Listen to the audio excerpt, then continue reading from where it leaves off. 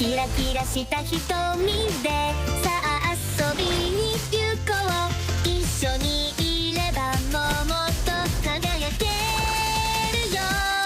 ピカピカ光るステージで君だけの物語。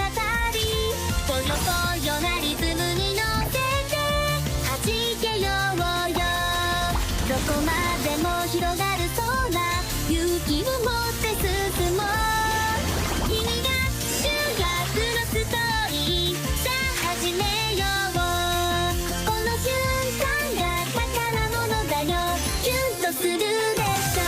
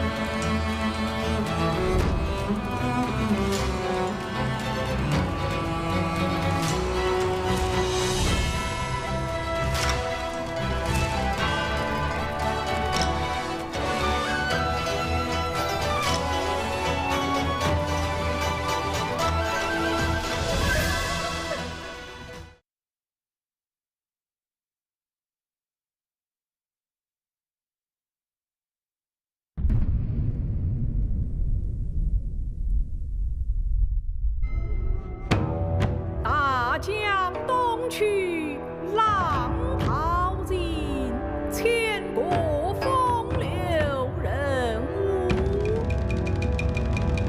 30功名尘与土，8000里路云和月。10万首9000唱，几曾着眼看后望。真度真度，旌旗叹欧陆。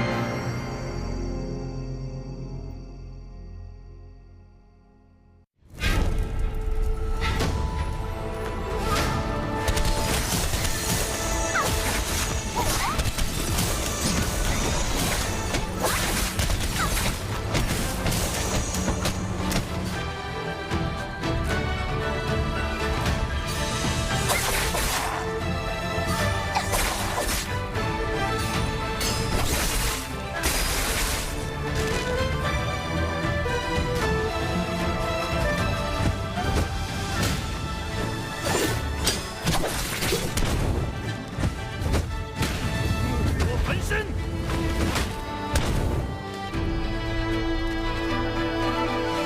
天赋小心。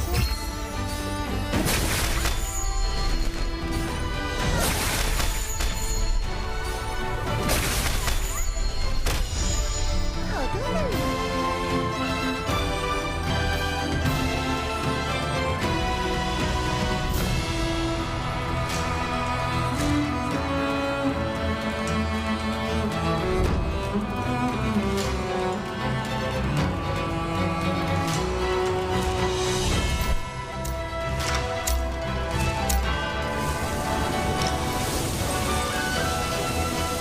无尘师兄，若是你的不朽面具可以。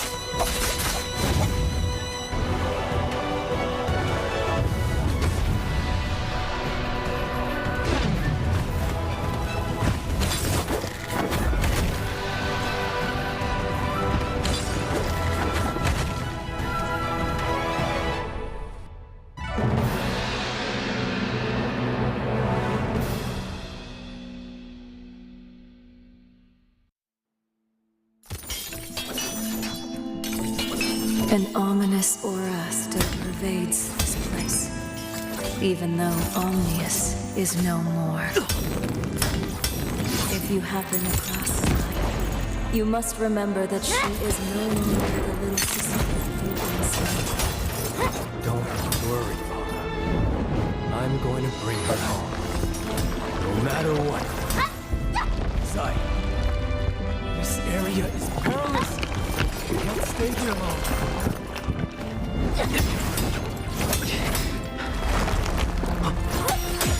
This... Sai!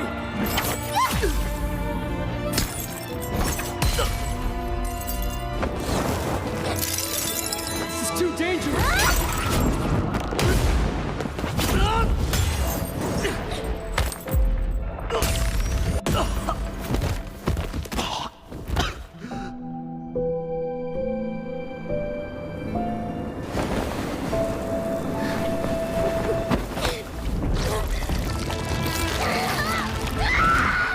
Put down your blade! Enough of your talk, hypocrite!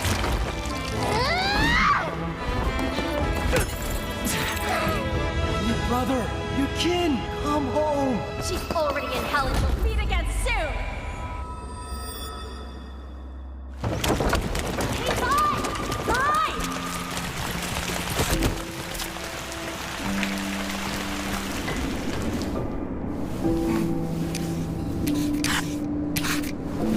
Check out what your big bro just made for you. It's a horse. There's a good girl.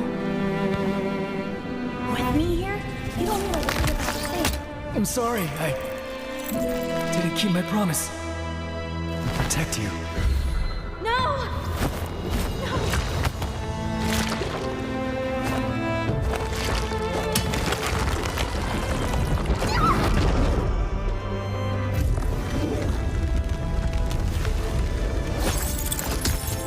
Sai, I won't make the same mistake twice.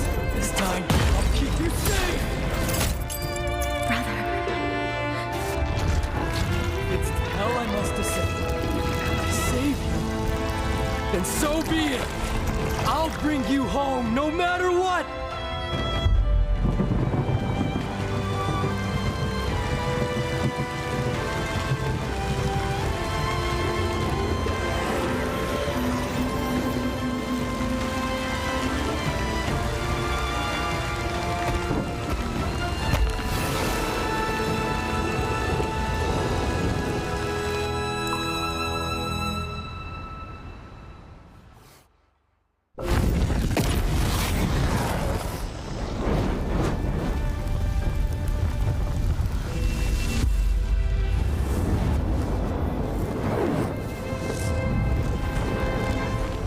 Sai.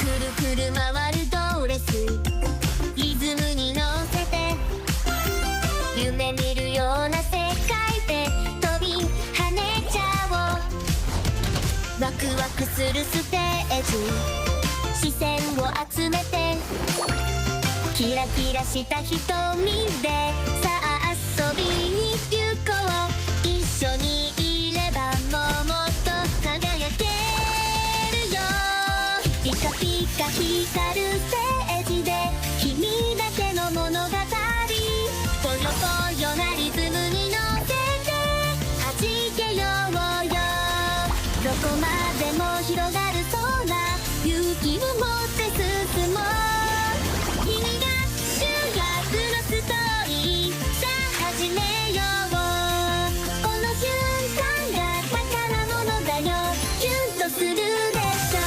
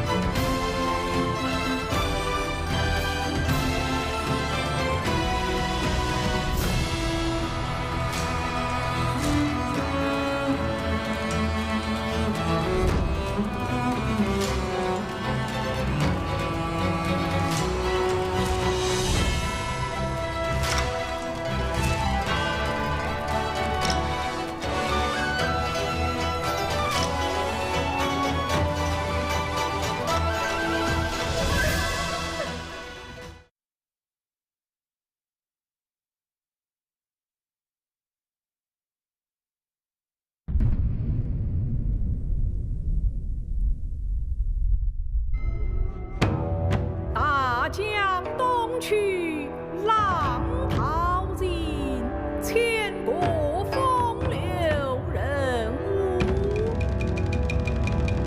30功名尘与土，8000里路云和月。10万首9000上，几曾着眼看后望。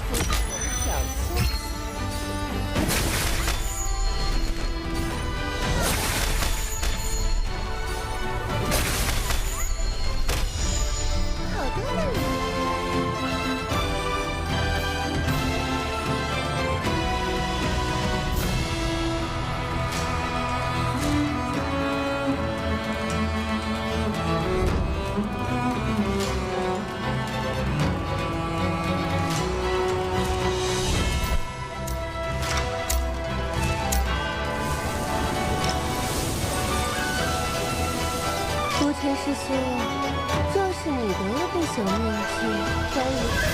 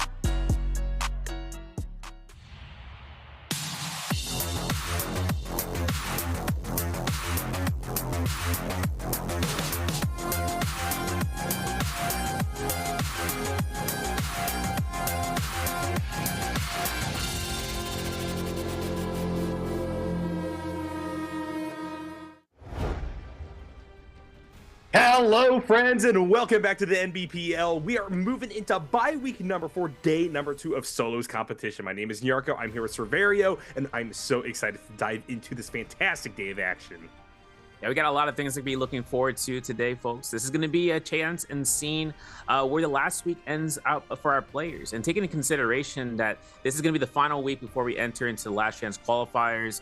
More importantly, to see who can make it through for ranking points for the biweekly finals for the next upcoming weekend, and then seeing what the play is with this new patch update. We saw what happened in the first day within the patch up, where the overview coming out, where Tarka got his rework, a lot of balance changes between the weapons, and also to the consideration for the flying knives being at its peak, and I believe being one of the most potent weapons in the field of play right now. But there's a lot of things to consider coming out of that, especially with the choices of the heroes, but also to keep in mind about where the player's standpoint is and understanding one to each other's picks, whether for cover picks or for distinguishable options like the Tarka that has been chosen it was chosen pretty obviously by certain characters like CDY, but then other players are double picking him, such as with CDY, and we actually saw that in trios yesterday. But one thing is for certain, TT25 coming up from YZG, winning out last bi-weekly for week 3, has now come into the ring this week with a full new fire belts under his belt, and that's of course talking about his 2 MVPs yesterday, and that makes it so that he can have a really nice spot. He's right underneath Mike in his overall standings, and for TT25 to find this new comeback in the season, it's definitely a breath of fresh air that we like to see. Yep. Well, as we get locked on in for the day with all these different threads coming to bear upon our stories that we're going to be bearing witness to over the course of our 6 games, make sure that you guys are checking out our Twitch drops collection. We've got daily drops for your watch time as well as in-game time. So make sure that you guys lock on in, get all that good, and hopefully we'll be seeing some of that flexed across the maps whenever we lock in. Yeah, and of course, I know everyone's looking for that background, looking for that update for it. And I know one thing is for certain, right? Looking at the background is limited time, right? So make sure you guys get that account binded. Don't forget about that.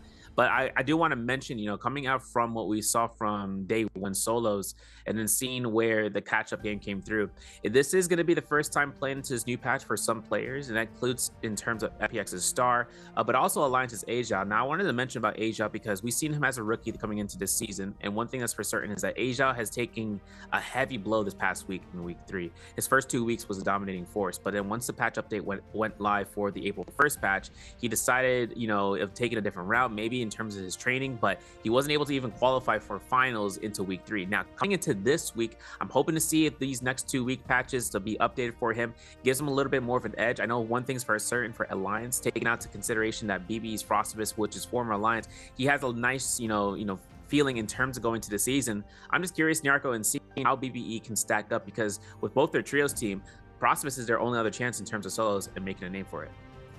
Oh yeah, absolutely. BBE, a team that I'm following both in solos and trios, definitely a little bit more successful so far in the solo side, but there's definitely room for improvement, as well as they currently are hovering there at that number 7 spot. As we're looking at the standings going on into this day number 2, here's how our last day actually stacked up in terms of how people are building themselves towards hopefully a really good berth into one of these really pivotal bi-weekly finals. Yeah, this is going to see in terms of the standpoint. Now, some of these players aren't going to be playing today, and that includes to both Mike, if I'm not mistaken, completed with PXT. But one thing is noted that Mike, his 3rd week of playing ended up with him getting a 40+ point day, the highest we've seen in the league this season so far. So seeing that record getting broken is going to be something to see hopefully in the future, but definitely not if this isn't going to be the case, because Mike already got a 31 point day game. He's chilling out for replacement right now. All he's got to do is chill out for day 3 in order for him to get those proposed points. But this is going to be the players that come into this week, introducing to Wu Fong, which is Shang, and going with a Spider as well with Asia, and then looking at seeing if if the players like Star, as well as AS, if they can make a notion for this week. I mean, AS as well got some MVPs yesterday, so that was a great chance of seeing how he operated onto the floor with the new patches and just getting comfortable with it. And then obviously Polaris, GG Shaw, WBG's Verse, TT25 from YZG, BB's Frostivus, SS1 CDY, a staple within the mix-up, because CDY, knowingly, him being the fireman, him being Tarka, previously known as Panda Man, if you guys have been watching for a while now, but Panda Man / CDY, he's had a chance of being able to double pick Tarka yesterday. He didn't do so hot with it, but that's okay. This is where we're going to take a chance in seeing his stance with the skill set, but alongside that, the map rotation. Starting off, of course, on Perdoria at midnight, and so really happy to see this lineup really begin to come into its own. Perdoria, I think, is a map that I had some misgivings about and a few worries about going on into the season, but really, Severia, at the end of the day, I think that this now really turned into a big definer for a lot of these series, as we're constantly going to it early, and we're seeing how people are taking these kinds of aggressive bents on this map, and oftentimes we get very interesting final circles because of that. But of course, it also just comes down to the fact that these players are all very much coming in with fire in their belly, as you said, ready to make a mark. And oftentimes, statement makers early defines a long-term success throughout the course of all 6 games. It's not just an endurance race. Sometimes you also got to win that sprint right at the beginning.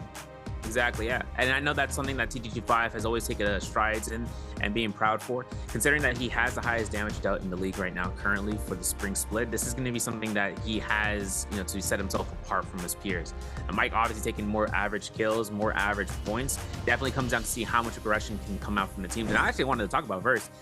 Considering that Verse has been on the board for a long time now, previously the Team PX, now to the WBG in this season, one thing is for certain, Verse has kept himself at the top of the leaderboard, accurately to be stated to be one of the top players. And one thing is that he has yet to earn himself that bi-weekly final win, and that's just something that we want to see from him. We want to see something from Verse to set himself up for this season, especially considering that this is going to be that new patch that he can set himself apart, and that does not come without worth aware with the top player coming out from 2022, Spider. And Spider has a lot of room to wiggle around with this patch in his first day playing on the stage, because there's a lot of differences coming out from scrims to these games, and these players know that for sure, from the players, from where they're dropping, from what characters they decide to use, but also what style of gameplay they decide to garnish between one another, and then learning about what the other players are working with. That's what the coach's job is learning what the other players are doing on the off time, so that way when it comes down to the VOD reviews, when it comes down to looking past in terms of the score lines, they look at those instances of the point of views of the other players and seeing what values come out from them.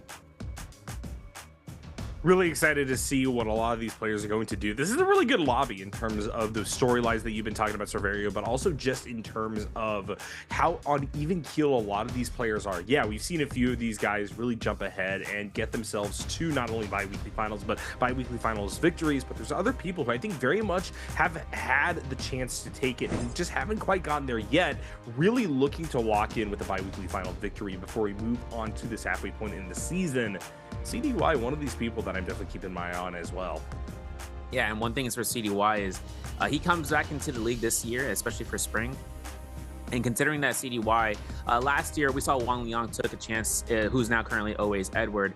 He had a chance in being in part with Team Wolves to take out the solos for that season for summer, but we didn't get a chance to see CDY come out that year. But this is something where he comes into this season hoping to see that value come through. AS, a staple name for pretty much the entirety of the league when it comes down to it, for how long he's been throughout the season under the organization, not the JL, but even prior to that, he's had a chance of being one set apart. He's gotten MVPs before. It's not going to stop as long as he can keep what he's been going through. I know Lonnie is an option for him on the table as being one of his higher point picks, so obviously her being a double pick is not going to be a no-brainer, but it's more about how comfortable he's going to be feeling with that choice. Frostbus having a chance actually here, being a key proponent in playing out Justina and doing her well, being notified of being one of the top players in that regard.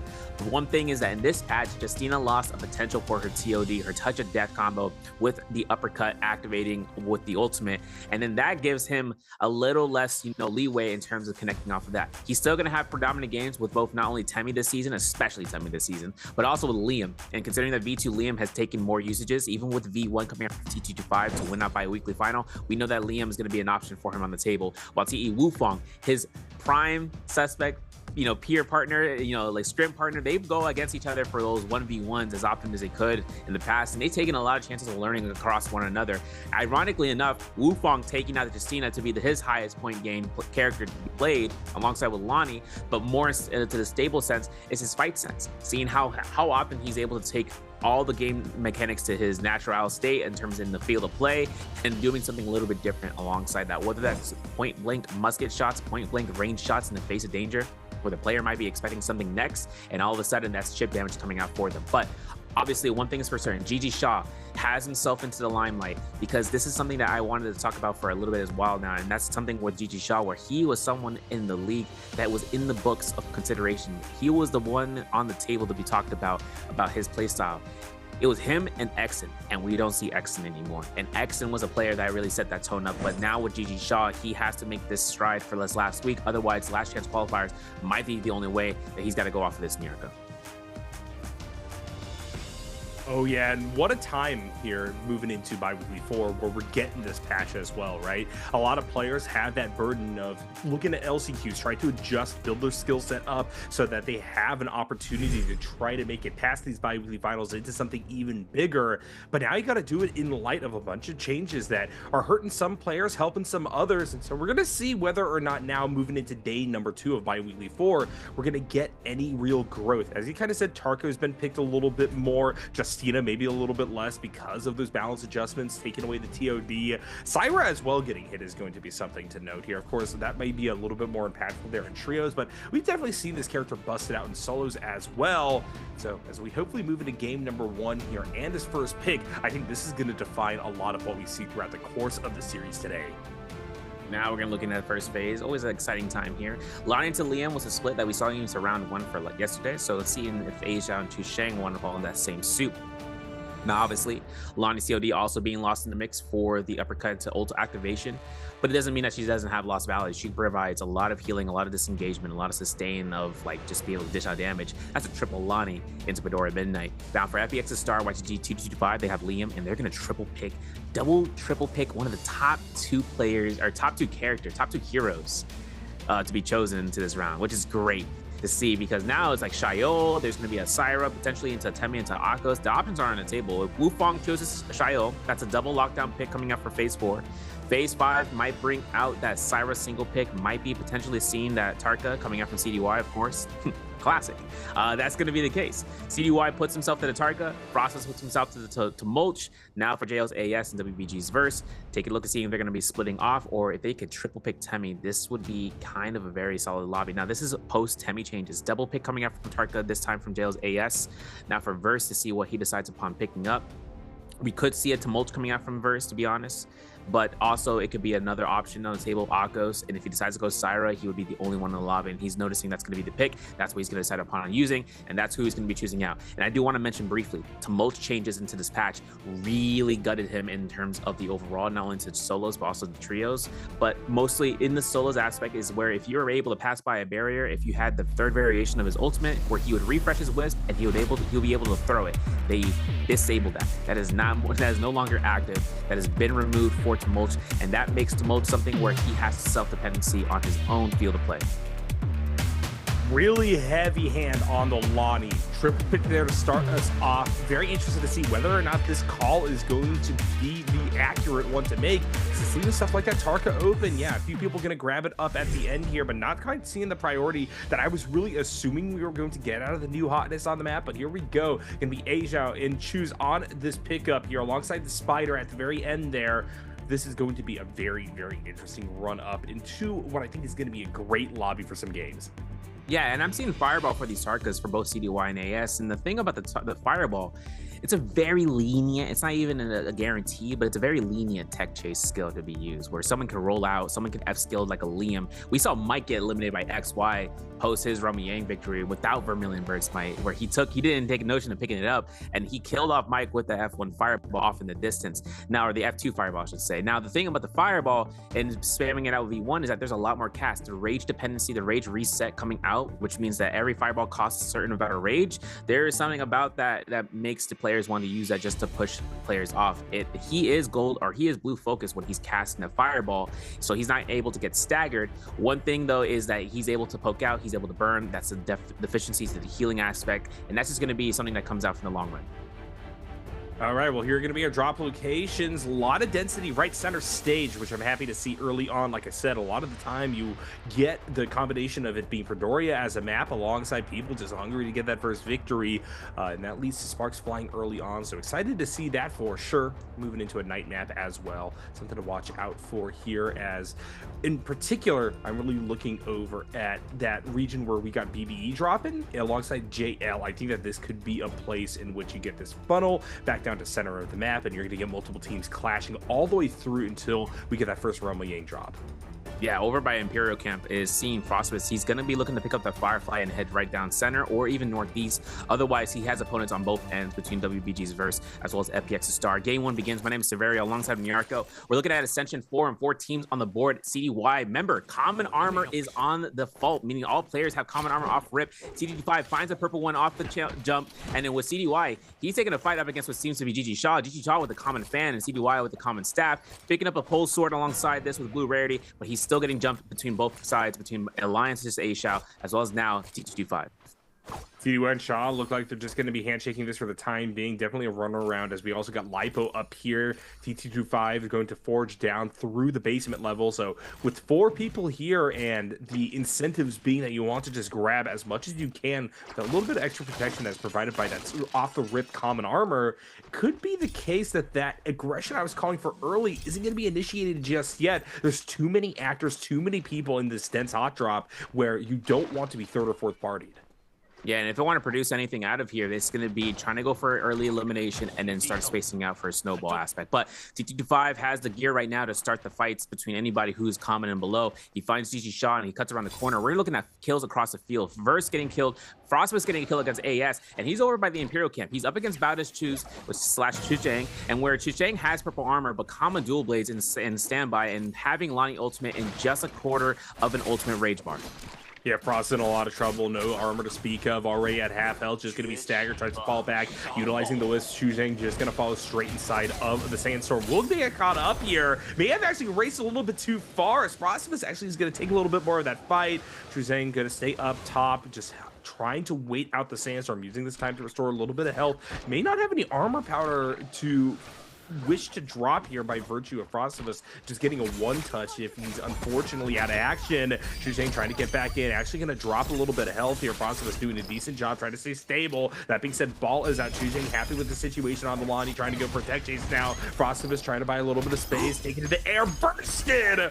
Oh, that is heartbreaking. I think with the stun into drop, that'll be enough for Chuzheng to get first elimination, and Frostbus is going to have to try again. Yeah, first kill coming through here for Chuchang to come out, and then of course taking a look at the scene about Ascension form. A lot of fights is going to be inspired. Nice parry off of the flying knives horizontal, but then a drop down from Wu Fang and an ultimate cast coming out from GG Shaw. Now T225 knew to take the opportunity of using that ranged weapon. The shield throw comes out from Shaw. He's got 1 proc to come through. He has 2 left for the staggers. T225 is getting melted across this corner and looking for a common armor swap. He's not going to get it. He gets blown up. GG Shaw gets the elimination, but Wu Fang finds that Soul Bloom.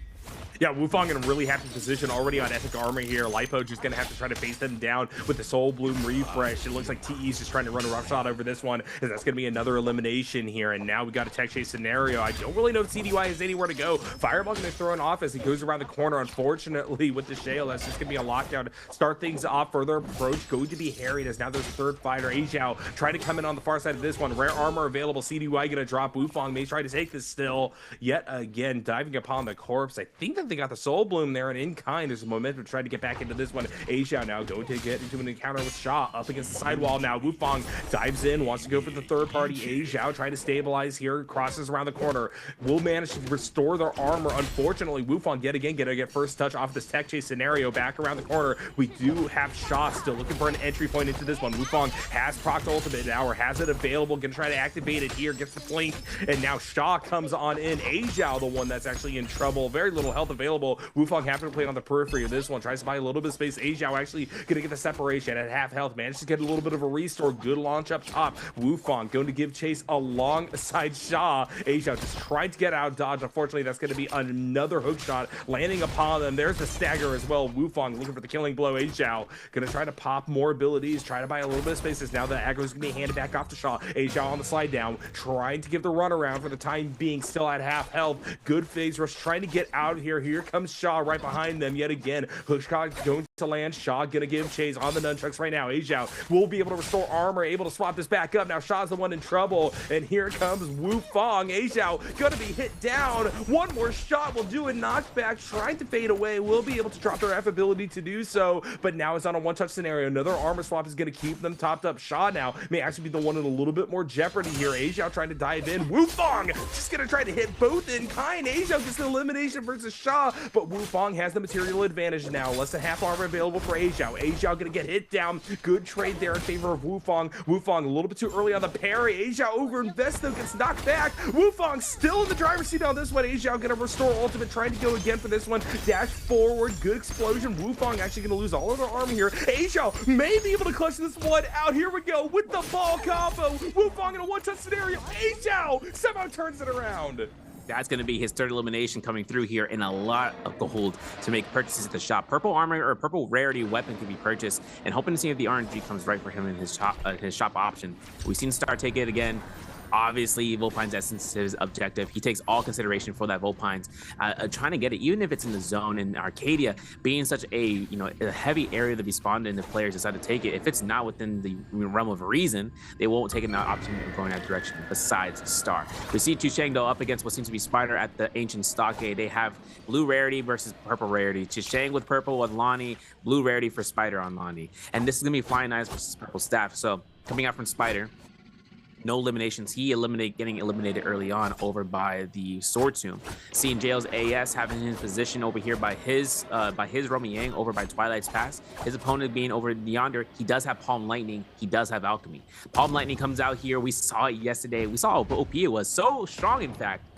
Hot patch. Yesterday, if anyone saw that mail come into the mail, you know that hot patch really made a notion about how strong that Jade really is for the Flying Knives, and it's still showing its worthwhile value. But parry coming from Polaris, Star going ahead and procking out that the F1. Not having Yang pass means that he only has a certain amount of time before Light Polaris makes its chances here and making it out. Obviously, catching him out of that, looks for a plaque, throws it, connects it. Not going to be the case. He wasn't able to get the plaque strike, the plaque strike for the 5-second stun, which then gives him another opportunity right now. He's gonna go for it again, potentially gonna be sniping him out of the zone and getting into that Romy Yang, and that's gonna be a spotlight right there. One R&B to the next. The travel velocity speed of the Flying Knives has been increased, so now for Star, he's able to guarantee that a lot easier nowadays. And now for Spider, Ancient Stockade position, like I mentioned, he's got Scatter Shot, no bow, but he is inside that Romy Yang, building up max mitigation right now before this first Romy Yang starts to begin here in a couple of seconds. If no other players decide to take it, it'll be a surprise for sure. 2 Wu Fong though fights Chusheng outside. Nice parry from Chusheng, looking for it. Gold stanchion animation coming out here. He will eliminate Wu Fong from that point on, and that knocks out one player from our lobby down to 11. And Chusheng has the gear to pick up, but Star finds his opponent, which is Spider. What a start for Wu Fong. Unfortunately, momentum completely cut, and as he said, that's going to be elimination. Romy Yang actually is going to be able to fill up here, as already it's going to be Spider taking the skies, trying to fight off against Star for the time being. This Lonnie is able to sustain for quite a while. Musket shots, trying to find stuff at range, but there's the power of those Flying Knives. They're able to answer back, go ban for ban on this one. Good fall back by Spidey here, trying to restabilize on this one. Star, though, remaining relatively unscathed in this situation, going to be able to cross around the pillar, as we do have ball activated here for the Lonnie. Spider gonna be able to go for a little bit of an exchange. Unfortunately, gets Pokeballed on up, and here comes Star. Great follow through there, utilizing this Liam play to the best of their ability here. Big trade in their favor. Star once again working on that zoning game plan here, trying to charge up with the blue to get good Flying Knives damage at range. Spider just gonna have to try to use the fadeaway yet again. F activated, but they're staggered once again. Good little parry there, but Spider, I don't think has enough resources left to try to turn things back around. Star, though, in a little bit of trouble here, actually gonna get hit down to half health. Big combination. Spider may have an opportunity as they're gonna round the other side. No, called out. Heartbreak at the very end there. What a great parry, and that is gonna get Star that. Really gave him the opportunity, but that Vulpine's being on standby. Jabbing to be picked up, as well as Golden Nunnies and a Purple Hong Sword for Star. So having the jabbing alone is enough of an upgrade, just because when he's able to find that gold purple staff, maybe hopefully from Chusheng, if he finds that parry, he might have a chance of being able to utilize the jabbing, so on, as long as he's able to find it in the first place. Spider, though, makes his way towards the cave, over by the Ancient Stockade, knocking down both flaming cages, at least trying to. And Cena has been looted for the cave for itself, and the TT25 winning his Romy Yang against Alliance's is A Xiao. He comes out of this and trying to look for him, try to hunt him down if he can just try to spotlight where the sound is coming from. A Xiao, though, on his reset value over by Twilight's Pass, picks up a bounty scroll. Most likely going to be on a nearby player. Could be potentially one of the players north. CDY is going to be the option. We're going to look at the replay between TT5 and between Alliance's A Xiao.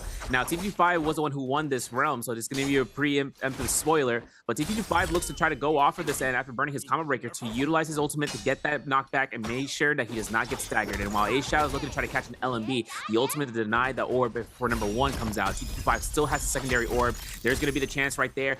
Catches him, even with the amount of time right here. This is going to be deletion from this R&B dropdown. The cancellation of the ultimate was a surprise, but A Xiao had to have done so. Otherwise, he'd have been deleted from the lobby. But look at the chase from TT5, looking to try to switch on over towards a stab. Catches a midair stagger into a jump LMB, and that's the elimination. We switch back over to A Xiao with 2 minutes and 40 seconds on the clock, over by Ancient Stockhead, getting chased down by JLAS, and this is one's CDY.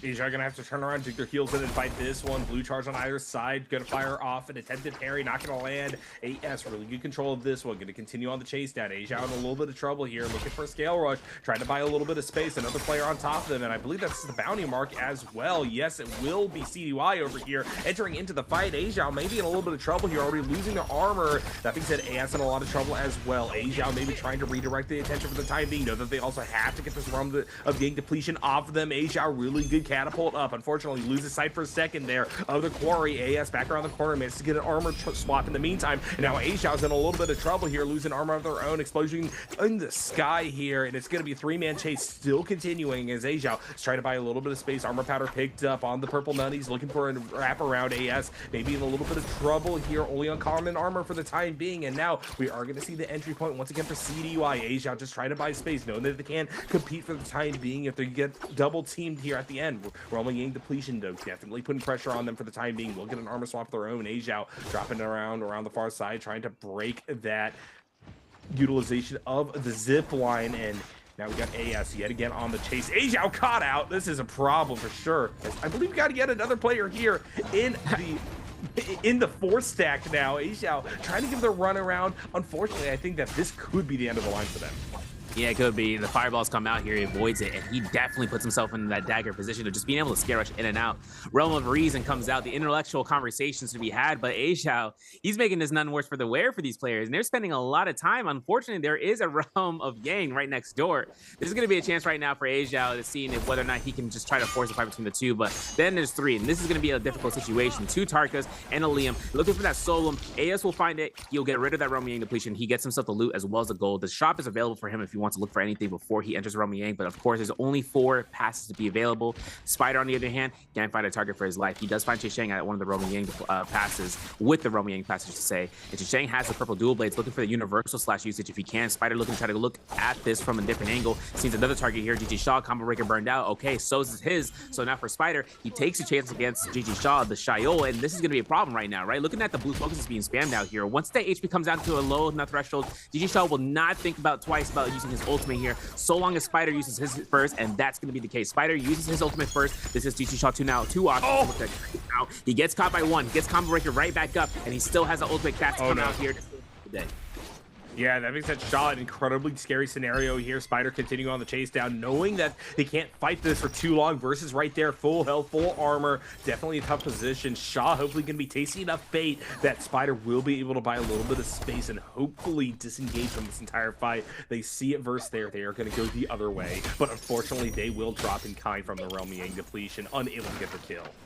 Now for GG Shaw, he has 2 shield blocks left, but his ultimate's done now. The Soul Bloom is left on standby for where Spider's dead body is. If GG Shaw can make his way towards that corridor between the Hall of Worship as such, he could find it right then and there. He's got to look down in terms of making the kiting path towards that, but he makes his way towards the Hall of Eternity. Meanwhile, Realm of Yang has victory between both Chisheng and CDY to see who is going to be the one on top. And between these two, both stacked at purple armor, purple rarity weapons, Atarka versus Alani. Harry comes out from the double focus. Sap Jade reveal from Chisheng, throws it at the combo coming out here with the fireball, but of course the combo breaker was used. And this is going to be where CDY has an opportunity. This is B1 variation. This is reset for the rage for the fireballs, which means that if CDY finds an opportunity of using it, he could also take a good gander of when to use it just to make sure he does not get caught at the Lonnie COD. Charging up, CDY just wanting to round this corner, but also wants his opponent to make the move first here. Chuzheng looking for the entry point, gonna lose a lot of their armor to try to find a way in here.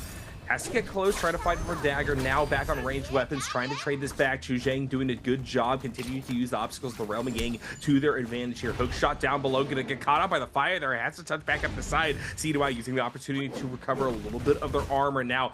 Once again, taking to the sky, looking for the scale rush to try to get a trade going here. Chu Zhang keeping their health about them though. CDY doing the same. This is going on for a while now. Both of these guys in a little bit of a stalemate. Chu Zhang gonna land the first volley at range and may try to use that as an entry point. CDY blue focus just going to use the spacing that the staff gives him to try to get away here, but Chu Zhang will deny that opportunity. Cross back around the far side, baits it out with the counter hit. There you go. What beautiful stuff out of Chu Zhang. And Chu Zhang did that beautifully, waiting at the ultimate, and now he's able to get another universal slash, as well as looking at gold dual blades. Purple longsword to be picked up in a twin shot bounce shelf in case he needs it. But I think the longsword would be a great option. But considering he has dual blades, I wouldn't say anything else, because if he decides to use dual blades here predominantly, that would be a great chance to just looking at how often the players are thinking he's going to spam with those blues. FBX the star and CDY though, off of the purity chamber, looking at this fight here, making sure to see about the golden nutties in his hands, in his pocket, as CDY is looking to chase us down with blue halberds, looking at the double R&B, throws a fireball, chasing out here with the R&Bs, catches 1-2s, look for a jump LB attempt, and drop down the splice. Obviously, AS is here, and the ultimate comes out from the Liam. I'm not even sure he's going to be able to find himself a grab from one of the yoinks. There's nothing here to give benefit for Star except for distance closure. He finds himself against a target in ultimate form. The fireballs come out. Like I said, V1, F2, that's the combination of both of these targets. Fireball with the reset. And now for Star, all he's got to do is burn out time. And if he can hopefully not do so when the ultimate comes out, he sees CDY ends his ultimate early. This means that there's only one target with an ultimate on standby, potentially with AS. Good utilization of topography, getting around corners, charging up with the blue focus, getting a little bit of poke damage in. CDY though still going to give chase for the time. Big Star looking, as you said, to just continue to buy space in this very, very intricate setup that we have going right now. 3-man chase down for the time being. Star trying to move under this roof, unable to get the space that they wanted. Now CDY could be the focus though. On the other side of this one, knows that he has to get this depletion off of him for the time being. Multiple people here that he has to take to, but at the same time, all of them look relatively healthy, very confident in the situation, and people, now that they have drop focus on Star, are all going to be in stalemate once again. This might be a spotlight right now for Chu Zhang. If he has himself to catch one of these targets, especially with the ultimates or drop down blue focuses, he will devastatingly remove their armor from the lobby. And one thing is mating note is that T25 also has Dragon War on standby with gold nunnies, so he finds the combination with both of those. He's great. He's set to go. His path is going to be a straight line across, but he wants to take the opportunity of using the White Tiger's prowess here, finding any low health targets. And now for JL's AS, finds himself outside of this area. CEY still looking around, looking for that Liam. Might actually make a connection against him in just a moment, but with Star actually just kiting out here for the next 3 minutes, he's only got a set amount of time as well as with CDY to try to get that Rummy depletion get rid of. Now, this is going to be where we get into the next Spirit Well for the players to decide upon dropping through. Maybe one of the players is on a standby. I know Frostvis definitely would be one player to make a very smart macro decision-making notion of going towards that. You can see him in the distance. He's over by the field, and he's making sure that he can try to have the south end of this region to his own, but the players start closing in. He starts spacing out. JL's AS is also making his approach in the distance as he's looking to try to make a break line of sight with his ultimate being down. He still has time with rage per second to start stacking that back up. But obviously 2 minutes and 20 seconds left for Star right now, having to look towards the next light of day for a player or a target for him to lock down, and none of these players are going to make this ever happening, especially with all of these rock faces and all these walls where they're able to scare rush. But he finds one opportunity. He heard a clink, and he looks at the Tumult here and might actually want to force the Tumult ultimate, which would be the smart play, because once that Tumult ults, there's nothing that's going to give him an insurance policy. Yeah, Star in an agonizing position here. Everybody knows they want to disincentivize Star from actually taking a fight because of the fact that he has that Realm Gang depletion on him. Nobody wants to take the risk. Star going to be caught out. That could be enough space for Frostivus to just get out of dodge. The Shadow going to be closing in as well. Star in a tough position. People behind him, but it's going to be hard to initiate one side or the other. And remember, this is all just for a 50-50. Star took a gamble. So far, he's struggling to make it pay off. Yeah, there's going to be a spot right now, maybe to see if Chu Zhang can try to find a line with the Universal in the distance. The drop-down blues with that Jade and the weapon of gold rarity is enough to just blow someone up. But for Star, a minute 20, it's been already a minute, folks. It snaps of a finger, and Star is making sure that one of these targets can get focused. Might be a spotlight for CDY to be looking for the 1-2s, and of course, that's going to be the timing enough to push Star away. Yeah, it's a tough situation. You need to be basically flawless on your entry point, otherwise stuff like this is going to happen. We've seen how good these players now are at just utilizing this movement to buy space and get long chase downs, and Star cannot afford that at this time. That being said, he is blessed with CDY being caught out by another player here. A little bit more damage can be put down on this player from SS1. That being said, Star is unable to get as far in as they want. Actually going to take quite a bit of damage in doing so themselves. That a one-hit scenario. Just gonna get knocked out here, unfortunately for both of them. It's gonna be a quick end around the Spirit Well. D225 just gonna use this opportunity to heal back on up. Lipo going to do the same, and I think that the dust is gonna settle. People are going to mostly handshake this as we're looking for final circle now. Yeah, and 7 minutes left on the clock. Spearwell to be brought up here. We are going to see Moonshot start coming out from T225 as well as a Erudition. He also has Assault Smolder and a Sky Punch. Sky Punch also being buffed in this patch. Uppercut being blue focus. Multiplier to be increased. Decides to want to use that, he can, but like I said, Moonshot Storm is also a Jada predominance that players want to take. Verse though takes the Spearwell, has Cyril preemptive, cancels it to make sure he can ensure the chase, and T25 could be surprised by that, but obviously T25 has the spacing necessary to go right back to Purity Chamber. And when the circle starts to close in here for Shadow 4 down to Shadow 5, that's going to be where the Purity Chamber is no longer available for players to start to hide out, if you will. But Polaris finds himself in the focus of Verse. Verse with 2 minutes and 30 seconds left on that White Tiger's Prowess buff is looking to try to connect the stagger. He finds one. He makes sure to avoid the Hung Sword, and he comes right back in. Fireball right to the face. Polaris going to be the target of the lobby right now with the low health, and with the burn tick going off slowly, he's going to have to look for an armor swap here very shortly. Yeah, Lipo with not a lot of options in this scenario. Going to get back up inside of Shadow. Will drop back out. Unfortunately, Verse is right on top of them for the time being, and this could just be a stand-and fight scenario. Unfortunately, that fight lasts all of 1 second as Frostivus will cut off his escape path, and now Verse and him will both scatter back out. Frostivus in a little bit of trouble here. Gonna buy some time off of the Wisps. Needs to get to safety though. Currently trying to keep healed up, but in a tough position overall. Sandstorm not gonna do him any good if he cannot get out of the shadows.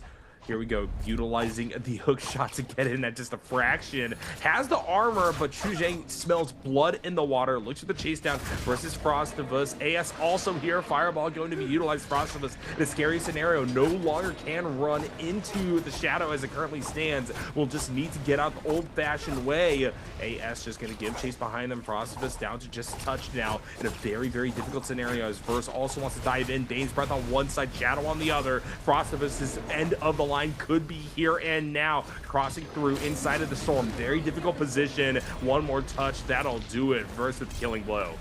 And now Verse getting the D-Res completely with 5 eliminations. He's looking to try to make sure he can find a legacy to catch up onto. For Verse, though, he is stacked out of his mind right now. He's able to keep himself nice and healthy with this Vajra script, has the engraving, has a blistering edge, has a lot of plethora of Jades that are strong to him as well as to the opponents to keep notion about. Verse looks to kind of counter the counter grapple with an immediate range shot in order to chase it down for Chishang. Chishang is looking to take this fight. He has a horizontal. He looks for the anticipated parry. The uppercut's confirmed. The blue focuses doesn't come out due to CT5 griefing this out. 1, 2, 3 parry. Coming out here with the delayed F1. Now for Verse, having Combo Breaker still to his name means that he can take any risk he decides to take into a fight, even with a blue focus hold check. And there's going to be Chishang. Looking to rushes down. Blocking string comes out. Blue focus comes through. He throws another one. He throws another one. Shotgun blast is coming out here. Syra ult to counteract the Lonnie ult, and then Lonnie will try to disengage here completely for the 200 heals and gets the teleport going, which means that she is able to confirm it. And if Chishang waits us out, he could get another 200 heal just because of that goalie stance. He finds it. He goes across the corner. He gets dazzled, and he gets eliminated here. Potentially, there's going to be the Palm Lightning coming out from AS and looking for the last final hit confirmation for that White Tiger's Prowess. He is not going to get it, and for Verse, he finds a new target while Chishang is still living for his life. We'll be able to get a little bit of a heal here. Unfortunately, it's just going to be a cavalcade of people trying to dive upon his position, and the Fireball will be the one to finish him off here. AS at the periphery, knowing that this fight between Verse and T225 is going to define so much. Both of these guys with the massive material advantage, and therefore AS could be the next target. These guys right now, we are going to see another gold armor. Remember, just trying to find the dive in. Verse actually taking a little bit of splash damage now. May need to get the heal back up or for the go further re-engage. Fireball as the chase down. AS trying to turn the tables. Verse able to heal up for the time being, taking a lot of damage though, and just pummeled by both sides now. Down to just a sliver, will not be able to survive. T225 though on the follow through doesn't just want that, they want AS as well. We'll get it off a massive parry. Here comes the juggle through as well. AS in a lot of trouble as they try to find something on the cross up. Will need to just dig their heels in and make a final stand here. T225 though trying to deny any opportunity at buying space, buying separation, buying more time, and here comes the lockup and Pokeball. T225 about to bring this one to an end off the flying knife. knives combo. What a showing from a front runner. Nice conclusion coming through here, especially coming from the sight lines that we saw from Purity Chamber, but the slow roll happens to come through. Verse making his notion with a Syra, but not coming out on top. Tarka MVP. YZG225, another MVP. Man was like, this is normal. This is normal behavior for me. He's gonna go through here for his MVP for week 4, number 3. Into this chance of seeing of him, coming out as Tarka is also surprised. This is something I know if Duncan was awake, he'd be looking at this from a sight line of just saying, let's go, peeking his mic. I can feel it in the back of my head. But of course, this is where this Tarka choice pick makes its notion. This was a round 5. Phase 5, phase 6 selection, and for Tarka to come through here is obviously one thing, but just like how Justina's can work out, just like how Tumultuous work out, it's about the usage of him in any case from the matches, whether it's a double pick or a single pick. And now for the players, having to see about whether this is going to be a switch up from the play style that they were expecting versus what occurred. Now is the case right now for the players to keep in mind about the other options on the table. Yeah, piling out of this one. I said battle lines are going to be drawn on Predoria, and there we go. Final circle not needed, everybody, as we do see a very aggressive bet from these players, hungry to make their mark here in bi-weekly number 4. Yep, and now we have to take a look at the scoreline. All right, scoreboard comes through here. Now we're looking at an overall standings of the 18 players in solos, and this means that we have to look at seeing who is able to try to chip away some points in and who's already played in day 1 to make it out for top 12. This is where day 2 and onward comes out. I know that a lot of day 3 players are going to be coming in, making their chances of last-minute ditch efforts, but for day 2 gamers, the players who are playing for their second day of playing, this is their last chance overall. So for right now, we have to take a look at the scene about how that's going to end up. Obviously, coming through there, we can work backwards from that match, especially coming out from the fights that we saw the Ancient Stockade, from the first Roma Yang towards the middle of the second Roma Yang. Players are trying to chase down one player to the next, and there was nothing that can give A-Shot more dutiful effort because there was Tarkas. I'm not going to say how many Tarkas because this is going to spoil this answer. How many players chose Tarka G in game 1, A1, B2, C3, D4? Make sure that's in Twitch chat, YouTube chat. I know you guys are out there, but make sure you're in Twitch chat to enable those rewards as well as having your NARAKA UID handy. But 2 Tarkas is the answer. 3, 2, 1 screenshot. With 2 targets is the answer, and coming out from these Tarkas that were chasing out A-Shao, it was a problem. And the problem is that I saw in the Roma Yang where CDY was using Tarka Fireball pretty used. Like it was a very, very nice use of that skill because he was using staff, and then when he was in an ed frame of being caught out for stagger, he used an immediate F in order to cast out the Fireball, which made him immune. It's blue focus, which meant that his opponent, which is Lonnie, wasn't able to catch that off. And then when the Lonnie was able to notice that, she decided to back off. And it's just that mind game that comes out between the players, right? Knowing which characters can do what, and then seeing how the Fireball is being used there. That's something for the players to keep in mind about where his skill can be used in close proximity fights.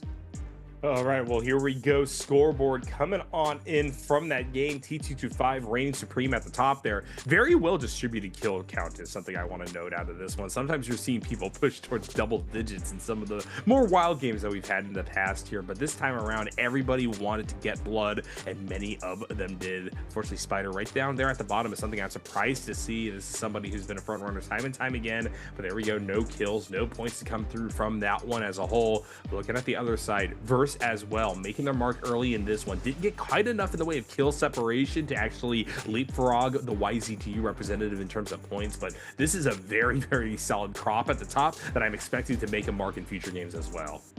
Yeah, we saw Palm landing there at the very end. Moonshard Storm, the extreme or the red jade or the legendary jade coming through for the flying knives, still at its peak. Also got buffed, by the way. So more damage comes out from that jade alongside with Palm lightning on hand. It's just a devastating combo. Our skill set selection for that is just, survive. Now for the players, Spider actually got a donut in that game, which is, I'm not saying it's not a surprise. The only problem is that donuts come through here once in a while for Spider, and then he's able to come up on the come up. Now our top 12 includes for GG Shaw, 1.5 earned that game, but CDY 0.5. They're on the 10th and or the 12th and 11th spot. Edward's not playing today, as well as DRG Fong and WZ Toronto. Frostfist though, he is on the second day of playing. He is at 16 points right now. 2 points earned that round, being the tumult in the lobby and then just being focused fired by that chance. Once the combo breaker was able to come out, the chase down from Verse, which is nothing that he could do against it. Now on to top 6. Jails AS got 4 points that round, which means he got 22 points. And then for the players playing today, Verse in second place with 34.9, 37.3 for T225 to catch the lead, obviously, against Mike, which Mike isn't playing for today, but for day 3, he definitely will be looking for the catch up. But 7.8 points for one game, definitely a massive margin for the closed gap of the proposed points to take in consideration once we enter into finals. And then for T225, just having another dub in the books. I mean, this is going to be where we can actually take a look and see about the overall standings, not just into what we're seeing right now, but to see about what the plays were like early on between all the players. And of course, having to consider about the skills of when to use them and when you seek them out. But with the highlights and, Reno's brought to you by China Unicom. NARAKA, take it away. Oh yeah, look at this right here from the very start. I love the fact that common armor is incentivizing plays like this. Zhuzheng already trying to just do across of us, getting the hard knockdown, and then as that air follow-up we were talking about, one last hit off the stagger. Frostivus manages to salvage this game into something, staying at the 7th spot, but wasn't able to make exactly the biggest berth in that game. I think part of that just came down to how that early fight went. Now we're gonna see Asia, tough situation, F for the fallback. I'm trying to follow through, and this is left dicey for a long time. Asia off the recovery, burns through the armor, gets the heal up as well, and Wufong is just left staggered, stunned, and shut down. Yeah, and that fight at Center Forum will last for an eternity. Zhuzheng finds a nice stanchion animation for Wufong, eliminating him from the lobby, one of the first eliminations into that game. Verse, finding out Frostbite over past the Moonbane into his endgame circle, looking past it, looks for the hold check, something we're going to mention later on. Fireball attempt coming out from AS, almost caught it. T225 looking to Palm Lightning Verse out of the game, he finds it. There's going to be a chance for that solo man, finds that parry off of AS with the sap, knows that ultimate was going to come out and catches him off the receiving end, and then looking to try to infinite through. The combo breaker from the overheated mode comes out from AS's V1, but of course T225 has all the insurance policies he needs. Just with the timing, jump R&B to bait out AS to take a stance, taking a fight for a stagger, and that was going to be the case. We're looking at those jump R&Bs. We got to talk about it, game mechanics wise, because this is a lot to consider for the players, and one small thing that they do is something that players use, and I actually love seeing that. But we have to talk about the MVP. T225 makes it happen beforehand with that Liam pick, and obviously 4 eliminations to say, 9th MVP, nearly 15k damage. Nunchucks was his main use of a weapon, and he decided to switch on the floor flying knives, gold nunnies by the way, but he had Palm Lightning, he had Moonshard Storm, Erudition, Sky Punch, Ripple Step, and that Sap Jade was something that kept him going and sustaining him through the long game, especially with the HP and that mitigation. Now, F1 V2, we saw him play V1 into finals. That's what made him win the game, but it was more about a surprise tactic there rather than using the same old, and that's something that makes players distinguishable between one to the other. Yeah, credit to T225. This has not been his only standout performance. Of course, MVP 9 times running. Some people still looking for the first. That's something to note here as well. This is someone who is showing that level of consistency that we are really excited for. And oftentimes, you don't need to be the one getting an MVP at the end of the day, so very good to actually have a great showing up until the finals. But T225 is showing you why he is someone that is at the very, very top of the standings. I wouldn't be surprised to see him just taking that overall first spot moving into this last bi-weekly final. Yeah, and this is something actually I want to mention earlier, right? Those jump R&Bs, the flying knives. This is the skill set that comes out from players, mostly to try to consider about what's going to be used from this point on. Now, I like seeing the jump R&B because some weapons with the jump R&B, the jump vertical for you guys back in controller, and I'll make sure to keep it as neutral as possible. Jump vertical attacks specifically gives a free knockback for a target that's on neutral stance, and they'll get knocked back and they'll get knocked down. This gives Liam that V2 variability for his variation 2 ultimate, where he's able to cast out that orb and he's able to catch him because they are locked into that animation. Even a Tarka can be locked in through with just one stagger with a jump R&B. And you saw him spamming it. There was 2 options against a Tarka though. Since AS was an active ultimate and since he already had burned out the overheated state for the combo breaker, there's only one option for AS, which was to take an offensive position. And he decided to take one hit off of that, but then once he notices what T225 was doing, he was trying to space out. There's only a matter of time before then once the jump R&Bs where AS was wanting to space away from it, and then he gets caught off the reciprocating end, and he took a double 2.0 horizontal attack from the flying knives, which completely devastatingly kerplunked his lifespan into that game. But we do have round 2 to think about. Hollow Rot Sunny, it's going to be the mention. And one thing is for certain is that the picks are definitely going to be keeping their notion. I know that Justina might have an approach here just to kind of see if that nerf really does decide upon making her not a phase 5, phase 6 option, or just to be available for the characters overall. Syra had a great chance there to be chosen in phase 6, but that's just because players wanted to choose other characters like the Tarkas that we've seen before. Right, a few more highlights to look at. Now we got Star with T225 just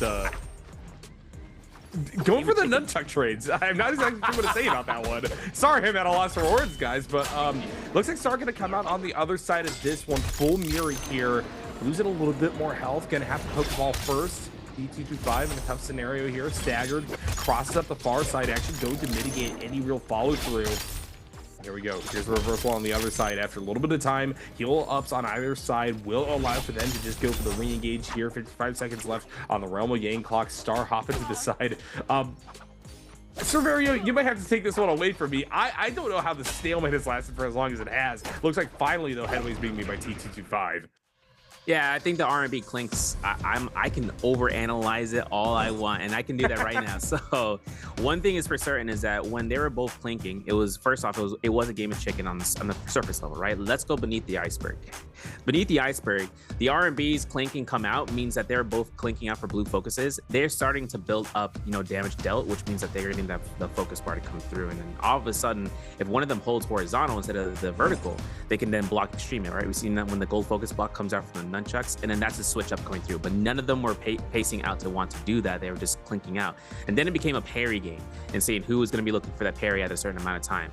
And then and then in the back of their head, they're also keeping in mind about how much damage is being taken, about how much damage could be received for them to take from the clinks.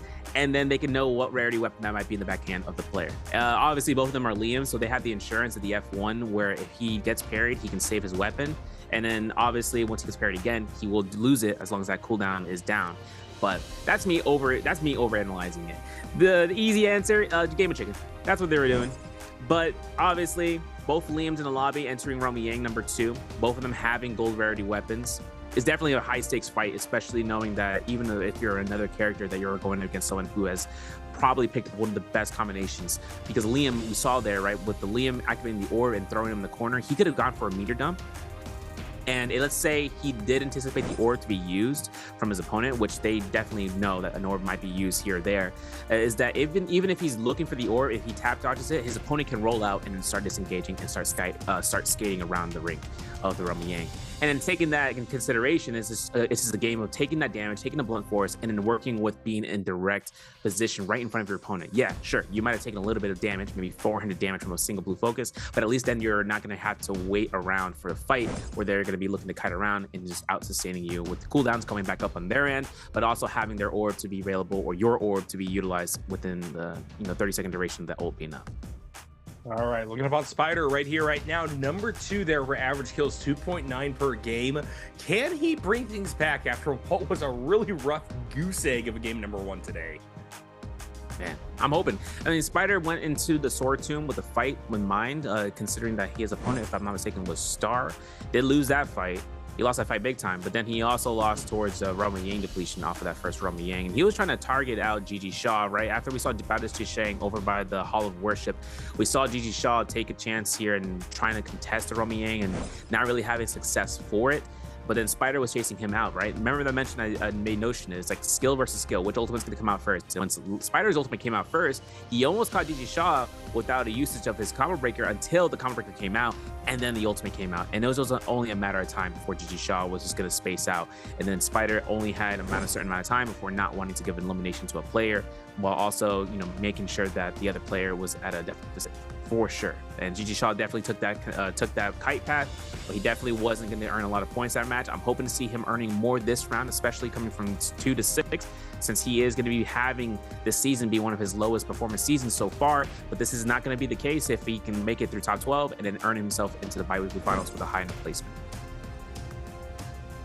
Zhang going to be another player to watch out for. This is a guy who really impressed me in game number 1 Severio, and so I want to see a bit more from him now. Aggressive play over and over again, looking for those fights, but also understanding when to dial back, particularly in situations where people are scrambling because of round of Yang depletion. This is going to be somebody who I think can have a real markup on the day, just needs to build up that scoreline as high as possible to be comfortable moving on into bi-weekly finals. Yeah, I know that CDY has an option right now for his, for his skill selection to come through. For his gameplay last round, which was great, especially considering AS was able to pick out Tarka as well. Because usually when you see characters being chosen out, there's a higher probability that they have a success if there's another player choosing that same hero. And then for the hero selection to be made for a double pick, it's one thing to know when you see someone die into Romy Yang that you know there's 1 or 2 characters. If you know that there's at least 2, then if there's only 1 and you see that coming through, then there's a less probability for them to want to take the chance of leaving them alive, and they can find them out later on by themselves, and knowing that they have nothing to kind of be distinguishable between one another because it is just themselves. So CDY taking a chance there with the target there, and also saying AS pick it up was definitely a big notion of the good thumbs up for them. Now it's the reverse, right? The biggest picks is in the first 2 phases. Liam, Lonnie are being split again. And AS picking up the Liam, Verse picking up the Lonnie. Frostbus and CDY could triple pick that we saw last time for the Lonnie, but they're going to split it out and make it a 2-2. All right, well, you're already seeing that high priority on Lonnie yet again. Liam also heavily emphasized here is kind of surprising. I've always kind of viewed him as a little bit more of a reactive pick, but I guess that people aren't feeling the Tarka quite as much this time as well. We are going to see the Syra, the Justina picked up as well going into the second round. Or third round. And that's, the third round comes out. The Syra and Justina still available. Syra double pick, Shayol single pick from Star. That locks away Syra for this phase 5, phase 6. Now for the remaining choices. For Shang, for Aishao. Obviously, since there is a Shayol and a Justina, they decide upon one split. Shayol for Aishao and an Akos for Shang, leaving Justina still available for phase 6. And then for Spider and Polaris, the only options on the table for Tumult, and that's going to be coming up from Polaris. He's going to have that down. And then a Tarka from Spider being a lonesome fireboy. All right, well, the Akos being picked up here by Chu Zhang, I think, is a really interesting call. I think this is a character that has been a little bit undervalued as of late, but also that undervaluing could just come from the fact that we have so many strong front runners being grabbed left, right, and center by people who are becoming more and more specialists on, especially some of this new wave of characters with these very, very impactful defining F abilities. So, gonna see exactly how he fares here moving into game number 2 overall with the Battle Lines drawn as they currently are. I love the fact they're gonna be moved to Holoroth, one of probably my favorite map overall. That being said, earlier on in the day means that we aren't going to be getting Fireflies or anything crazy like that to start us, so this could be one in which we get a lot of people clustered around that very final circle, and therefore we've got a big scramble situation. We're going to see how people prepare for this texture of the game. And especially taking into consideration about that Salvation Podium, banging up the gold armor or gold weapon potentially off rip. We are going to see the gear coming out, Shang with the F2 V2 variation on the Akos, seeing about the Tarka being on F2 V1, same old for Spider, and then seeing that the Justina still seems the same with the F2 V1. Actually, all skill sets are normal behavior. Combo Breaker with the ultimate V1 for Deshiles, and with Polaris with the V3 F1. Now, considering that Realm, the Salvation Podium can be contested off rip, not having Fireflies does make it a little bit more dangerous. Players could actually go through Ember Hawk if it's available, if it's a high loot zone, to go north and then just try to complete the puzzle, or someone could take the risk and get to puzzle immediately, start the puzzle, interactions with the statues, and then get that gold weapon, and that snowballs them for a little bit extra damage. Just got to be very mindful of which characters want to take that fight off rip. All right, abilities overall lined on up here, about what is expected, as you're saying, Severio. Syra, something that I didn't really get to see a whole lot of do well, either across Realm of Gang or deeper on into the game in game number 1. I do think that going later into this one with Final Circle being a focal point could make this pickup a lot more valuable. So we're going to see those who selected her really trying to make a mark here, kind of with the burden of doing so as well. Yet again, hot drops early though, and I wonder if this is going to be a running theme, maybe that common armor giving people a little bit more confidence to trade to start us off here.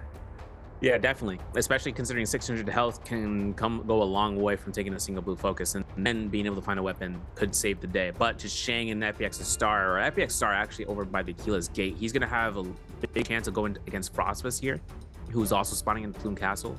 Versus Shang, if he's fast with that Salvation Podium, he'll be by himself as long as AES doesn't make their approach. But you can see Moonfall Pass, TT5, Spider, Alliance's A-Shao, they're all fighting out here for game. So that's going to be where we're starting off. My name is Severi alongside Nyarko. 3 players off rip. TT5 fighting blue armor, full sword, blue dual blades. Could we get a purple jade? No, but he is stacked for this first fight against A-Shao, who does also have the same gear and weapon rarity. T225 on the chase down for the time being. A-Shao not really in a good position to even dodge out of the scenario here. Just doesn't have the resources. T225 just trying to have their way with them. Good trade-off on armor, though. T225 actually getting a hit there. Combo could mean that the tide reverses. Good movement by A-Shao, and now he gets the counter hit as well. Oh my goodness. The MVP of game number 1 could be experiencing first death within a minute of this game being initiated.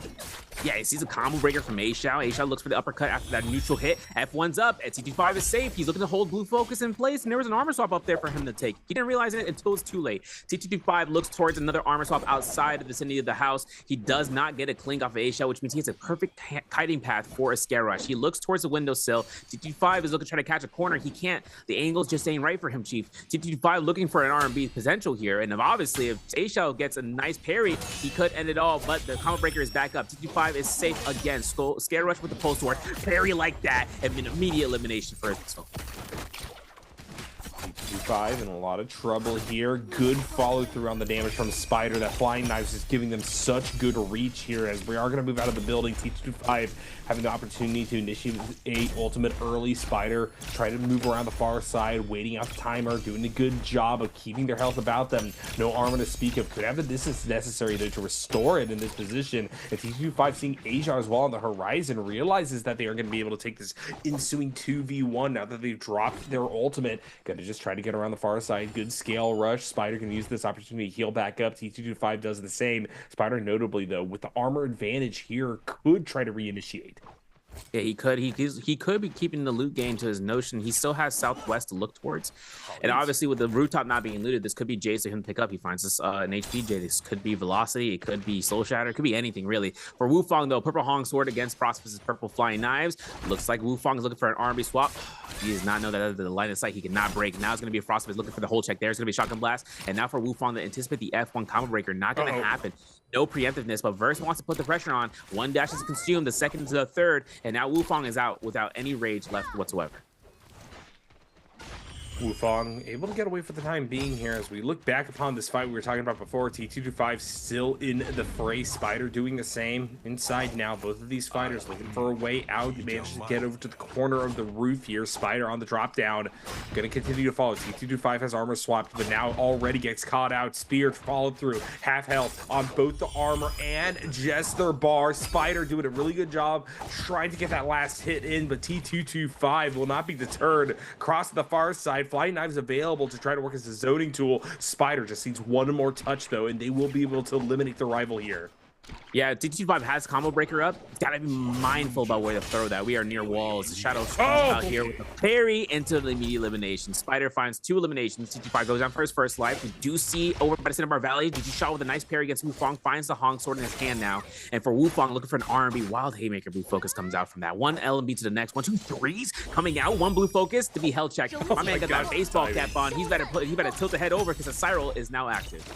Yep, Shaw gonna just try to stabilize in this position. Wufang gonna be found around the corner. Stagger gonna lose quite a bit of health for doing so. Off the laser beam, Shaw actually could just try to dig their heels in even after they fall out of ultimate and try to take this one home. Wufang just decided to freeze on up here. Forcing that ability in this situation gives Shaw the opportunity to actually heal now that they drop out of ultimate. Wufang doesn't want this smoke, just try to slide away for the time being. Looks like it's going to just be a handshake. And this is going to be where it's going to be the reset valley. We might see a fight coming out there again, but Spider comes back through. Then Moonfall Pass finds Alliance's A-Shao here with that burn. Now, this is going to be something where just Shail could have precedence over a Tarka.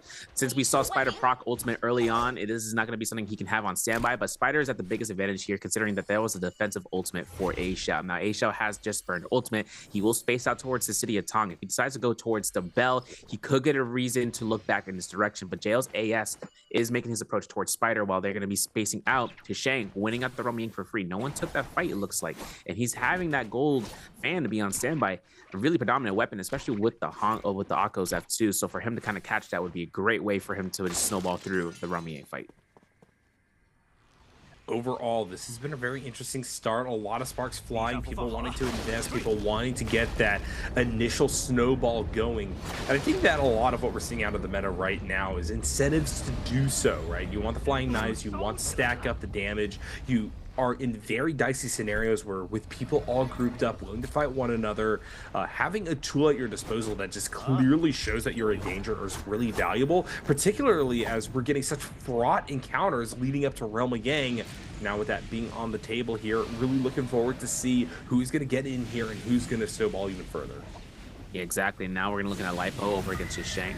The opportunity to get into the Rumiang also keeps in motion that you are one of the stacked characters. If not, some players even enter with common armor, common weapon rarities, and then taking a spotlight for Shang, right? He's one of the ones with the higher rarity, glass cannon essentially because of blue armor, but that's usually the notion for the early fights. Chi-Chi Shaw, though, by Fortress Kaviani in that Rumiang past Ember Hawk. This is a spot right now where there's a lot of terrain to work against one to the other. Consider this giant ravine has the opportunity of just denying the ball for Lonnie. Means that Verse won't really have much of an opportunity. He will, they'll go back with the goalie stance to teleport, and he keeps himself airborne. The amount of time that he's got left after his ultimate runs out, though, is only going to get worse with time. TT25 is taking the chase into the sky, and you can see how much TT25 will look for the stagger here. He misses it, but he's still tempting. And the Forbidden Seal is active in the crossfight. Frostbite finding Shang actually proccing out ultimate against Aishao. We know this is going to be the end of the ultimate. He just walked into the Forbidden Seal. 8 seconds, 7 seconds. Shang still has a chance here to look for an F2 to mitigate his pressure. Oh, blue focus. He gets into the Rumiang potentially. Yes, he does. And his fight's up against CDY as the Lon. Dicey scenario, loving to see the contest here. I think this patch may be one of my favorites so far, Serverio. We got some really cool battle lines being drawn because of it. And here we go, starting things off. CDY taken to the air.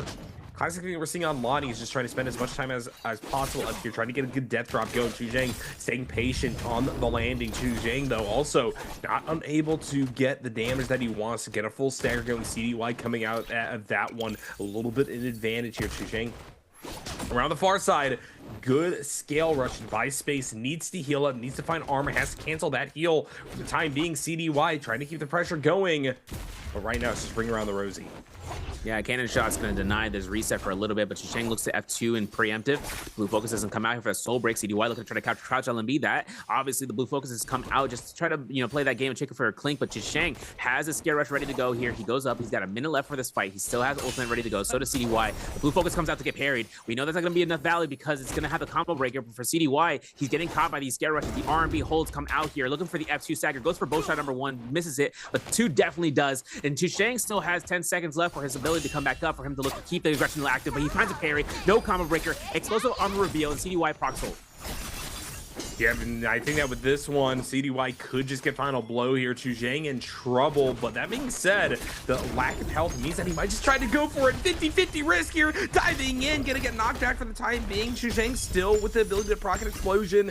Ball going to knock Chu Zhang into the air right now, and there's the follow through. CDY clean with it to finish that one off and emerge victorious in Realm of Yang. As now we're gonna cross over to the last few seconds of Spider versus Verse. Verse, unfortunately, just gonna get cleaned, going to get counter hit, and that's gonna be Spider emerging.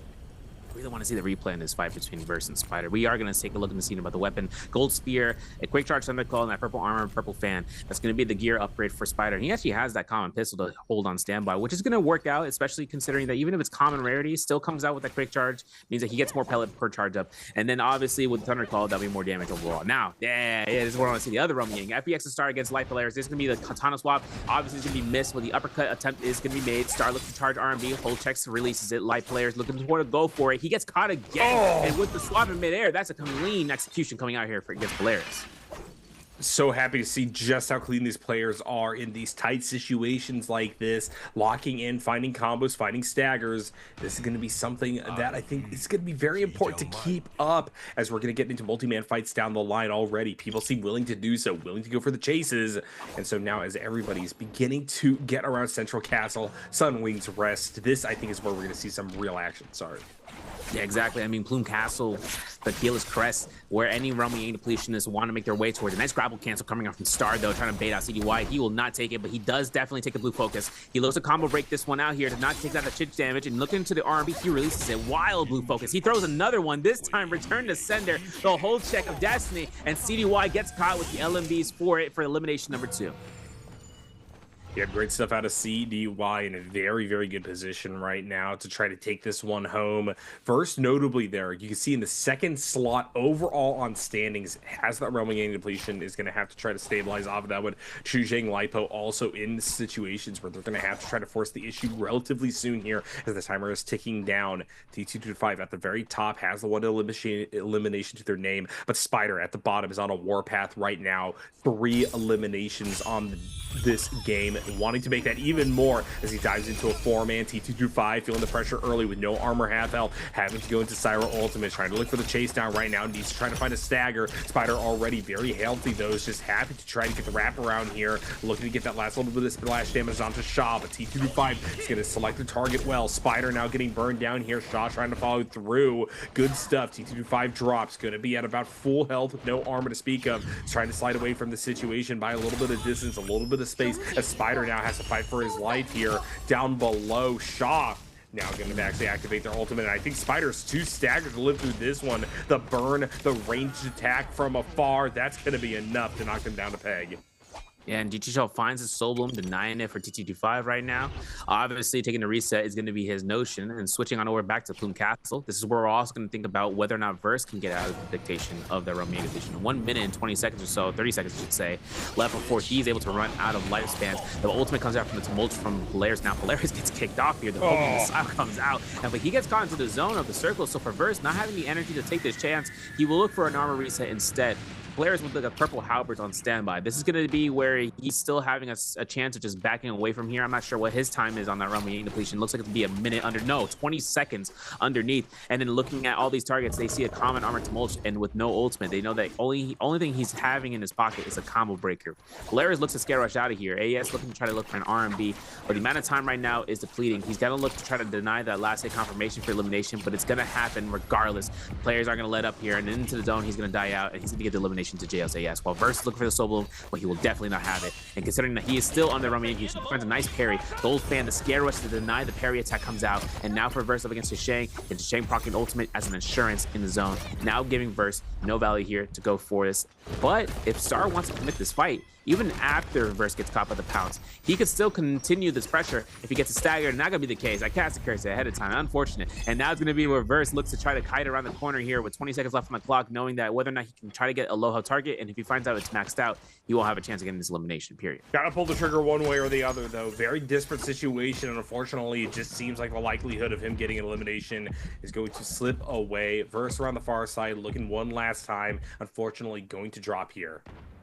Now, obviously, CDY, Frostbite taking the fight in the Realm Yang, going to switch over to a dagger midair. Love to see it. And Nick looking to nick off a little bit of hits off of here against Frostbite with the R&B hold check. He goes for a horizontal into a soul break.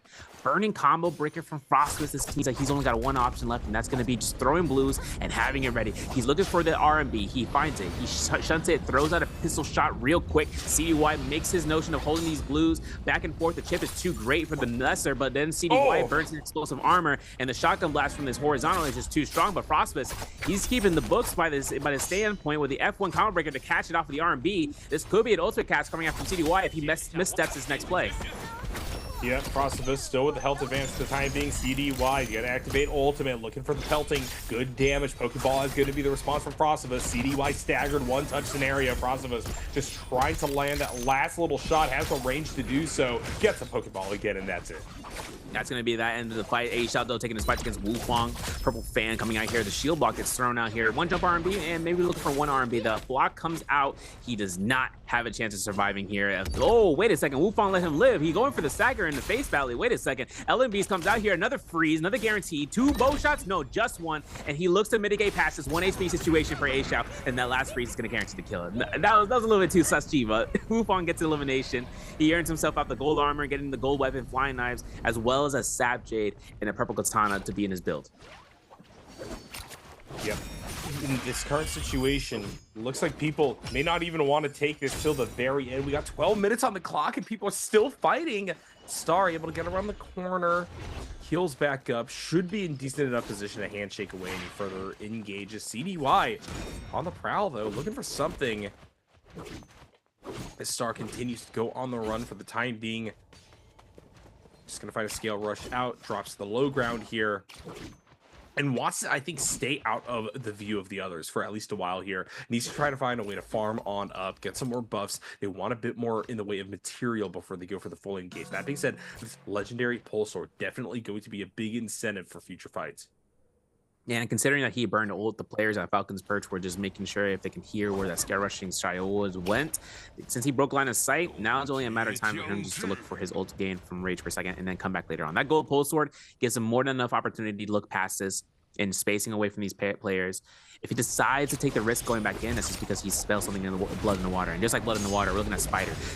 Active ultimate right now, has overheat, has a combo breaker if he needs to use it to break line of sight. He's getting the kicks off. Moonbane's blast. I can't believe it. This is like the 17th time we've seen Spider get Moonbane this season. And now it's going to be another case scenario for it. A-Shao, though, with that Romy Yang depletion, he's the one that he's hunting around here for a Soul Bloom to get rid of that Romy Yang depletion. But obviously, with 4 minutes on the clock, it's going to go by with a blink of an eye. And since we're still inside of Plume Castle, once we go west towards Igneous Mountain and even further towards Pinnacle Town, all that A-Shao needs to do is just catch one good situation against a target who is at low health with no ultimate. Yeah, at the same time, though, I think players have gotten very good and seem to have very solid attention reading who has gang depletion and just from there not giving them the opportunity to get back into the play. For someone dying here is basically a one fight. Star in a position where they have to get to safety, though. This is going to be the first little bit of pressure still in Plume Castle here. Everybody may want a piece of this one. Star around the far side corner yet again just walks this out and I think has enough time to heal back up, and we are yet again in a position where everybody is clustered, everybody is looking for one weak link, but nobody wants to be the one to pull the trigger themselves. Exactly, and that's the thing too. That's the notion about it, the game sense, and the players know that the whoever's the smoking gun trigger, it's going to be one thing with a parry, it's going to be something with an ultimate cast from an opponent, then spacing out to come right back in. But the other thing about it, right, those Romy Yang depletion, the players also know who is going to be in desperate measures if they decide to pop ult early or within a certain time frame. They just pop ult because they need to, and then that player knows like, okay, we got to back off from this one. And the players that with lower loot gain, especially armor rarity, would be the first one to be noticed to have been the loser of that Romy Yang. But since everyone's here into the mid to late game nearly, we do have a lot of purple armors on the standby. So for the second Romy Yang, it's only going to be a matter of time before one player gets eliminated due to time constraints. 1 minute and 50 seconds, for instance, right now for CDY to look for another target. But off of this the handstands, look at the leaderboard right now. 3 kills so far for Star in first place with no Romy Yang depletion, so he's good to be there. 2 eliminations for CDY as well as 2 eliminations for GG Shaw, so they're going to be going through here. I know T225 is also playing Syra, so there's 2 Syras in the gameplay, but with Alani on that Romy Yang depletion, if she gets eliminated out, she's going to be there's no more Lanis in the game. But if the Shio goes out from A-Shao, that means that there's still only 1 Shio, and with the Liam from Frostbus and then Akos from Shisheng. Okay, I said I was surprised to see as many Lanis getting as highly prioritized as they were here. We're going to see whether or not one of these characters will be able to bring it back, though. CDY activating, trying to find a fight at range here. Crossing around in the shadows, looking for a new angle of attack. Ultimate going to be whittled down on them as T225 also is trying to find a way into the fight. Multiple players on low ground. CDY trying to drop down from behind. Wufong on the chase is going to get staggered there by a hook shot. Trying to swap over on the bow. Looking for an approach angle onto Shaw. Managing to get a good trade. A-Shao now in the fray. Needs to win a fight soon and needs to get that Soul Bloom as well to cleanse away the gang depletion. Let's see if they can do it here with the flying knives. Shaw having to pop ultimate. Going to delay things even further. A-Shao without the luxury of time to get on the runaway. We'll just have to stand here, take it, and just hopefully find the reversal once they descend from their Syra ult form.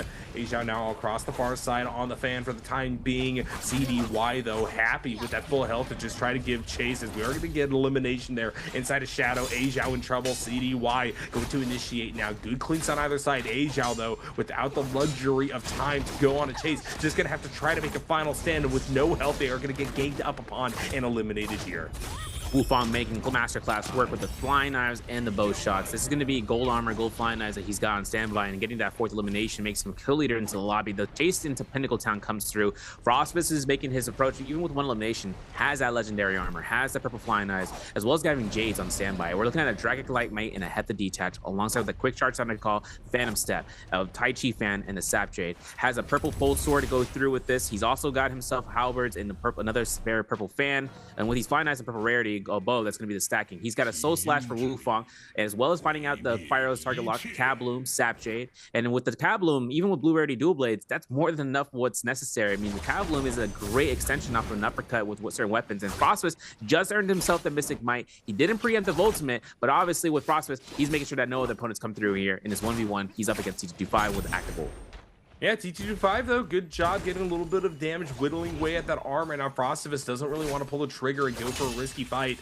Going to get the time to heal up though, but T225 is going to use this opportunity to try to get an advantage. Going good contact, 2-1 trades in a row. Now Frostivus is without armor and could just be knocked out here in an instant. Ultimate's still available here, but Frostivus doesn't really have much in the way of space to try to bring this back, as T225 is actually going to be the one to pull the trigger first. Frostivus is able to get the armor heal back up, but unfortunately now multiple players have coalesced upon his position, and Frostivus is getting beat down brutally by this laser beam, and I think that this could be enough of a delay for T225 or one of these other chasers to get this knockdown. Frostivus inside of the storm, gonna get whittled even further. Now in a one-touch scenario, dies to CUI. Man, my man got frustrated real quick. And the thing is the notion is that in that 1v1 against T25, it's all going to be close gap positions. T25, though, gets caught by the neutral. Oh, wait a second. Wufang can extend this right there for the horizontal. And doesn't go for the dash. He doesn't know. He's not going to confirm. The Soul Shatter wasn't participated in. He might have been watching from the sidelines and saw how many Soul Shatters that T25 was looking for earlier and beat it out of his own punch. Cancels out the area with the Forbidden Seal, having his ultimate already consumed. It is no, it's no surprise there. Moonbane, though, is definitely going to be surprised for CDY. He just took 2 back-to-back right there, making sure he can hold blue focuses and making sure he can catch him in midair and stagger him. If there's a Moonbane, it will delete CDY at this point, period.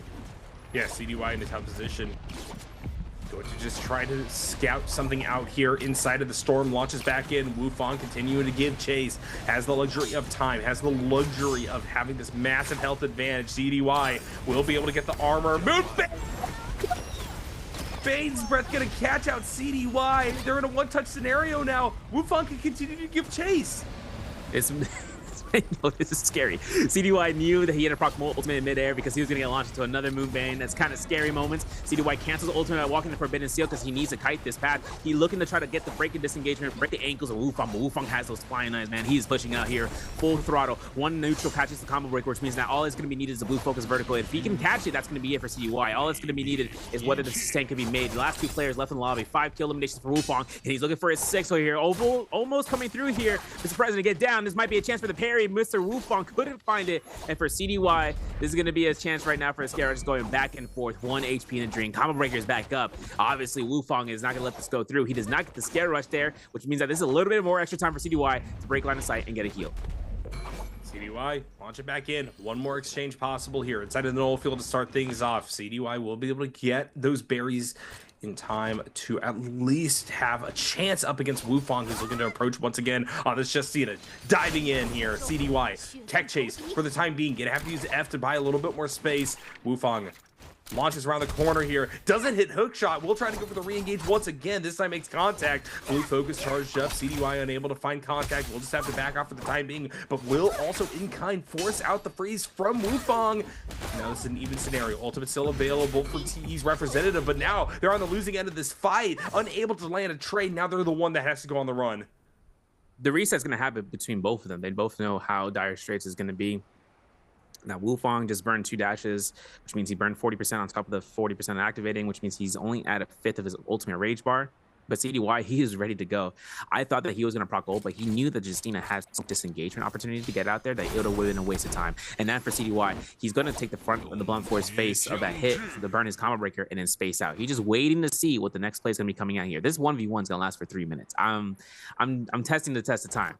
But Wufang definitely knows that this is going to be the time right now to just make some pressure against CDY. So that's going to be where he can expedite this process. The flying knives goes out for the horizontal. T25, or I should say Wufang, has him himself to be really working out here against CDY, where CDY has a chance of just looking for a parry off of those flying knights. The whole checks are coming out, the horizontals and the verticals, both of them synchronous with it, looking for the parry there. He finds it. There's going to be one confirmation. He switches the weapon, and this is going to be the back line between both of these, whether or not the ult speed necessary for CDY. CDY doing a good job continuing this chase down. Wufong having to charge up blue focus, blink one point, and then the other baits out a disarm. CDY in a little bit of trouble here, able to get the re-engage though. Yet again, knocked down. But that being said, with the advantage that they have built up here, they still have the time by which to try to bring this back. Wufong, though, now very clearly an advantage in this fight. Looking for another blue focus, trying to find a trade. Dicey scenario with the shadow closing in and a cliff face right there. CDY diving back one more time. Wufong getting burned down inside of the shadow, having to dodge their way out. CDY on the cross up. Wufong, one touch scenario, unable to make it happen. I don't think as they're going to go inside of the storm one more time. And there we go. Contact made. CDY getting out by the hair of their chin and getting the victory alongside it. That was a stupendous fight. Everything came out to close clutch moments.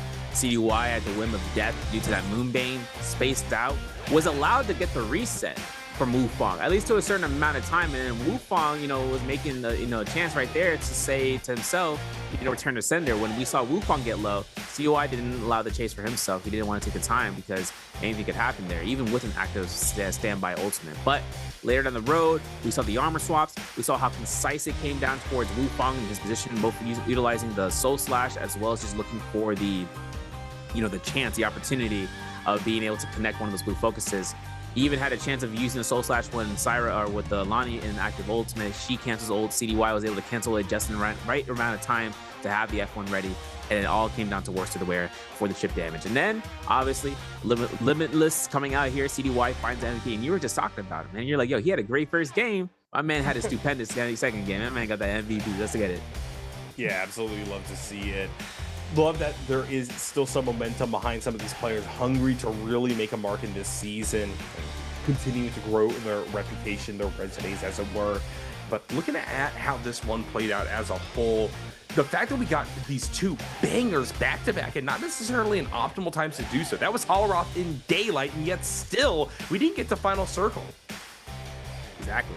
Yeah, the final circle without a plethora of players, right? We're not seeing like 4 or 5 players. Everyone really fought out at the second Romy Yang. Really, realistically, when second realm was happening, fights were happening, and we were missing a good portion of that. That's where we saw Spider taking his fight out of the game with the Moonbane, of course. But obviously, it came to point position where at Falcon's Perch, there's around 4 or 5 players in that area. FPX Star outside of it, not losing his Romy Yang number 2 because he didn't take the realm, right? He had his first Romy Yang win. He got the gold pole sword. Then he comes back into this fight alongside with the other Shayol, and then going right back and getting almost caught out until it's too late. But we do have to see which player toes Tarka G. Back-to-back Tarka questions. This favorite is I'll stop. Who was it? Who chose Tarka? Who was the only Tarka in the game? Was it A, YZG's T225, B, SR Spider, C's BB's Frostbus, D, 521's players? Now,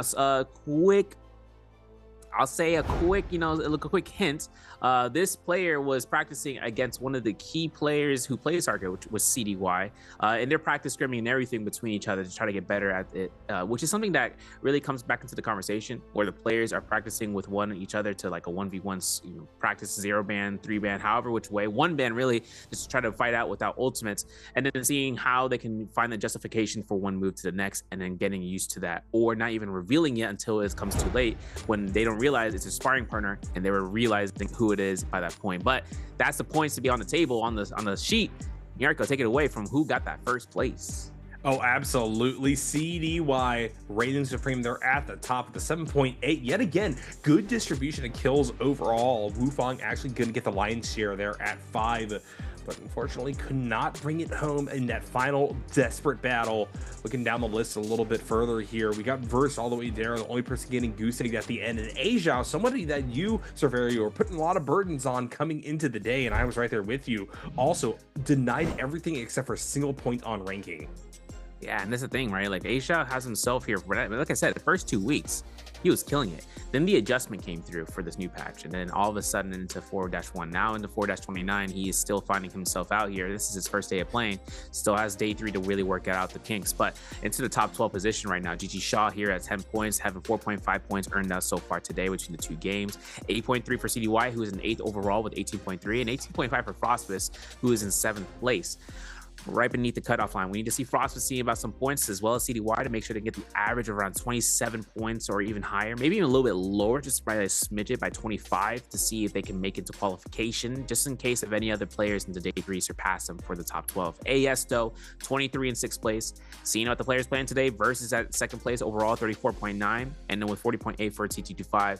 Seeing about Mike, Paste, and XY from Team ASE, all 3 of them into day 3 playing, but not for today. We have to see how that's going to turn out, and I really want to go back into that fight. I mean, I have a lot of things to remember in terms of what we saw in that last round, pretty much predominantly from the areas from the Moonfall Pass, off drop spawns. We saw TT5 up against A-Shot. We saw how heavy those fights were having over by that point, and then Spider really coming out on top as his target game was doing really well. 3 kills into that day, into this game, into Hollow Rock Sunny, and then obviously getting cut out early. We could have seen a huge potential for his target game to come out on top, but like clips and highlights, we're gonna have to go back into that rack and look at these highlight reels brought to you by China Unicom. Nyarko, take it away.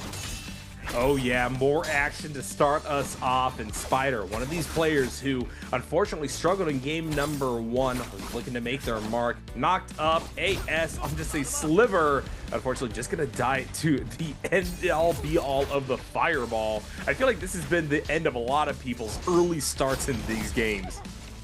Yeah, and especially considering those fireballs really just take out towards the direct HP damage, it comes out strong. CDY though going off here and seeing Frostbus in the zone and catching him out. One thing I look back onto is seeing if Frostbus had preemptive ultimated, if he preemptive ulted the Spirit Well to be cleared out. He did not. Then we look over here, CDY has himself to get caught by one movement into the next, off trying to go for the attempt for the Scare Rush.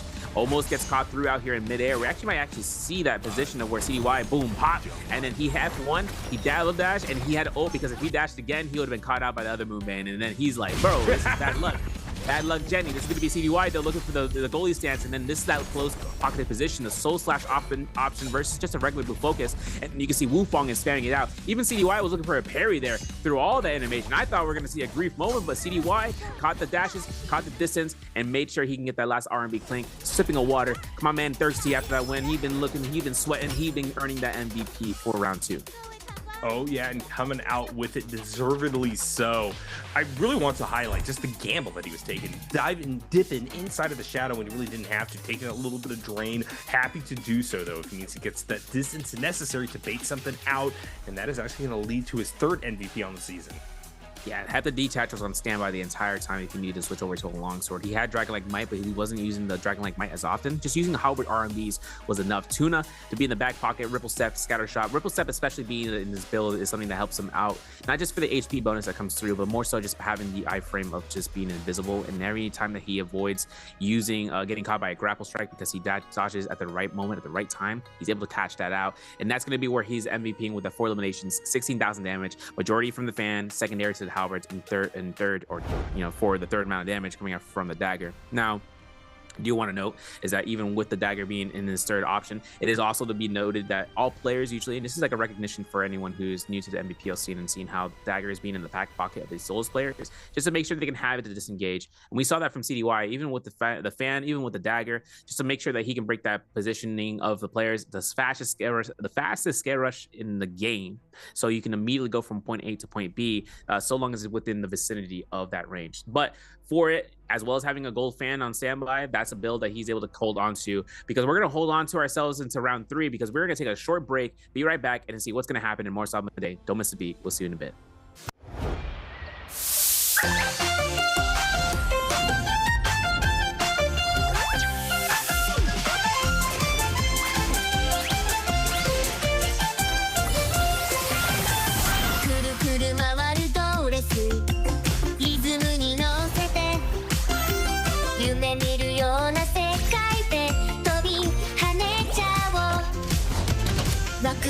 するステージ視線を集めてキラキラした瞳でさあ遊びに行こう一緒にいればもっと輝ける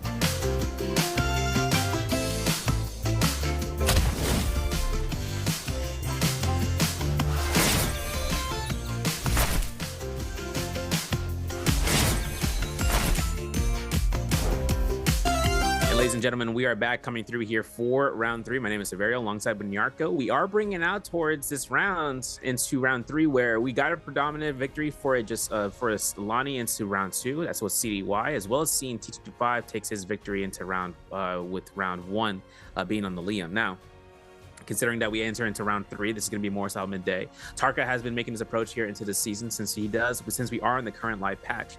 A lot of the players are testing him out in the waters and solos. He's having some success. He's having some pick rates, especially being double picked here in the first round. Now in the second round, he was single picked by Spider. Spider actually having his opportunity being the answer to that prediction over in Twitch chat, but more importantly, being able to pick up around 3 eliminations before he gets killed out by the Moonbane. Unfortunately, RNG was not in his favor. Had we had seen that Tarka take into his stance into the endgame circle, only came down towards what we saw right before the Moonbane strike, which was him getting targeted out pretty much by that point in that first story, where he was an ultimate and he was looking to disengage. He was getting, hunted down regardless. And I think that's something that we have to talk through, because players, they like to take the consideration for which characters would prevail in the end game or even prevail to the late game that would really be a struggle to fight up against in that 1v1 situation. Just like we're talking about Spider, or looking at that Romy Inc., his 3rd elimination up against what happened to be WBG's first in that 1v1. Yep, Spider on staff after getting disarmed, getting knocked down at first, looking for the chase down here. Spider on the wraparound, using the pillar, gonna get the fireball.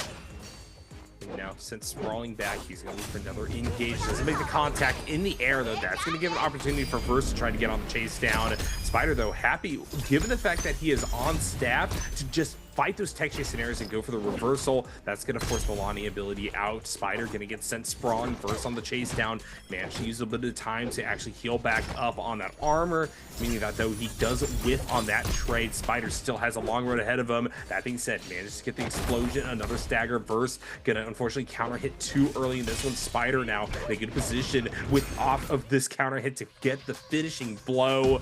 And that just shows how strong he is. And this is going to be my question for you, Cerverio. You talked a little bit about this Tarka. You talked about how it's getting emphasized a bit more by these players, but that performance in that last game, was that Spider or was that Tarka, who otherwise hasn't really made a big mark in these 2 games? Ooh, yo, big one, big statement. And the thing is, I think it's that adjustment period that really has to come into clutch right now. Like I said, Spider had been trying to go for those 1v1 practice sessions with CDY, as CDY is a Tarka main throughout, even in the past.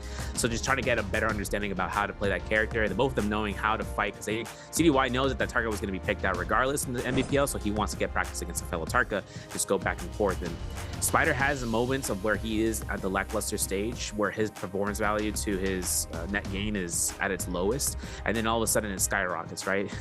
My man is like, the 20%, and then all of a sudden he shoots up, and then everything makes it very apparent that Spider has moments, maybe not as severe as Mike, because Mike had moments where he was at his lowest, but then he skyrockets to first place back to back to back, and that's just the notion. He's world championship twice in a row. But for Mike, having an opportunity of doing that, Spider is also in the same boat, just above the threshold of being a player who's won back, continuously has the most bi-weekly wins to go in the past, and then seeing in terms of like catching up in terms of what's happening now, what's new, what's hip, what's pop. I'm like a Tobey Maguire you seen in Spider-Man, just getting, trash, mega trash. And all of a sudden it's like, oh, this one's pretty good. And that's just what happens with Spider. He kind of makes this motion of just having one, diamond in the rough moment, and then he just capitalizes onto it and he pulls through. All right, well, here we go. This is going to be our pick selection moving into the next one. Shaw there at the very top there for first round selection, alongside that I believe is a Wufong over there. And I really am looking forward to see how things continue to evolve. I think that Lonnie actually could be something that could drop a little bit. Now, of course, she did get MVP there in game number 2, but I feel as if she's not doing quite enough outside of evasiveness. And if we are in a position where we're getting very aggressive bents with not a whole lot of people heavily stacked there moving into final circle, maybe something that's a bit more aggressive that is able to just jam very, very hard into individual players could be a little bit better of a call. But clearly Shaw and company not deterred from just grabbing it as soon as possible. Yeah, definitely. And especially coming up from the double picks for both Lonnie and to the Liam. It's going to give now with Asia and Chisheng the Syra to the Shayo. Now Spider, light players. I haven't seen double picks coming out here. This could be the case. Shayo's going to be picked up here for the players. There's triple Shayo into this game, which is kind of nasty working more side midday. We have the AS, we have Verse on that fifth phase to come through here.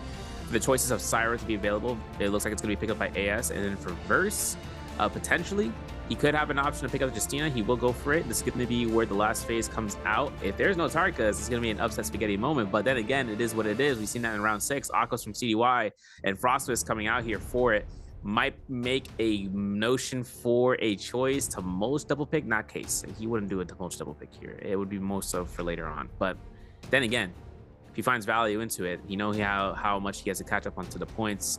He could look for something here. He's going to go for a double Akos, which means then it's going to be a double mirror pick within him and CDY.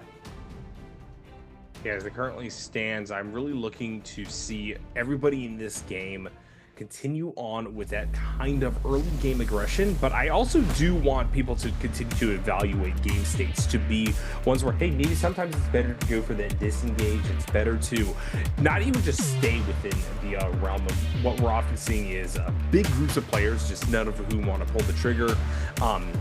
Forging out a little bit from that, getting a little bit more space, a little bit more time, maybe pushing, pulling people to disperse across the map so that they are on their own individual resource hunts could be something that we look out for here as we're moving into the Morris Isles. Here we go. This is going to be all of the abilities locked in for our players. It's looking pretty standard across the board. Both of our Liam's going to be on F1 and V2.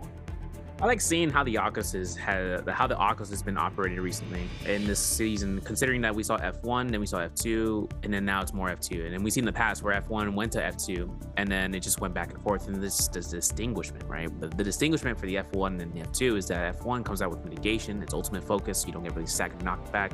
Then you get mitigation stacked up per target hit. Then F2, it's gold focus at a certain point, and you could throw it through walls. Like, if the roar blast comes out, it staggers someone across the wall. And that's something that we've seen more into the Romy Yang aspect. The players in the close pocketed position of having a pillar in front of them, and then all of a sudden they can connect a stagger across the way, means that they can catch somebody and go straight up to them to try to look for a neutral uppercut, for anything, you know, to set up maybe even a grapple bump, maybe even an extension. All that's coming down, though, is that F2 has taken its place right now for the season, and it seems to not be leaving the stateside so far. But looking at the spawns, everyone's pocketed. I'm looking at Noble Cave, I'm looking at Artisan's Grove, and I see everything up to the north, even to Lake Yellowleaf, which is by the Eventide Temple.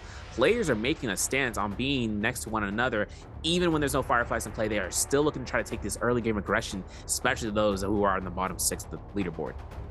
Yeah, this is something that I've noticed as of late, is that I think we're getting a good adjustment out of those people who are kind of lagging behind when it comes to stacking up and prepping for finals. People are, from earlier on in their games, now looking to actually force things and try to get the kills necessary to move up the leaderboard, rather than kind of doing your homework at the very last minute, you know, before you got to turn it in, and hopefully getting kills out of, say, the last 3 games they're in before the end of the bi-weekly. Yeah, I mean, even catching 3 kills, 1.5 placement point, it goes a long way. But when you're starting hitting those donuts, when you're hitting those 0.5s, it really makes a mark.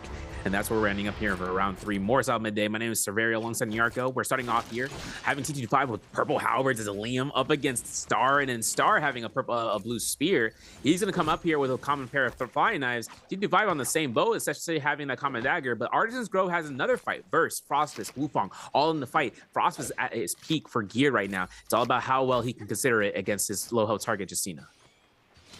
This is a very interesting scenario because of that mutual common armor that we're seeing. What happens is that now you only need one variable to go your way to just immediately start initiating fights, right? If you're getting a purple weapon, all of a sudden you're in such a good position to just pull the trigger and start something off here. And that's where we're seeing another early initiation. Frostivus getting the worst of that exchange burst, can use this opportunity to quaff some berries, but Frostivus still in line of fire, may not get that same luxury. Gonna be knocked towards the skies, has a hook shot on them, trying to get out of this dicey position. Will be able to armor swap, dodges over the side, good scale rush. CDY gonna give chase again though.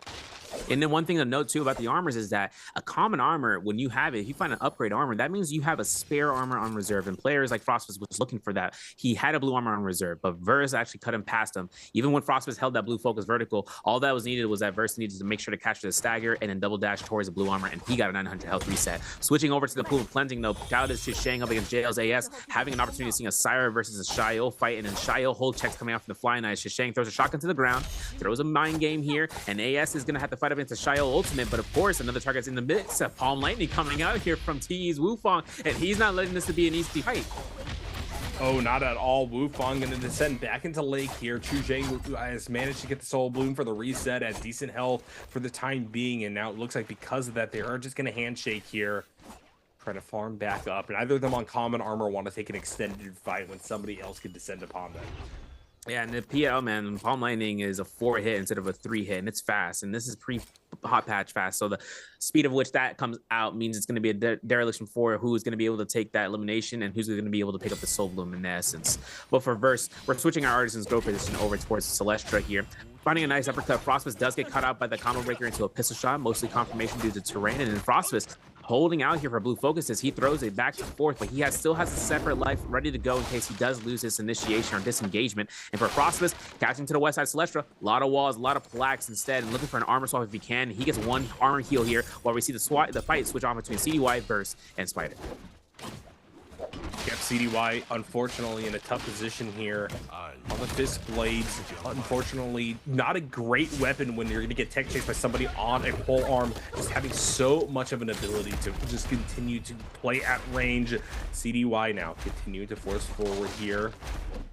Good job changing the tune of this one as Verse is also going to hop to safety. And yet again, we're going to be back at this handshake where you have like 8 people all clustered around a single building, dancing around, seeing who's going to make contact first, see if anybody is forced into a fight. Wufang with no armor for the time being, just desperately trying to either loot their way or heal their way back up.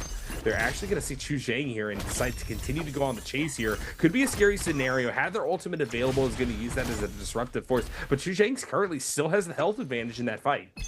And especially considering he has 1 ball left, he's gonna get another 200 heal here. He's looking to try to catch out for Shishang, and Shishang is actually gonna be getting a lot of time to loot that second floor. Maybe some Soul Jays to be picked up here, but regardless, Shiol is still available for him. There's no Forbidden Seal inside of the Zest Winery, so safety net is off the table. And Shishang finds a nice armor swap against Wufang, looking to hold out the Blue Focus. His combo breaker comes out. Shishang looks to the R&B, looking for neutral here. Wufang look for the extensions. He goes for the 1-2s, looks for the shotgun blast, goes for the R&Bs, burns out the ultimate, and now for Shishang, it's only a matter of time. If he can't find another armor, as long as he holds blue, that gives Wufang enough time to get his little bit of chip damage here, so long as he doesn't go for the bow shot instead. Yep, Chu Zhang happy to continue to put the pressure on Wufang, and this is an interesting dynamic that I'm starting to see out of him. He's someone willing to take a fight on health down. Doesn't really matter, knowing that if he's the one pushing the tempo and Wufang feels that this is a bad fight from a game theory perspective to take, Chu Zhang is kind of able to get that initial shot, and now look at this. Once again, we're in a position where he has the health advantage, and now he's going to get a double-double. That's a double-double, you know. Oh, you got yourselves a... You know, I'm not gonna make that say that. I'm gonna make it a Canadian accent. Let's get it. Frostfist though has himself to launch himself in Polaris' field of view. His purview right now is kind of a dangerous position. He's got himself no ultimate. Polaris has ultimate ready to go here, but he's looking to try to heal with a level 2 armor powder. CDY sees the weakness in his face. He's looking to try to look for the armor swap, and Polaris will find it, of course, into the east side of Celestra. A lot of rooftops, a lot of buildings, a lot of scare rushable spotlights, especially with the doorways, and then having to see how these players want to try to catch one to the next. That handshake agreement really comes to making a deal with just making that, you know, the anti-pyramid scheme, right? Where one player comes out on fighting another player, that means it gives another player to look at capitalizing off of that, and it just creates a crumbling situation for the end game potential. So all players decide to just stop right where they are. And the engraving on A Shao though with purple armor Sarah is no joke. GG Shaw though with Noble Cave and with the Rummy Yang nearby, he finds Star not having a chance here, looking for an ultimate. He will get deleted off of that, and that's going to be one of the first players eliminated from this match. Baseball cap in hand. Yeah, Shaw definitely with some interesting stylistic choices here, but you cannot deny the impact that he's been having on these matches here. As you're saying, Star eliminated in a rough position. To do so, needs to really try to piggyback on the fact that, you know, entering into this day, they are behind the bar in terms of getting to finals. You know that you don't want to be here, but unfortunately that aggression not necessarily paying off for the time being, as we are going to get clustering around this realm of Yang. T2-5 might actually have to drop this. He's getting aggressed upon quite heavily, trying to use these halberds in order to buy a little bit of the space, charge it up with the R&B. That being said, the chase down is brutal as AS is trying to get upon their position. Multiple people on the focus down. No ultimate available right now, has already popped it. Trying to get to safety, had to use it defensively. No F available. Big Clink will be able to get a counter hit as well, and somehow still staying alive even with 3 people on top of them. But there we go, knock down a peg, and it's going to be AS picking up the pass. Yeah, TTG5 was in a false sense of security there, getting caught through, thinking the aggression was going to switch off of him. Last couple of seconds, though, gives AS full value of having said Yang pass, and then actually having the opportunity of proccing out the ultimate, denying anyone else to take the vicinity for that ult duration of 18 seconds. AS, though, still having said Yang pass, is still available to take this Rami Yang for himself. Polaris and CDY, though, are going into it. CDY with common armor. Like I said, players will go in there with common everything if they need to. And then A Xiao and Spider are taking their fights near the Rami Yang. Mostly seeing if A Xiao can work this engraving out. He doesn't have a long sword, but with Spider with the purple staff, if he finds that upgrade for the weaponry, he's going to definitely take that to the end game. We're going to look into this fight, though. A Xiao hopping down slowly but surely up against Spider, who is having that Shio ult ready to go. All right, A Xiao. About half health on the armor for the time being. Good trade from Spider to initiate. Once again, that range advantage that the staff is providing means that he doesn't have to even use anything, just gets the brutal follow through, and that's going to end all in favor of SR's representative as now we're moving over to Shaw versus AS. You know, it was a little scary there. Shaw, you can't get that true unless there's a wall, and luckily the wall was in his favor, and it knocked him right into the zone. That was a little bit of a moment. That was that TOD nerf that we talked about earlier with Lonnie.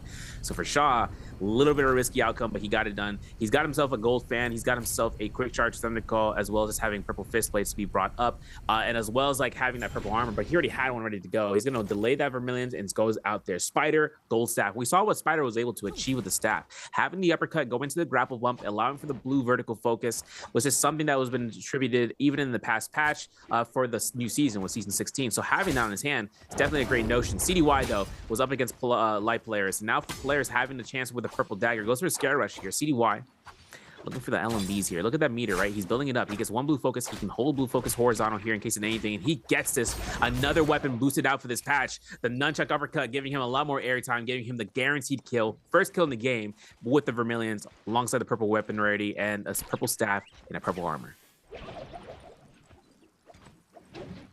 Overall, this has been another aggressive game, and it looks like the action is just going to continue here. CDY thudding right back. Good solid damage versus Verse off of this exchange, but the blue charge is enough for Verse off the flying knives to actually be able to answer back against the range that I've touted out of the staff here. God, that weapon is so good, feels so good, looks so good. It brings so many people to victory here. Cerverio, that makes sense. CDY not out of this one just yet. Still has health to play with here. AS, though, wants to give chase, wants to land that killing blow, but it could be a risky scenario.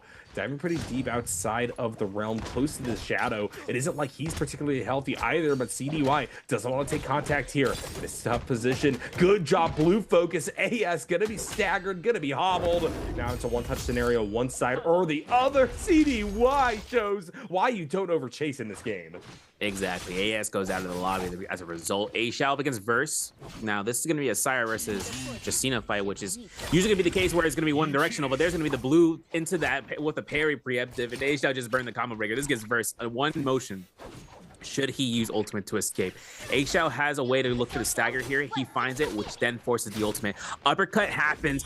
Oh, we got grief because of the wall. And now it's going to give a chase game for A Xiao to look for Verse. Now, A Xiao has to make sure that Verse hopefully doesn't get an armor here. If he does, could be a slight turnaround. But for A Xiao, he's 100% healthy. He's got purple armor. He's got full health, white health. And now for A Xiao, looking to try to look for a stagger here. He's looking to try to get rid of that Romaine depletion. As mentioned, he was at a great advantage up to the point where the Justina had ultimate as a disengagement tool. Luckily, he can't use it offensively unless Verse finds himself to catch A Xiao with a wild haymaker blues or unexpected 1-2-3s. A Xiao would then look towards and getting a combo breaker into an ultimate pass. We'll have to see how that ends up.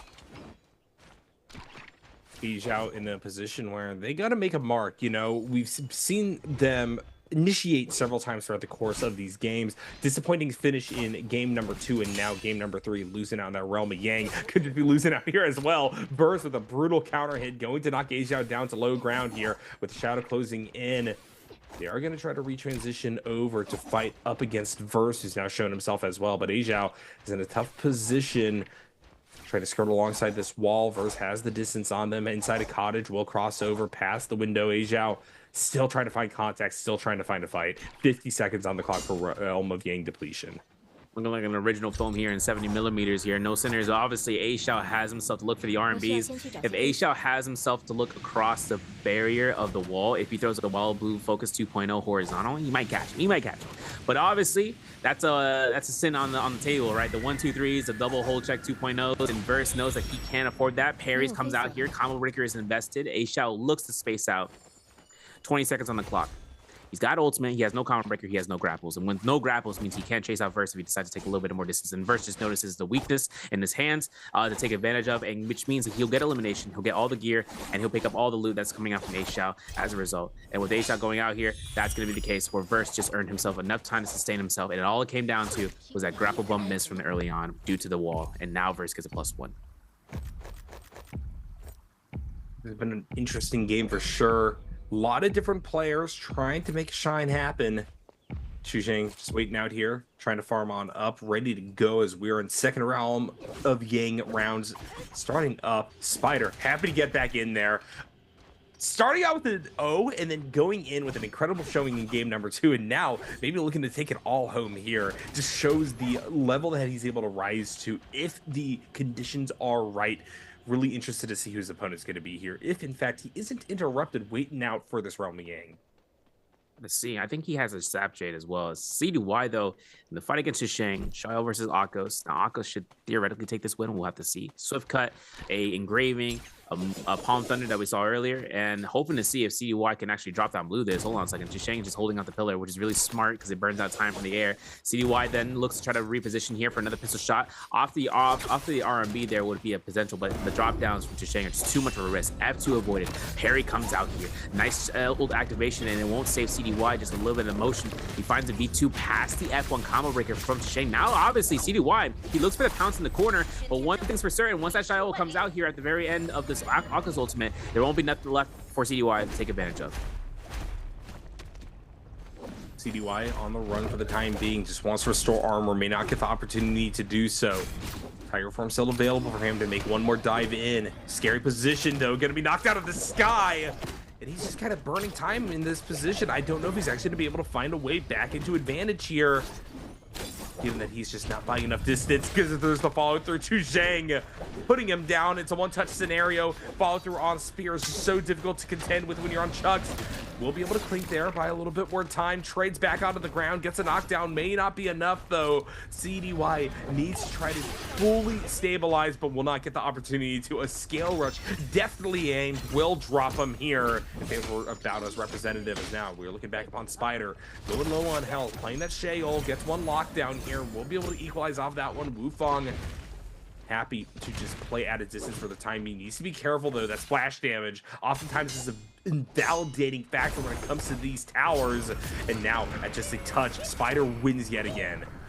Wins out his Ramen Yang, gets a gold armor, gold weapon, looks to pick up a Storm Strider with a katana, as well as looking at a Velocity Untold. Huge pickup actually from Spider here for this round. And if he finds himself nunnies, he's going to be able to hit anybody with a mind check. 29,000 Dark Tide coins in hand, which means he could just play RNG. He does have purple nunnies on standby, so that's a great opportunity right there to have that Jade work immediately in effect. Just Shang, though, outside of that Ramen Yang, you know, having that win off of that, which I wanted to point out with CDY, he was looking for a jump parry, or maybe he was looking for a repossession onto the wall. But he does now have to go up against Shang with a Phoenix Blast into that build, as well as going off of a lot of mitigation instead. And if he finds a longsword, he's set. But if he finds a staff, he also has a jabbing on his back pocket with the gold staff rarity, right? So now it really comes down to Shang being the biggest stack threat in the lobby, having one of the more potent Jades in the game, and then just being able to use it off of the Ramen Yang and getting the gold rarity. Oh, no, that's the one tap territory right there. If anyone gets caught by a jabbing with that rarity, that's 800 damage pretty much gone with the basic 12% mitigation from these builds. But usually everyone's running that 24%. Frostfist though on standby here over by Artisan's Grove, but we do see two TE's Wufong on the standby off of that is Ramen Yang lost. We might see a replay here. He is past CDY, and CDY being a loser on his Ramen Yang means that Wufong could potentially look to kite him out here if he's been paying attention to the kill feed. Yep, here we go, trading up top. CDY able to intercept the approach from Wufong. Looking to go back on the face down. Needs to get the clink. Manages to do so at the ideal time. Forcing abilities out of CDY. Stagger going to happen here. Wufong, though, with that full armor. Happy to just take this trade back. CDY in a scramble situation now. Ultimate going to be activated by Wufong. That's going to be enough to act as a deterring mechanism. CDY doesn't want the smoke. Unfortunately, gonna get caught out. Ball to follow through. Wufong happy to combo them. That was nasty. That was not diabolical, really, dude. That was crazy. And then worse to wear it now. Spider is here to approach. I want to talk about it, but I can't because now we have a realm Nbpl to get rid of, and Spider, who was just, he just recently won his realm, now up against chasing down Wufang with no ultimate. I guess I have a little bit of time to talk about it. Wufang finding the connection off of the goalie stance throw into the knockback, guaranteeing himself to go into the line of sight towards the ball and kicks it straight towards a knockup. That guaranteed CDY to go down because he still had 2 kicks readily available. But now going to current events, we see Spider here looking for those RMBs and try to chase us down against Wufang and look to try to stagger him off. But the key components in Servant's Grounds is that there's not a lot of room to wiggle unless you're within. And now players are approaching to the scene. Wufang getting hit throughout this whole entire exchange, with Shisheng looking for a jabbing hit off of it, just trying to chip away from Wufang. As Wufang looks for a scare rush here, all I see is 1 RMB. F1 Common Break comes out, but Frostbus, second elimination in the game, picks it up. And Spider goes for a reset here while Frosty looks to try to disengage from this and looking for the loot off of CDY's body. Burr's going to continue to be chased down here. Going to pick up Frostivus as part of the scramble scenario.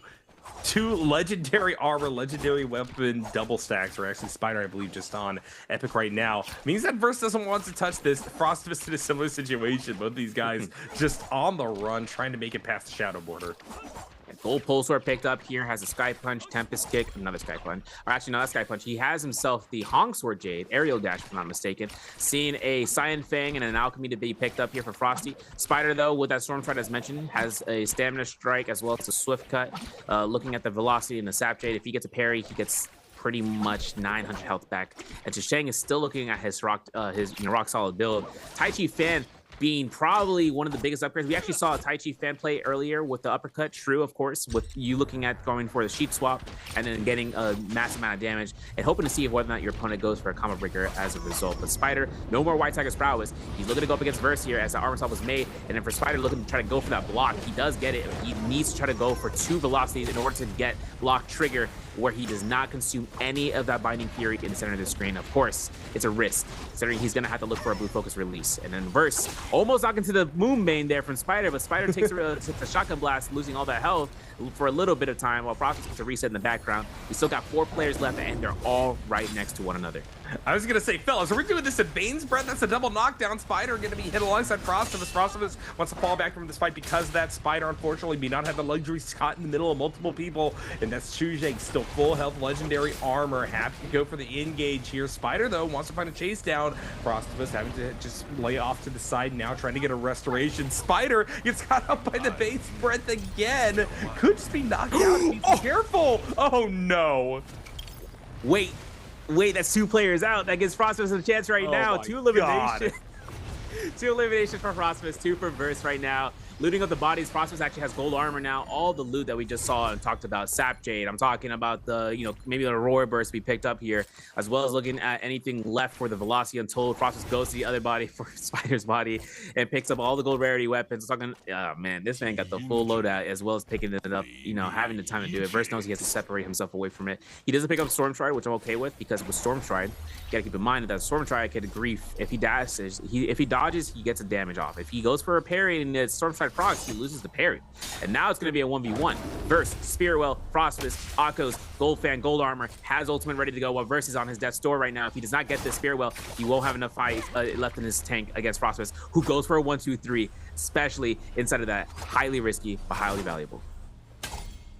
Frostivus just continuing to try to lay claim to this one here. Verse going to use this to get a knockdown. Frostivus trying to fight back. Has a lot of tools at his disposal here as the ultimate is going to tick down for the time being. Verse coming out of that exchange ahead for right now. Unfortunately, has to freeze up and actually mistimes its usage. Frostivus happy to just play this at neutral stage. Gets a hard knockdown and claims the Spirit Well off of it. Now Frostivus is diving right back in. And looking for to try and go for that second pound to confirm it, but of course Verse has a lot of damage to be taken, which means that he potentially has his ultimate ready to go back up here and has it on the ready. Uppercut is true right now. At 2 is backed up. This means that Verse has a value right now to look for an ultimate. Maybe if he does decide to go use it, he's going to look for it after a blue focus. Now, one thing is for certain right now, if Verse can catch it, he would look for a neutral, but the problem is that Akko's got a refresh on ultimate right now from that Spirit Well. So for her, Frostivus, he's the one at the biggest advantage. This only factor that would be a change up is if this Moonbane just says something different. Yep, good job by Frostivus. Caught out inside a Moonbeam. Will be able to use this as the dash back in. Gets frozen for their efforts for the time being. They're still very much ahead, though. And honestly, I just don't think that there's many places for this Justina to go. Akos with a big chase down potential yet again inside of Bane's Breath. Oh! Oh, Frostivus got out there. And now all of a sudden, things not favoring him quite as much. We'll have to just use this time and some resources to heal back up. First, happy to do the same, get a bit of breathing room. What in the world has gotten to these players today, Cerverio? And they say, you know, all in. W key. Everything makes it to you know, to be dangerous. You know, living dangerously is how these guys go. And obviously, that Moonbane is just a parry right there. It's going to be knocked him down into another shun. Ooh, doesn't get it. He's looking for it again, though. Verse is going to be looking to try to be on the underground where the line of sight is broken. One blue focus is all that's necessary for Frostivus to try to confirm a combo breaker, and then he can just work his way out. But of course, once that's down, it's over. Frostivus gets out of that Moonbane. A little bit of time right now for the kiting, and it's actually kind of poetic, really. The first fight that we saw was between Verse and Frostivus at Artisan's Grove. This is the exact same position, but it's on the other end right now where Frostivus is the most healthy. Verse still looks to try to make a consideration for the staggers off the scare rushes here between the two, and with no Moonbane, now it's just a skill set between both of these players. Ooh, getting the catch out around the corner. Frostivus is in a tough position now. Verse happy to just try to take this trade now that he's working the legendary armor. Ooh, that being said, having to use the ice early is definitely not where he wants to be. Frostivus continue to keep momentum back on his side. Time and time again, whenever Verse seems that they have found an angle, Frostivus buys space, wins a trade, and is happy to just fight yet again at maxed out armor. Verse, without the opportunity to do exactly the same, just gonna get wiped through in terms of their health. Blue trade one side, then the other. Verse gonna be baited into trying to use a counter punch here. Yet again, Freeze comes out. Frostivus still at full health, and I don't think that we're gonna get any more breathing room by which Verse can actually try to restore. They're gonna have to do this the old-fashioned way now. Good knockdown. Frostivus, though, still very healthy. Blue charge of this focus gonna be utilized to buy a little bit more space. Verse on the run one more time. Flying knives, though, yet again, compounding the fact that Verse has nowhere to go to. Yeah, looking for the blue focus here, gets caught. Ultimate's about to come up for both targets right now. Justina first. Obviously, since Frostivus has himself to have that ultimate as a combo breaker, he can use it whenever. Second dash is consumed right now. Frostivus knows that it's going to be a key moment for just one freeze. That's going to be necessary to save Versus life for a TOD, potentially, even if the line of sight is going to be made. He catches up for V2. The armor swap is had. And then for Verse, as the armor is empty, he's taking the time to get one armor powder here. Might even look for two here. He gets caught. That's going to be a common armor with the V2 still having pounds ready to go. Frostivus is looking for it out the corner and finds no usage of it, but Verse looks to hold check this. F2 is true. There's going to be the R&B. Oh my goodness, grief of the terrain. One R&B, and there's going to be Frostivus. 3 eliminations on the board for MVP for this round. Frostivus deserves that very, very solid play at the end. Verse able to prolong it for as long as possible, but there's inevitability when Frostivus played aggressive early, got very solid equipment under him, and then from there leveraged it into a victory here for BBE, and honestly, it could not come at a better time.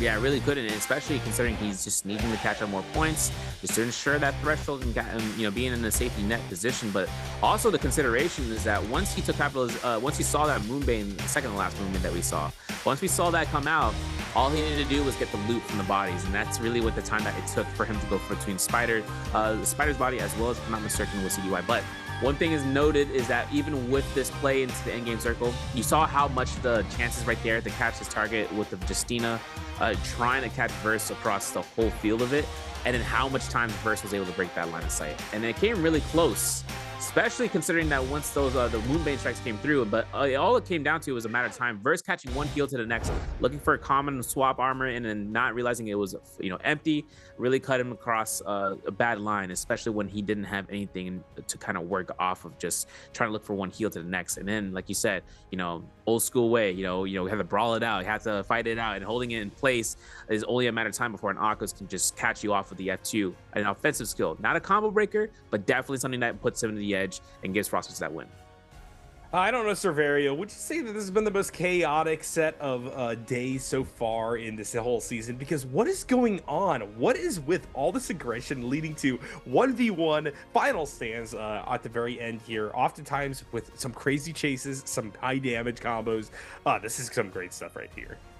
Oh yeah, it's content for sure, especially considering that the players just don't care, right? We even saw that after the first Roman Yang, and then seeing how the players kind of stand still, even in the beginning with the Celestial region, how fast they came through, how fast they disengaged, and then went right back in, and then goes forth even towards the aspect of the Servants' Grounds when all the Roman Yang depletionists decided to make that approach, and then how the fight just slowly started to transition, and then bam, movement, boom, movement number 2. Even with Spider getting the parry and having the Sapjet, it still wasn't enough, especially getting caught by a lackluster, moment of just getting 900 damage to your health bar and you're done. But of course, this has come into round 3. I know players are like, yo, I see people in chat like, yo, where's the Tarka? Where's the Tarka? There's no Tarka. Because considering that Tarka comes through here into this round, kind of seeing Morris out, you're more of a flat ground territory position. I think Tarka now has more chances of just being able to take close pocketed fights rather than open terrain. Because once everyone sees what a Tarka is trying to do, like I said, they capitalize on it. They fiend on seeing if a Tarka wants to do something in the middle of the open field. And now Morris Howe has a plentiful amount of those, and having no space between towards the northwest of Celestial, that's exactly where we ended up until Artisan's Grove really became our notion of where to end up going through. Now, of course, Justina, having a chance seeing her twice to be popping out here to be the last 2 alive, make sure to see about where her disengagement really comes forth. That Justina really just comes through as just either being an active use character or a defensive use character, right? She's using it actively. They're looking to try to go off of using an offensive use of their ultimate, but if they're using defensively, there's nothing really you can do except, there's time to be bought with those 3 dashes in a row. That gives a heal off, and if they have advanced heal, that's a 0.5 multiplier to that heal. That gives them another edge in the fight. Otherwise, if it's used defensively or offensively, you have to have a combo breaker ready to go. Otherwise, it'll be death's door for you. Yeah, absolutely. Well, here we go. What is the lineup looking like here? T225 all of a sudden swapping spaces, a front runner, unable to get a single point on the board this time around. The volatility alongside that aggression I've been talking about seems to be at an all-time high, as unfortunately poor Asia is going to be relegated to a single half point there. Yeah, feels bad. I know everything's coming out here for Asia. Like I said, I don't know if he's adapting it fast enough as he's hoping for, just getting the line of sight for what's to be had in these past 2 weeks. Like I said, first day of playing, 3 rounds down, 9 to go, considering he has day 3 to play into for it. But Polaris is also with that 0.5, 2 donuts, D225 taking a donut, and Star taking a donut. Definitely a surprise on the board for sure. Yeah, BBE at the very top there. Chu Zheng going to actually be the one with the most kills coming through, actually tying up the game score there. Going to be edged out on MVP by Frostivus by virtue of him being the one to last to the very end and win that final fight. Yeah, I really felt like, Chu Zheng was like not expecting everything that happened, but it works out in the end, especially considering that he was contesting out with Wu Fang over by the Zest Winery, and he was able to succeed past that point. I know that Wu Fang had that Palm Lightning, Jade to come through, almost steal the kill, but with the Xiao gameplay aspect, I think Xu Shang really knocked it out the park.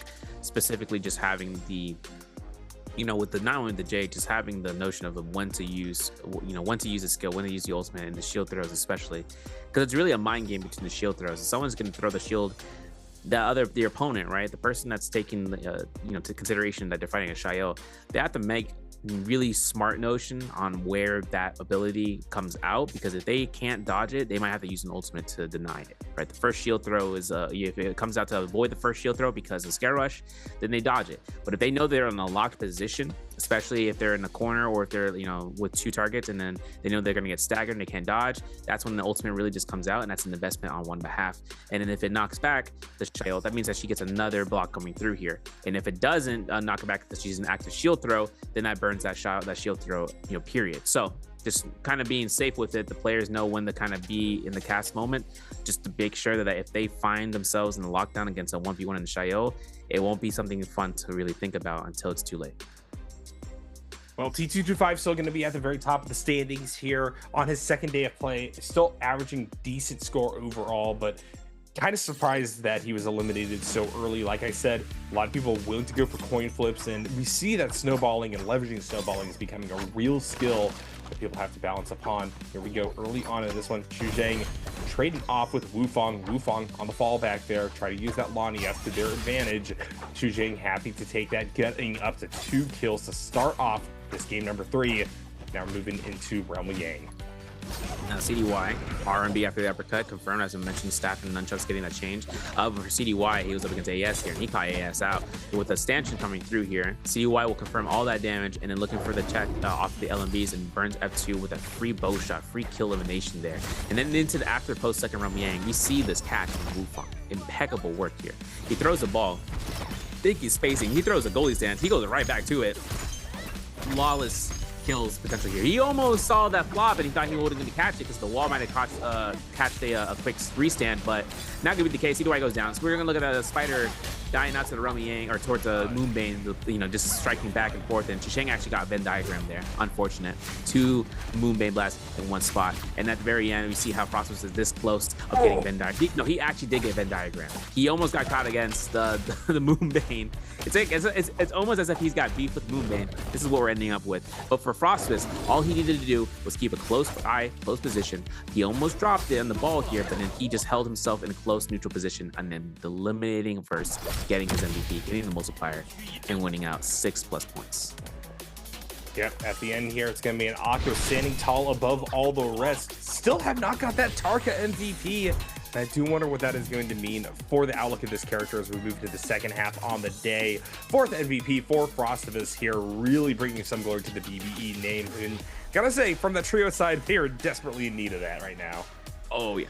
And BBE is having a rough time in trios, but then again, seeing in the solos, Frostus is making his strides. 4th MVP so far this season. With the aerial dash, he wasn't able to get a use of that, but Flying Eyes, the man said, I'm only use Flying Eyes. Obviously, Fan is there, but his 3rd weapon slot, but Flying Eyes was the most predominant use in this game. And being able to pick up that palm lightning off the bodies, definitely an upgrade in using the R&B to his advantage. Cyan Fang, we saw what he was trying to do off that spear. Well, I saw it, where he was looking for a 1-2-3 cancel after that, and then getting the grapple cancel, the grapple extension to try to target out his opponent, which was Verse. And then having Satchade, just an insurance policy. If he does get a parry, he does get sustained back from damage that he just took from his opponent. But then looking at past the spear well and just being able to utilize the ultimate. We even saw that in round 2 for Frostvis. He was playing Liam. He had the spear well to his own. He was Mystic Mighted out, which is that mitigation that comes from it, as well as vision. But he never preemptive ulted as that Liam, which I think he's going to take his strides and then making sure he can not make that mistake again. Obviously, Akos is in the same predicament, right? If you preemptive ult, that's not a rage based ultimate. That's a rage, that's a rage usage. It uses 100% of the the ultimate to come out, where it makes it so that if you proc it, that's all you need to do before you claim that spear roll. That gives you a full refresh, so you can go into the aggressive end, which he did against Verse, and having that secondary ultimate as a combo breaker, or to use the kill confirm. Yeah, absolutely. Well, we're moving into game number 4 now, Zervario, and we've already got some people kind of bouncing back and forth from the bottom to the top. Today, maybe the matter more of just getting in and fighting solid fights early, more so than riding this kind of crazy wave of momentum where we're seeing people getting back-to-back MVPs or things of that nature. Just, trying to stick in the top half for multiple games in a row seems to be the real challenge. And I do wonder if that is going to be persisting as this metagame gets locked in, or if things are just getting felt out right now with that patch dropping, with so many different variables coming back into play that we haven't really seen up until this point. Yeah, and there's a limited amount of time right now for Biweekly 4 once it comes through after the Biweekly finals. The only other chance for the players who don't make it into grand finals or even to pre-finals is the players going to last chance qualifiers. They have to get an adjustment very soon, very quickly. But we are going to have a chance of actually taking a look at the interview coming up in just a moment. We're going to see it with one of our players and how they think and how they operate throughout the matches. We'll see you guys afterwards, though, for round 4. Ladies and gentlemen, welcome to the post-game interview. This is Yeager, and I'm sitting here with Verse, and let him say hello to our audience. 来吧 ，Verse 先跟观众朋友们打招呼吧。大家好，我是微博的 Verse。欢迎 Verse 来到我们的赛后采访。Okay, so first, you know that one-on-one fighting at the latest game is really, really, really excellent, and I really want to talk about this. And I want to know when the time you just face to the Echoes and he has the ultimate, and what's your decision or strategy at that time? 首先要说最后这一波1v1的这个拉扯真的太精彩了。我特别想知道啊，就当你最后面对到我们这个胡威，面对到龙哥，而且知道他是一个蛮大的胡威的时候，那一下自己做的是怎么样的一个决定和一个策略去面对他呢？就拖他的白虎时间跟拖他的大招嘛。So my strategy at that time is just to use out of his buff White Dragon, and also because he had the ultimate and just want him to use his ultimate, and also because we saw that he just used the ultimate twice, and I would like to know because you like enter to the charm, and I would like to know it's because just you wanna escape or just plan to do this？ 这边再多问一句啊，其实那一波就是越过了这个地气啊，因为我们也知道龙哥其实这个赛季跟地气是有很多的渊源可谈。那一波只是说这个地气是正好在自己的逃跑路线上出现呢，哎，还是有意为之？就在我逃跑路线就刚好出现，我正好跑出去了。也是一个，但是不经意当中啊，就是让我们感觉真的很有说法。今天这一波 ，so especially so to be honest, it's like it's on the way I want to escape, and just suddenly that the charm is happened, and also I've been hurt by the charm, and also than him, but it's really a pity that he's not died because the charm, and also I'm lucky because the charm didn't like kill me. Okay, let's move on to next part. Answer for treasure. 好，聊完了刚才这波，让我们来看一下今天的题目是什么。Okay, so the question is, which hero did WBG verse use in the game 3? 这道题目呢是刚才这把比赛当中，我们的 verse 用到了是哪个英雄？说到了这么多的英雄啊 ，so when we talk about a lot of like hero in the solo game, I really want to know so verse because I saw you didn't use the Tarkazi yet, and I would like to know how you comment on this hero in the solo game.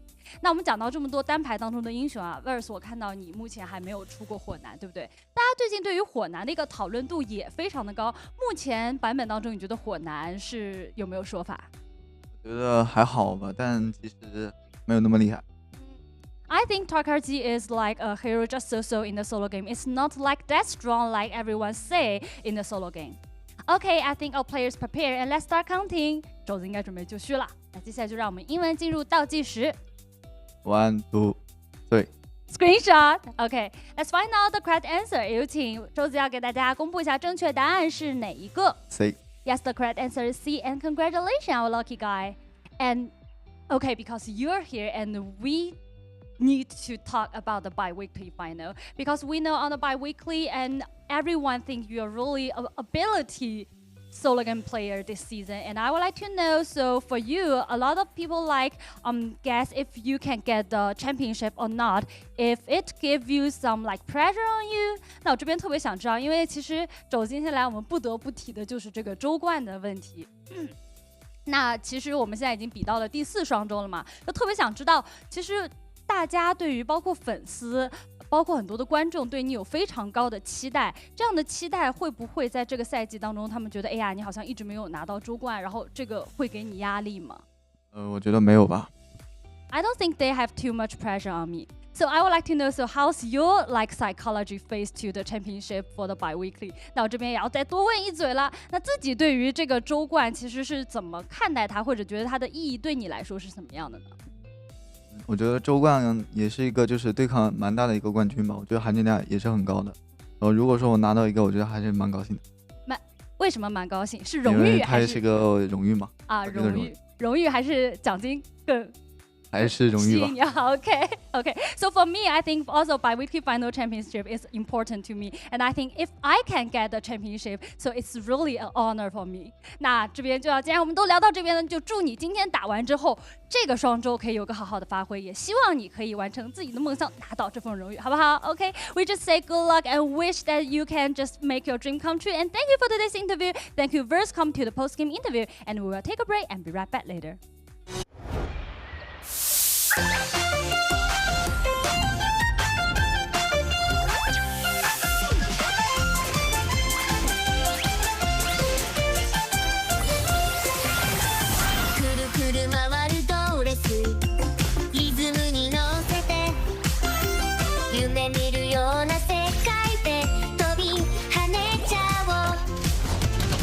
Waku するステージ視線を集めてキラキラした瞳でさあ遊びに行こう一緒にいればもっと輝けるよピカピカ光るステージで君だけの物語ぽよぽよなリズムに乗せて弾けよう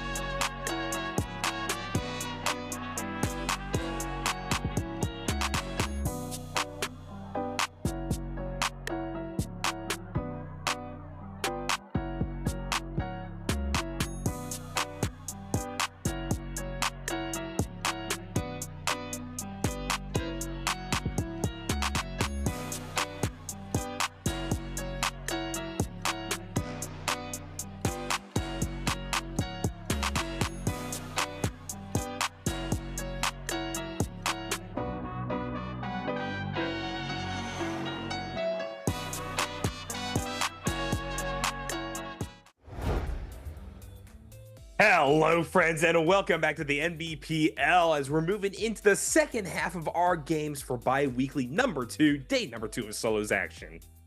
Yep, we got ourselves a lot to think about, especially considering that with what happened previously in the last round, a lot of Moonbane strikes. KDA is at its peak right now this season.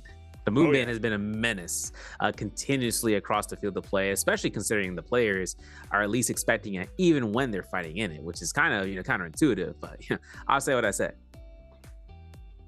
Yeah, I would agree with that. It's been interesting seeing how people are taking this new meta change. We just got a fantastic interview prior to the break coming through, and hey, seems like kind of my opinion on Tark is actually the opinion that some of these players are sharing as well, right? Maybe not quite at the power level that we were hoping for coming out of this, but it does mean that we're getting some very, very interesting aggressive plays from the other characters that have been locked in. Heavy emphasis on Lonnie, heavy emphasis on Liam as well, but really it's been some other characters who have taken center stage. That Akko's pick could be something we see bubbling up here as we move into game number 4.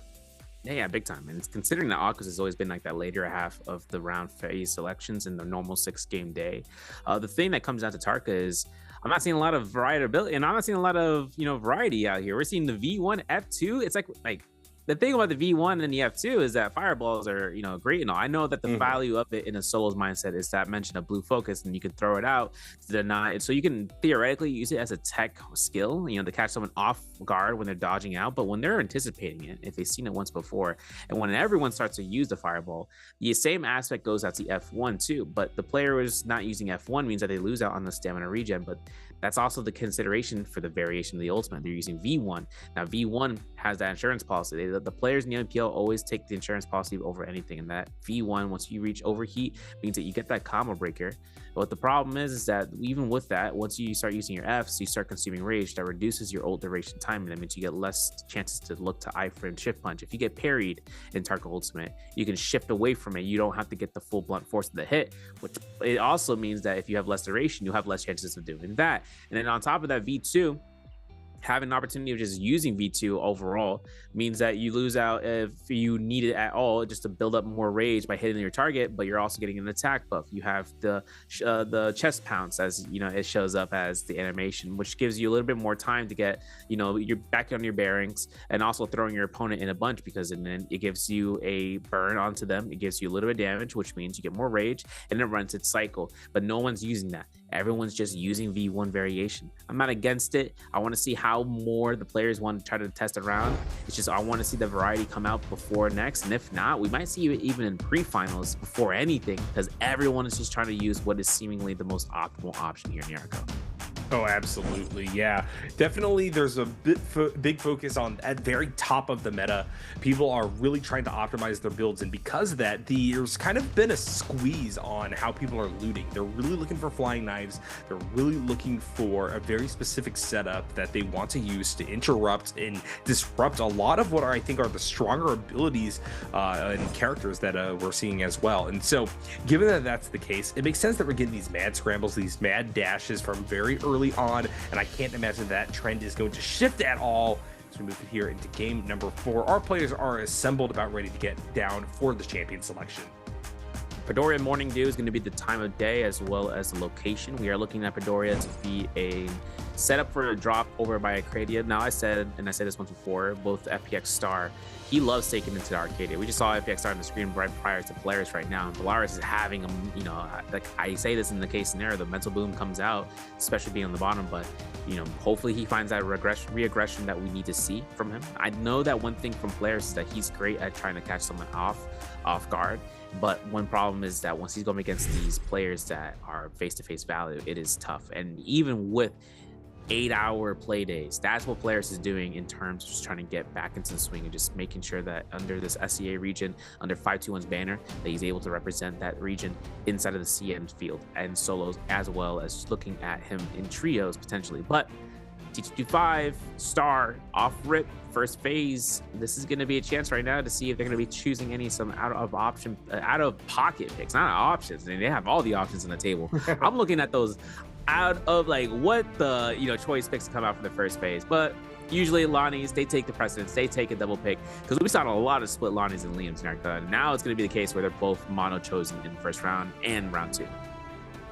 Oh yeah, and yet again, Lonnie still heavily emphasized here. Maybe my call for something that is a bit more on the side of just forcing through damage rather than being avoided and prolonging fights isn't in fact the case, as not only is it going to be the Lonnie heavily emphasized, but we got the Liam and the Shale coming out here, and here's the Justina. Everybody just teching towards long-term survivability, it feels. Yeah, Akko's picked from Verse. You know, he was playing Justina, which was the question last round, but he's able to pick up the Akko's this time again. And now that Justina is available for double pick, Spider opting into Polaris with the Syra. This gives A-Shao Shang a little things to think about. Might be a tech. I doubt it, but a Syra could be chosen, a Justina could be double chosen here for the mix-up for the solidified 6-round phase. Thinking about it, Shishang's going for the Syra, and A-Shao has options right now to either choose an Akos or a Tumult if he desires it. And he's going to go for the Tumult. So that's going to be where we lock down a single Tumult, a single Justina, a single Akos, and double picks across the other remaining characters between Alani, Shayol, Liam, and the Syra. Yep, everybody getting in there with their own meta reads, and we're at a point right now where even stuff like the Temi that we were seeing pre-patch has almost completely fallen off the table. We saw a few people jamming in game number 1, and now with it disappearing, we're all in on individual duels because we aren't getting those big fights near the end. And so I'm loving that we're getting this kind of adjustment. At the same time, I'm not loving just how wild these games are getting, but it's crazy to say as a play-by-play caster, you know, I want the action, but it almost kind of feels like we're getting too much craziness right off the rip, and that's causing some very high variance games to come to the table. Yeah, it's a cosmic balance between the players. If they go off rip and then they start these on-draw fights, and then you see people coming in from the outskirts of spawns to then congregate. That's what we saw in Padoria. We saw that from the Ascension Forum, where players started trickling in there and then starting fights of their own. We do see the skill selections on the board, though. Nothing's changed out from the normalities. Syras are still on V1 F1s, Tumultuous on the V3 F1 for A-Shao, Lonnie V2 F1, Verse, which is the Akos, opting in F1 skill. He's reading my mind. It's crazy. Last round, my mind's playing tricks on me, dimes to the Knicks on me, but we have a chance of seeing that V1 F1 from the Shayols, the Liams, the V2 F1. And no one's really taking that chance of doing the T225 strat of just like, I'm gonna show this V1 here. You know, it is what it is. But no one really takes a notion of trying that out. They know how strong, how valuable V2 is in the normal 6-game selection, and they're gonna keep on doing that just because they know how viable it is to just so outlast and now sustain. Well, what we're seeing here, I think, is the meta as it currently stands. Defensive ults, defensive abilities up first. Syra still something that is pickable even with the reductions that are coming through from Ultimate, but definitely at a lower bent. And then this is the other side of it. It's not just the characters, it's about how you're playing early. It's hot drop on hot drop. 4 or 5 people stacking up against one another. This is going to be an action-packed Padoria. Man, the smashing fights off rip is going to be had in Ascension Forum, as well as Imperial Camp. Looking at A-Shao, looking at Wu Feng, CDY, as well as GG Shaw, they're on Ascension Forum, and Imperial Camp has Frostbite. I'm talking Jishang, I'm talking AS, and then obviously in the north side, TT5, FPX's Star, WBG's Verse, they're all right there next door to each other towards the Sword Tomb. I'm curious in seeing how the Shadow is going to end up, because Arcadia is blunt force trauma. It is in the distance and is not to be expected, but if it is, it has to be, you know, made apparent to one player. That's definitely going to be Star, because he's the one that's northernmost into these spawns. And Spider, he's over to the south side towards the Ascension Forum. He can loot up this area and go straight catapult into the north end. But we have game 4 starting off here. My name is Severio alongside NARAKA. We got ourselves off to the Sword Tomb, TT25 up against FPX Star in this Flying Eyes, up against what Star is trying to get off the hand of a Hana Sword. T225 trading early, had the health advantage by getting the rare armor, but Star doing a good job of locking in. Gonna just be able to armor swap up here, and T225 is gonna go on a little bit of a run. Has the flying knives available to continue to work as a zoning tool. Star maybe wary about going for a full text chase, particularly as there is now a 3rd member joining on this conga line behind them all. Star continuing trying to forge forward, has flying knives of their own. T225 maybe looking for a blue charge here. Star a little bit too early on the counter hit, and this is another dynamic you see with the flying knives one way or the other. The blue focus is just so unpredictable. Star continuing to go on a chase. Oh, gets interrupted in doing so by Verse, smelling blood in the water. Gonna just remove Star's armor, and now he is going to be the one on the initiation side of things. Up top on the roof, Burst crossing through, still giving chase. Star gonna get hit down, dies to another flurry. Yeah, parry comes out here from Verse, finds it off of T25's Flying Knives, who still has a chance of using the combo breaker to space off to the second story over by the Hall of Military. Now switching on over here, I know the Verse is looking for a reset. Ascension Form comes out to CDY with that purple rarity staff up against Shaw, who is getting chased out here. One LMB catchers. He goes for the dab dodge. RMB hold check comes out, looking for the clink. He gets it, but the musket shot from the background comes out from A-Shout, and he's trying to connect it off. With GG Shaw, though, having ultimate up and around 50 percentage points, all he's got to do is just wait it out. Having combo breaker back up, if he finds another armor, he can continuously keep the fight going, but A-Shout is not making this easy, as well as another opponent, Spider, approaching the scene. CDY sent sprawling. Good job locking in those Shaw in a dicey position where they can't just overinvest on a single target, and therefore they're going to get punished. The Spider now is going to hand off aggro. CDY in a little bit of trouble trying to zone using their staff. Follow through now. Damage onto Aizhao. Aizhao still at about half armor. Going to get bursted out there of the lockdown from Sheol. Now in a scramble situation as well. Spider still the only healthy one in this fight. Caught out here by the Tenny.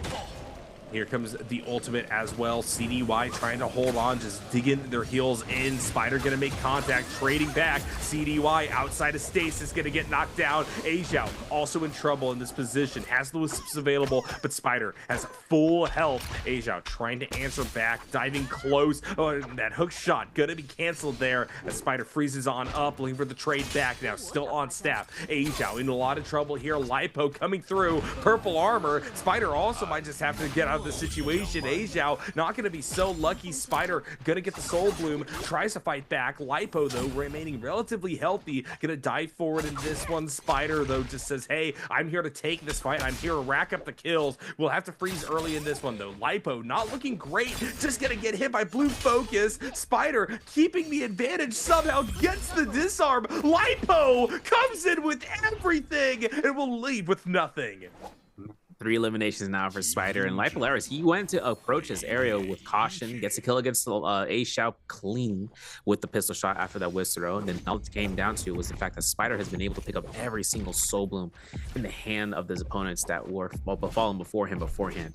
And now for Spider on 3 eliminations comes out. Star, like I said, my man looks for Volpine's Essence, even if it's in the zone. He actually burned Volpine's Essence after obtaining it in the first circle because he spent so much time trying to get these coins. And he's going at it right now as Delani, so he's going to have enough time to kind of make it happen. AS, though, with his activity, he is going to be up against Spider here, who has still active ultimate to be on standby. For the ultimate cast, though, from AS, he is going to be looking to scare rush up. Now, he still has a dash to use it defensively. He does so. Spider gets caught in the freeze. That gives AS a little bit more time towards the sight lines of this ravine side, or the cliff side, I should say. If he goes inside in, the Ascension form, if he goes into the first story building, he could find a way to just fight out Spider in a closed environment. But since Spider, he doesn't know if he has ultimate, he doesn't know if he is going to have a higher rarity weapon. All he knows is the armor on his back of his hand.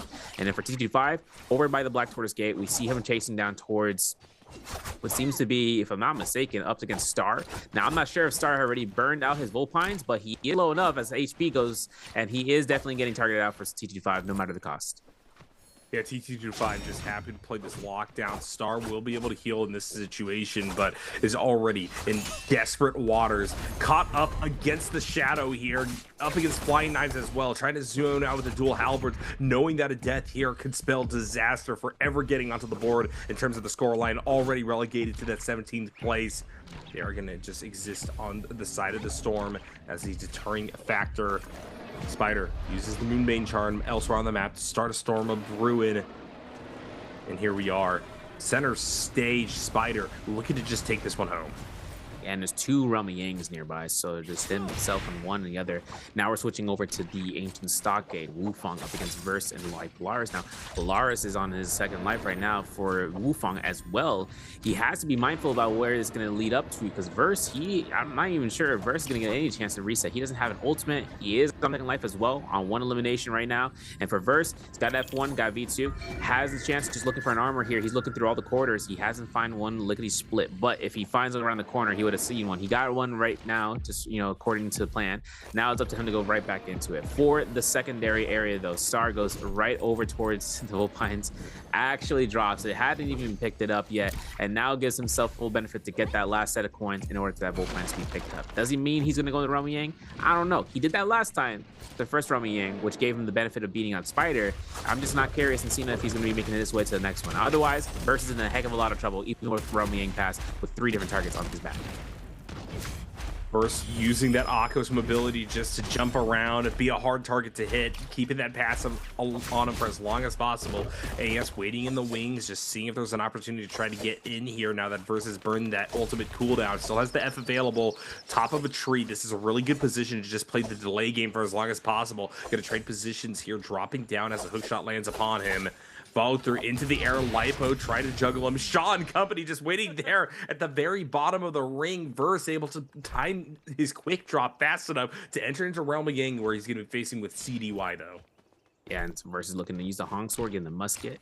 Gonna see an advance heal on CDY, which means that each heal he takes is all his armor. So anything comes out from this, the blue focuses are gonna be thrown. Musket shot from Verse connects for first one. CDY looks to charge up the horizontal, goes for the level 1, goes for the throw, goes for the blink more importantly. And the F1 comes out, completely giving the mitigation bonus to Verse, which means that CDY looks to keep this fight going. Remember, that advanced heal means that he could still take this fight without needing to go off on a basic heal right now. And if CDY wants to turn out the damage off of Verse or just burn his resources, he could do it right there. There's a nice horizontal. He's looking for a crouch. Musket shots are landing today, and Verse is making it look easy. He scare rushes in, but one clink leads to a combo breaker, and this could be a domino effect coming out from the skill selections. Double clink. CDY looking for an opening. Gonna just pop shield here. But unfortunately, already with the back off, I do think that he's coming out while exhausting resources. Gonna be able to get one lockup going here. Now it is going to be the Akos on the hop around. Either side, just going to have to do this the old-fashioned way once the mobility and defense drops out here. CDY getting the worst of that exchange now. Akos just continue to try to force this one. WBG in a great position here. Verse trying to land one more blow. He's able to play at range as well. Splash damage, that's going to be enough. Yeah, Verse gets him out of the round of the Realm of Yang. This means now he can get his gold armor, or get his gold Hong Sword, I should say. Gets a Venom Tip Bar Bolt. I'm not sure if he's going to be able to want to utilize that. Star still doing the bullpines. I can't believe this man spent the last, 7 minutes on this thing, dude. He got it. He made it worth it. He got it. He's going to fuck his ultimate to keep him sustained here for moving as well, but man, it's going to be worthwhile to Valley. The only problem is I'm looking at the math right now, and he's going to have to make it to the catapult. The catapult is his only saving grace right now to make it out of the zone as fast as heck. For right now, he's looking to try to launch it. And if he can, he won't have to burn that Vulpines. And since it's Shadow 1, he won't take as much damage. He finds the catapult, he goes ahead, glides right on through, and he's out of there. He's got to have to buy some supplies, though, considering he ran out the Vulpines. Drop the HP, Jade, if you guys don't know. He's dropping it so he can get a full value on that heal. But we're switching on over here to the Shang. Here, as CDY is getting pelted by the lobby. Common armor swap on standby. But one free attempt is all that Spider needs to get a single RMB blue to kill off that Shio. You really got to feel for CDY here, falling prey to this constant back and forth where, hey, I lose one trade and all of a sudden I'm the target of the entire darn lobby.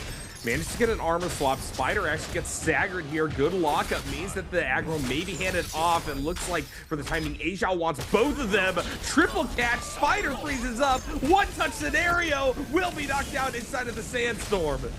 Now Spider goes down here for that Vermilions, and Shang is trying to get out of the smoke circle wall, finding CDY, looking for the dazzle, gets the knockback, gets the elimination, the transformation, his ultimate, and he is out of there with that soul bloom.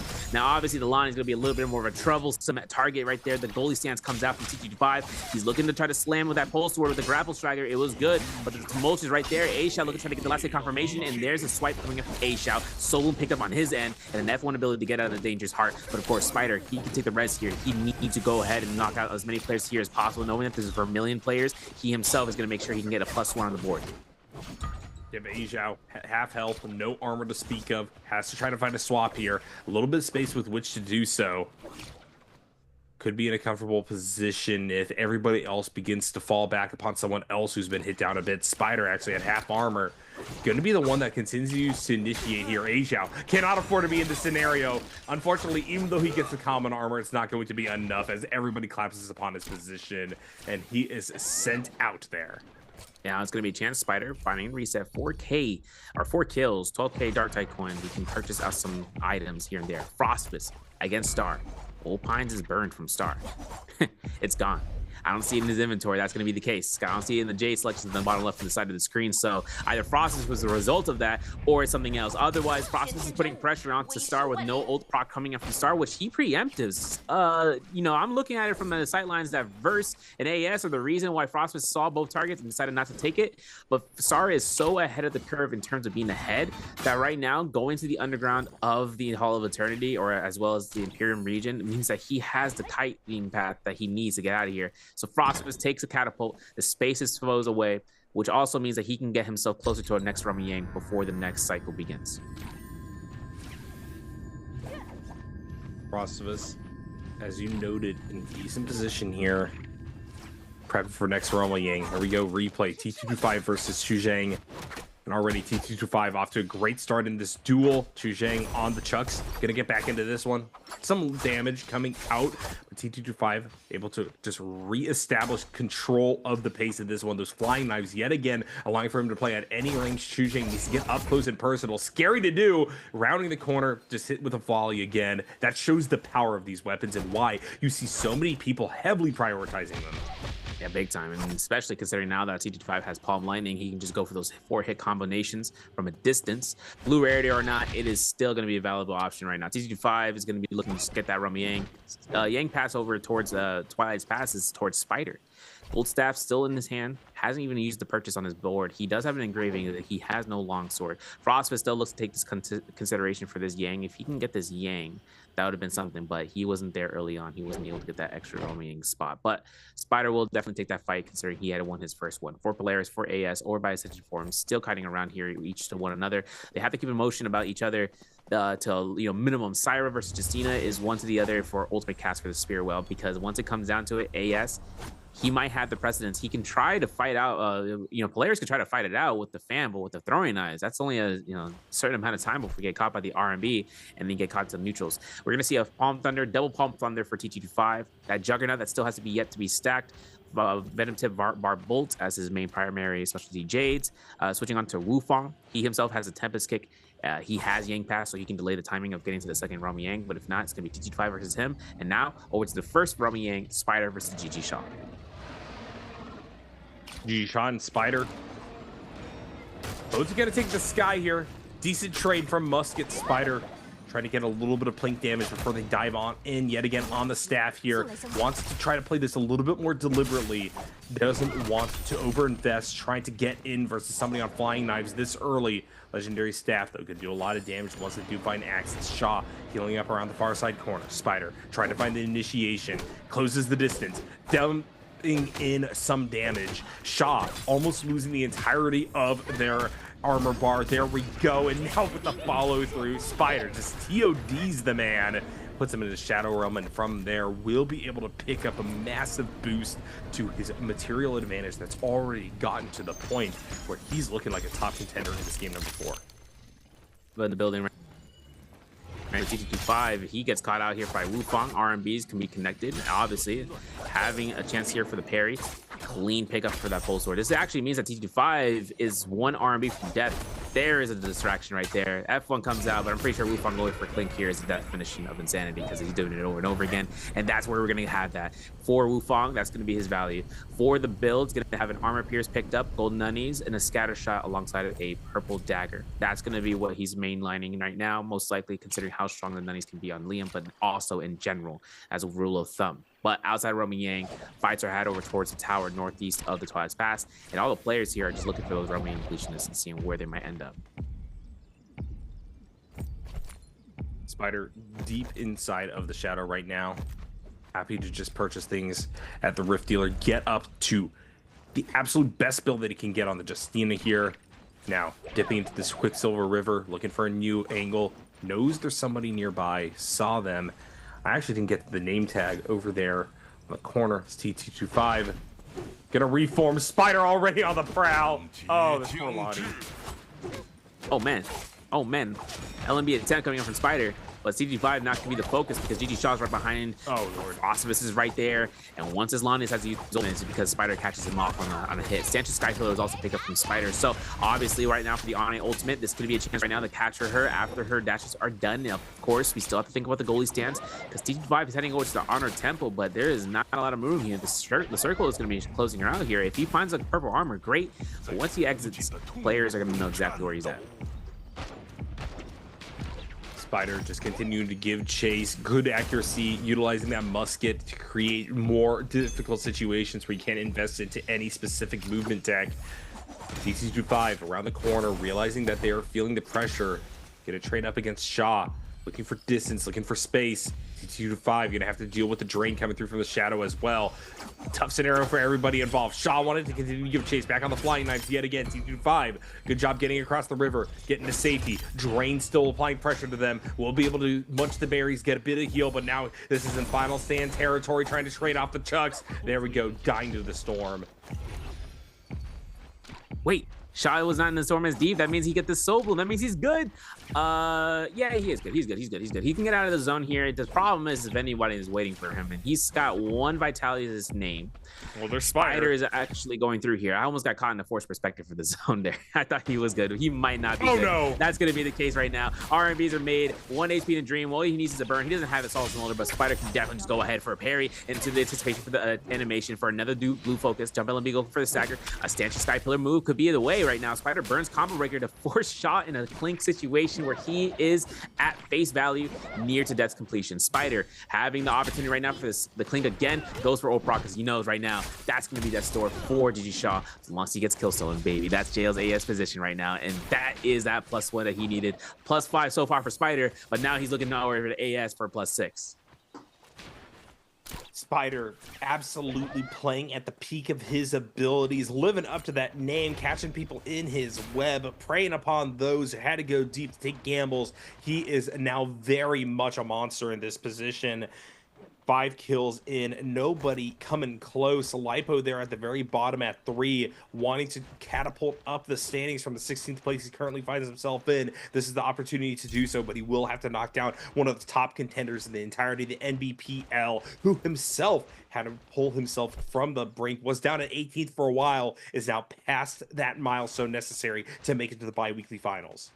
Yeah, and he's going crazy here right now. If he can go for a 9-kill game, that'll be best case scenario for him to get the multiplier if he gets first place as well, which means he's in a nifty spot. But of course, that's only his first day of playing. We still have to see day 3. Jade selections coming out here, engraving for AS, a Blistering Edge, a Sky Punch, the Flip Palm Lightning, Tai Chi Fan, and a Sap Jade. That's all in AS's hand right now with 1 elimination. All he has to do is keep himself notoriety, to be at a minimum so the lobby doesn't look at his way. Star with that Vajra script is on standby. 2 purple weapons for melee for the Nunnies into the Halberds. Plethora of blue weapons between the fan, like I said, to have a dagger short handle weapon on standby for the scare rushes, and then the flying knives just because of how versatile that weapon is, and then having 2 range weapons on standby too for Star as well, having the cannon as well as towards it. Oh, there's a stance I was talking about from Verse. He's bringing it out here, as well as having himself a Tempest Kick for attack Jade, Advanced Heal for an HP Jade, mitigation bring out his Sky Punch into a twin shot as well as a Bar Bolt. But man, if he gets this stance off, I will go ballistic in solos.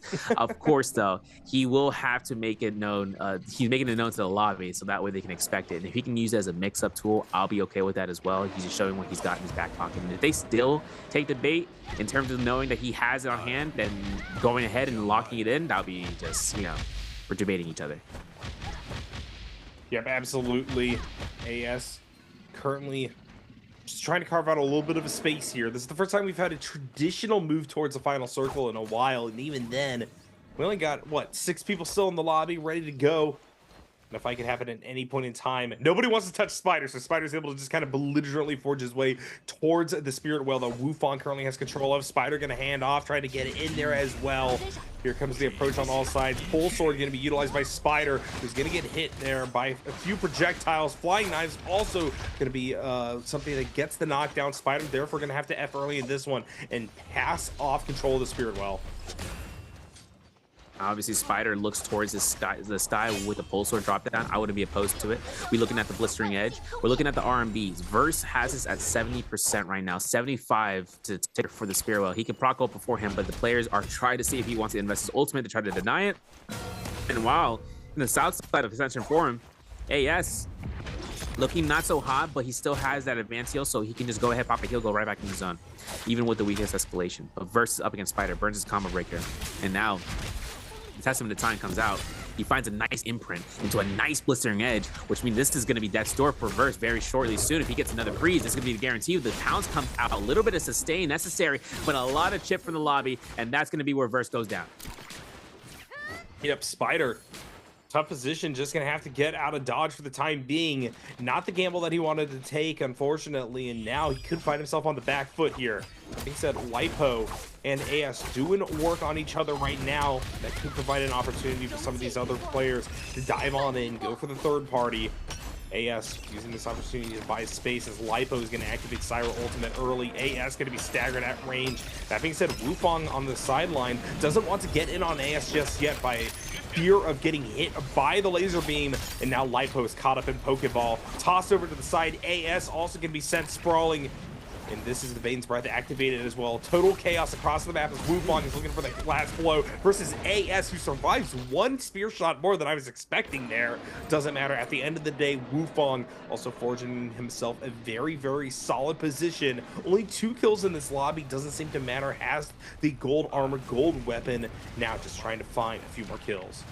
Now, obviously, for Wufong, this Moonbane would have worked in his favor if he had ultimate, but he had just used it preemptive. For Spider, though, forcing him out into the corner of that pillar, having the RMBs for the spear, doing a lot of chip damage. If he gets that RMB off, it's over, right? The armor is gone, but these guys both have gold armor. For Spider, Justina ultimate had already been preoccupied previously, so for anybody that's trying to look at the Justina right now, Wufong is making it very apparent how the Justina might be out of a resource such as an ultimate. But for Wufong, switches on directionals, looks towards the south side, trying to find a soiree of action, of course, of looking at the location of being on the ground level. That way, everything's, not to be escaping any targets. Syra is one of the players that have no ultimate. He finds her, and he focusing like Polaris like no tomorrow. The dazzle is avoided for Wufong, and it buys players a little bit more time, but you know how heavy Wufong takes this. Look, the range shots coming out here, it's micro decision making, and for players to try to back off here, the lobby is not going to allow it. Frost is also taking notion about the Syra. 3 eliminations for players is great, especially coming out from the points that he's earned so far for his first day of playing. Then again, it's coming down towards the last few minutes if whether or not he can save the foes off for long. Absolutely. Lipo just trying to play that waiting game for as long as possible. Wufong has fully restored himself up to a decent position here. As we have Spider still in a very solid state on this Justina, looking to make it to the end of the lobby. Lipo now going to be the target of everyone. Cannon shots from afar. Star doing a great job of whittling down his foe from 5-2-1. Lipo crossing the corner. Wufong going to hand off on aggro. Lipo with decent dodges actually gets out for the time being, and maybe we'll be able to pass off some of the aggro as Spider drops down onto their position. Now, towards his rage bar right now, he's at 71%. Take a little bit of chip damage here or there would be something to note, but Lipo's making Pole Sword move left and right. He's making the store forms active and then backing away from them flawlessly for a moment. But Polaris has 87 now for his rage bar. Looking at that parry, Spider will take full benefit of that with a gold Pole Sword. And now having ultimate back up, in case everyone wants to push and pile in onto the Syra, all he needs to do is get 1 proc to a second proc for that advanced heal that's slowly turning away for the HP. He looks for a second one, but Wufong is looking to drop down, bait out for the Pole Sword, and giving players a little bit more reposition towards the group of enemies in the northwest. Lipo's just continuing to play this pattern, taking some damage, gets caught out, maybe becomes the target of the lobby, but then still has the resources to heal back up. And everybody else is willing to continue to play this waiting game because of that. Lipo, yet again, in the scramble situation, after being knocked into the shadow, in a lot of trouble, gonna have to ult early into this one. Now everybody will scatter back. Lipo gonna use this time to try to heal back up as much as possible, knowing that they are gonna be heavily pressured as soon as they descend back out of Syra ult. Yeah, and then obviously in the north and northeast, we're gonna see Spider, Frostbite, Star just holding out each other's positions of just waiting out the end game circle. Finally, an end game circle with multiple players today into round 4 for Midoriya. But of course, this only comes down to a notion. If all the players have this line of sight for the Justinas, they know that Justina can just get into the sky and just start avoiding. Same thing with Lonnie, except Lonnie can bring the pressure on a group of enemies because of that enhanced bounce. And then obviously with Wufong having a Liam ultimate, he can throw someone out in the zone with the terrain advantage that he has.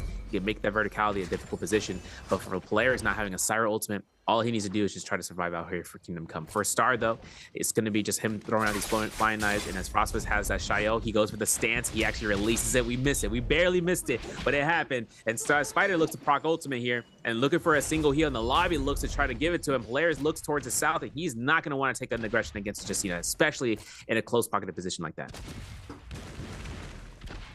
I love the fact that we're just getting the multi-cannon fire, creating a no man's land center screen. Nobody wanted to have to run into open fields and take the splash damage, try to find an aggressive point against one of these players just yet.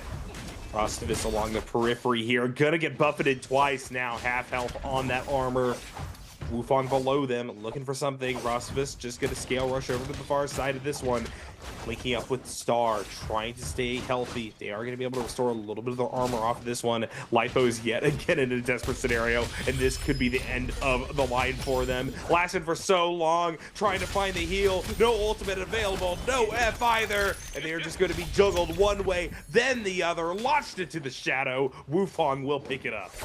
And he's getting a heal back because he didn't hit the ground. Now for Frostbus, he is trying so many. He heard me, bro. He's got the Shy ult active now. Obviously, the Lani ult is coming out, so he needs to make sure he is stagger immune. The orb does not confirm, and Wufong isn't going to be the threat of this lobby. It's really going to be Spider here. He still has Justina coming out here. Nice double hits. The proximity damage is going to be making its way throughout. And for Frostbus right now, he's throwing the last shield. He's got himself to avoid that palm lightning, and of course, with Spider getting the reset, boom, man, there's going to be Star getting one elimination against Wufong. Star getting eliminated, and now for Frostbus to avoid that Spider. I think he has more HP than Spider, which gives Frostbus the necessary tied position, and now going to give the first and second place to second place, no multiplier. Spider comes out here on top with the kills, though, definitely, and getting that MVP.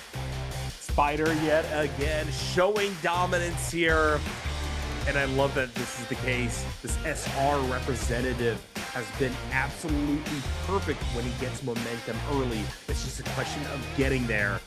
This time around, he was able to ride the high of multiple victories across Realm of Yang, and then you transition that into an interesting mid-late game where he's just knocking people back into the shadows, forcing scramble situations, and then feasting like a king upon it all. Yeah, that man was able to get the early eliminations, getting all the kills, forcing a weird position for some of the players, especially off of an individual fight basis, but also taking into consideration about where his ultimates really laid it out for the players, and knowing that if he is able to continuously, and I mean this in a wholehearted sense, when he had the spear, all he needs is really just one freeze, a good freeze, and then that's a kill potential. Even with the spear RMB, without it in mind, even with the staff, once he's able to pick up the staff, he has a better time in getting that. And we saw how much Spider is actually mainlining the staff this day. Considering that we've seen it in the past fights in his Romy Yangs and even outside of it, he's taken a really good notion on that staff uppercut and having that extra airtime for the targets to then, to dish out the damage with the grapple bump combo with the grapple bump blue vertical. And then after that, if he decides to go into the spear, he can decide upon using that. He's got to make sure he swaps it off his inventory unless he scroll swaps. Otherwise, then he would be able to catch a generic unintentionally. Then again, for the spear versus staff, that conversation always comes up. After the spear changes, we thought we were going to get more chances of seeing the spear being the main usage, whereas staff might have just been a jade weapon at that point. If you enable jabbing, you were going to start using the staff. Otherwise, spear was going to be your way. But once that uppercut opportunity came through for the patches, that's when the staff just came back into the spotlight as being one of the more predominant weapons.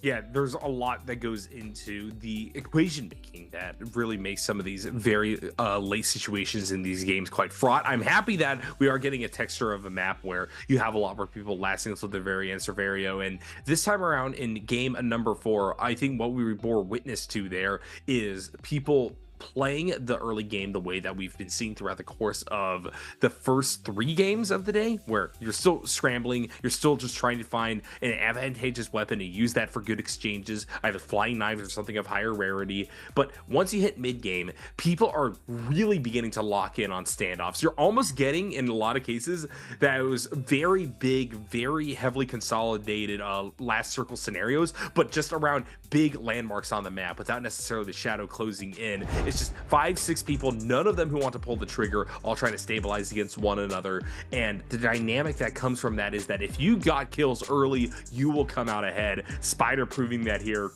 6 kills on the board. I think that's actually the most we've seen from a single player all day, and they're going to translate that into the win of the lobby as a whole. Wufang, the only person trying to hang on against them. 3 kills, coming in second place. 4.5 to 8 shows how big of a bump in game score that early game aggression gets you, though. And Spider is right in this high, and hopefully we'll be able to forge towards not only a break into the bi-weekly final, but maybe the very, very upper echelon of these players as a whole. Yeah, big time. And knowing it alongside that and having the opportunity to who can capitalize off of who into that in moments, especially considering it was a stacked roster of characters to be chosen in the final fights. Where the stacked roster right now in terms of the standings really gives us a precipice onto the defeat of certain value in the first 4 rounds. Definitely for A-Shot, man. 18 pace, 5.5 points so far. Star with 7.5 in 17th, and then Polaris with 521 with 8.5. Now it's up to them to try to pass up against the day one players who are playing it up. But for Shang, 14.5 for his first day of playing, and Wufang at 15.5, 12 to 11th respectively. Spider at 16 in 10th place, and Gigi Shaw at 17 for his second day of playing, 22.3 for CDY in 8th place. And then looking at AES, 27 in 5th place. Frost was at 29.1, having a better second day than his first day, and he still has 2 rounds to go throughout this day. And then with the players going throughout, Verse catching up to second place, while TT5 still makes a stalemate for first with 44.3 points. And then, like I said, the value of the average points to make it to top 12, definitely going to be going up higher and higher as long as this day goes on further. And then afterwards, it's all up to those day 3 gamers to make it happen. But of course, that only comes down if they can, muster that courage, just like how we saw. I mean, I'm not gonna lie, Polaris made his approach in the early game. He got more points in this game so far today than anything. Now it's just going to be position. We're gonna go some clips and highlights. WBG's verse off that first rip fight. With it, Spider going off this fight against Wufang. Yep, Wufang hard knockdown, and unfortunately unable to find any action outside of that one. Moving into this fight, Spider happy to venture inside of Temiol. Will be able to get the knockdown off of it, and it's just going to be a cavalcade of highlights for this guy. Lipo going to be the next one up here to try to trade back. Unfortunately, the tech chase off the spear is just so solid. Spider able to get the counter hit on top of it all. Preps one big bonk, grabs it, and we got another Spider clip here as well.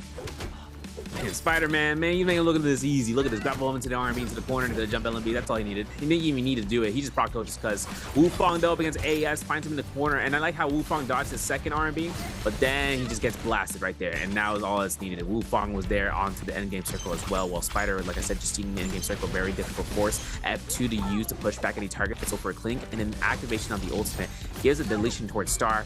And with Frost was having more HP than than not, that's where Spider was able to survive just with inches to his HP bar, with that tying it outside for a second. Now, if he had a multiplier, that 6 points would have been, strategically the biggest that he would have ever gotten for the day, as well as anyone else. But Justina comes out as MVP, and with that, we got our MVP for, I believe, the 15th time for Spider, 13th time for Spider. It's going to climb up very soon, but nearly 30k damage on Justina's next work, 15k healing, 25, with the eliminations coming out here to 5, and 25,000 from melee. Spear was his main weapon, secondary to staff and to pole sword. Had that stanchion sky pillar coming through, storm stride as well, and then seeing a blistering edge, ripple step, and a sky punch to be brought out for the games. That's just something that he's been able to pocket, worst case scenario, but more so for the mitigation. He was rocking himself up with the HP Jades, and only having 2 or 3 mitigation Jades to be booted. Having that blistering edge really worked out, especially just because with the pole sword, you have options on the table between looking for single hit weapons like the spear or the pole sword.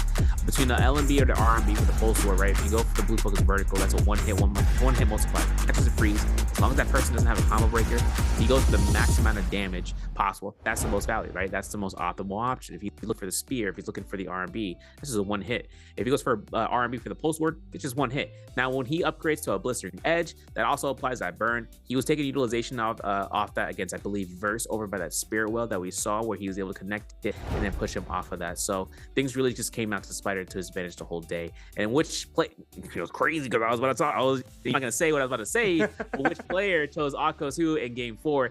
A, WBG's Verse, B, YCG T225, C, SR Spider, or D, TE Wufang. Twitch chat, you guys know what to do. Make sure you spam out in the chat. But for YouTube, make sure you go to Twitch chat to get those rewards. That's the only way you're gonna be able to go ahead and be selected for that process. Yeah, absolutely. Make sure that you guys manage to get those answers in time. Severio, you're going too deep. You're reading too fast. You're answering the questions before they even come up. Got to be careful, my man. You just got to treat carefully. Oh, obviously, yeah. I can say it now because everyone's going to be spamming it, but I was mentioning how Verse was playing out the Akos game. He had a really good, strong stance there, trying to contest the Spirit Well. And the same thing mentality goes for trios, where Spirit Wells, they can get contested. You can try to clear it out, but the moment that someone's in the vicinity of looking at that Spirit Well progress bar, if you decide to preemptive ultimate, it's only yourself. In trios, you have different players, different teammates to depend on, and just conserving their ults to defend in case of anything. But in solos, it's just yourself, and the value is high risk, high reward. If you're just attempting to play out the Spirit Well, if other players don't, then that works well for you. But when there's at least 2 players around and they can wait for the Spirit Well shield to go down, then they'll start range shotting you. And then even if you're at 75 to 80%, it's not 100%, you're dead last in terms of completing it. Yeah, right now, what I'm really looking forward to, Serverio, coming into game number 5 on the day, is another dynamic that really is building upon what we've seen so far. It feels like people are evolving right before our very eyes. That was the first time we actually got a stack up of multiple people just trying to forge space for themselves coming into the final circle. I'd like to see that again, as I think it's representative of people getting a read on how to and when to feather back on aggression. And so far, that dynamic, I think, has been what's defining who's coming out with MVPs versus not. If you're pulling the trigger too early, if you're engaging in fights that you just simply are 50-50ing for the hope of getting the snowball rolling in your favor, but doing so uncritically, those are the things that I think could really cost someone in a situation like that. We've seen it a few times already where, hey, people are going on to Spider thinking, hey, I got the health advantage, and look what happens coming out the other side of it, right? I really do think that we need a refocusing upon Realm of Yangs and trying to win those as the way that you leverage yourself to victory. Yeah, and also to conclude, right, we talk about where that early game comes through and what you can attempt to get done. Epiac Star, Vulpine's Essence. He's been looking to get Vulpine's Essence as many times as he can. The only thing is that his early game really suffered from it. He spent a lot of time into that zone.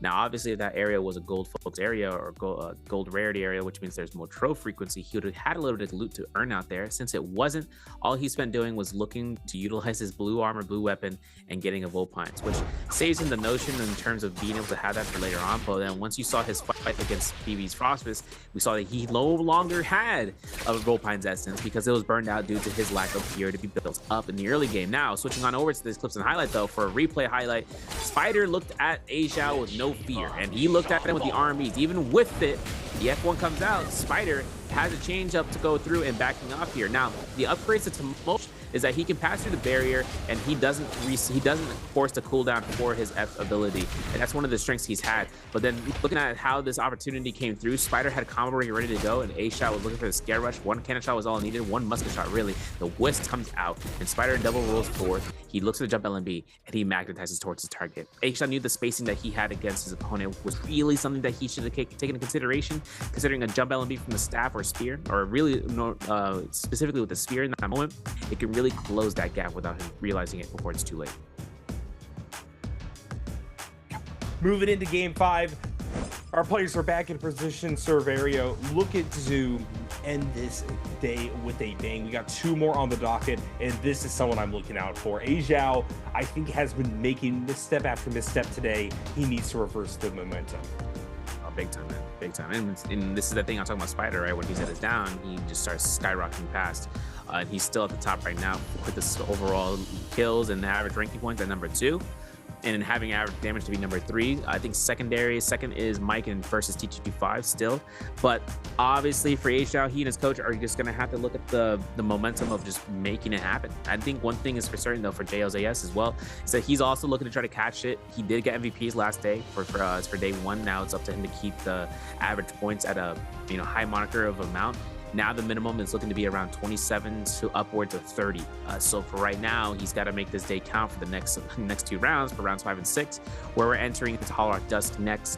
And then even for Bowdus Zhisheng had some opportunity to come through here. He still hasn't, the points to earn through day 2, but once it's done, and then it's going to LCQs. For Zhisheng, that's not where he wants to be. But then again, he could have a better time because we know that certain LCQ players are players that won't be in LCQ are the ones at the top of the leaderboard doing their best this season.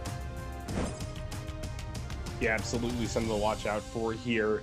That dynamic that I said before, where it feels like as the season's going on, more and more people are feeling the pressure earlier in each bi-weekly, I think means that this is another reason why we're getting such wild games. Coming into game number 5 here, looking to see this be the same. And I've already drawn the line for people like Ajiao. I want them to make the most out of this first round selection that they're going to have alongside Chu Zhang, therefore Bauda. I do think that Ajiao has the potential to take home an entire lobby. He just needs to figure out when to feather back on the gas pedal, when to really fire off, win a Realm Gang, and I think that that could be the thing that puts him over the edge. Spider going to have second round selection here, so he's going to be somebody with high priority on a pick that could bring him to another victory. Also looking out for Frostivus there in the 4th pick spot. This is somebody who's gotten himself an MVP on the day. I'd like for him to get to. Yeah, definitely. I know Realm Gang fights. If you get the first Realm Gang win, that's gold weapon off rip. But now we're into Holoroth, which means the Salvation Podium can also be an off rip choice for players to try to get that gold weapon off the puzzle. Double Lonnie pick coming up from Aisha to Shang, double Liam from Spider and Light players. Now for this 3rd phase, Xiao is on the table. Could be a split options right now between now and then. Xiao for Verse, Xiao for AS. Frost is CDY. Frost wants to double pick Xiao. He could potentially do that. I'm thinking of a number from 1 through 10. Justina, that's right. And that's going to be his chance. He's going to have the Fireflies to his advantage here as well. So we got to keep that in mind. CDY playing out the Akos pick. I know players are like, yo, where's the Tarka? We saw that in the early half. Now we're not seeing it at all so far. I'm curious to see the players want to take a stance in phases 5 through 6. Tees Wufong, DG Shaw are having that opportunity right now to choose up the Tarka. Syra is still available though. Justina's still available for a triple pick right here, for a double pick, I should say. Akos is now locked down for that ban, and now it's up to Star to decide the factor of the last phase. All right, well, we're going to see the double Temi, or excuse me, the double Tarka pick here to finish us off. So we're back on double Tarka for the lobby. So bad. We're so define bad. Anything. I do want to see this character pop off. I just kind of agree with the read that he's still not quite there in terms of being able to really blow up a lobby. Absolutely. Yeah, like the lobby can, he can get lobbied.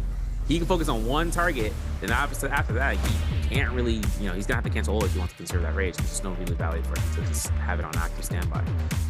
Thus, though, if he decides to use V2, that's a different story, because he can start building up rage when he's dealing out damage, and it's a lump sum game. But like I said, there's not a combo breaker with V2 besides the initial cast of the ultimate. So not having that is just where the players are feeling it out.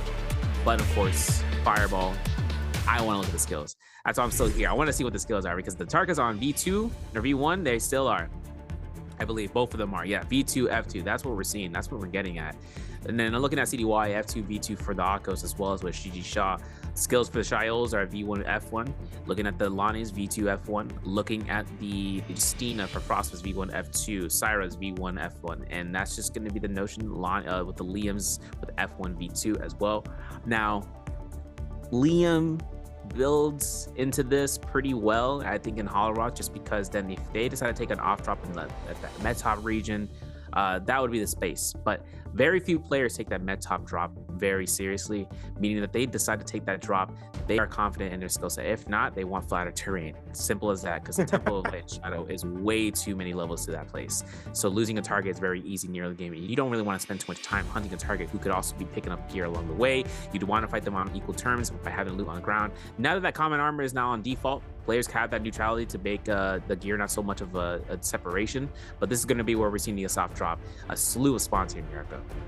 Yeah, nothing on Metop. Guess what my least favorite drop in the game is, actually, SP. But yeah, a lot of people center stage. We got a lot right off to the west of the palace. This is going to be a wild one. I feel it in my bones.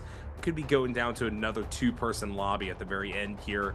But I also said this is something I don't want to see. I want to see conversion back to people just consolidating their strengths and then trying to play from there. Not by virtue of me not liking action, but by virtue of, I think, it showing a little bit of a better read as to when you want to go all in.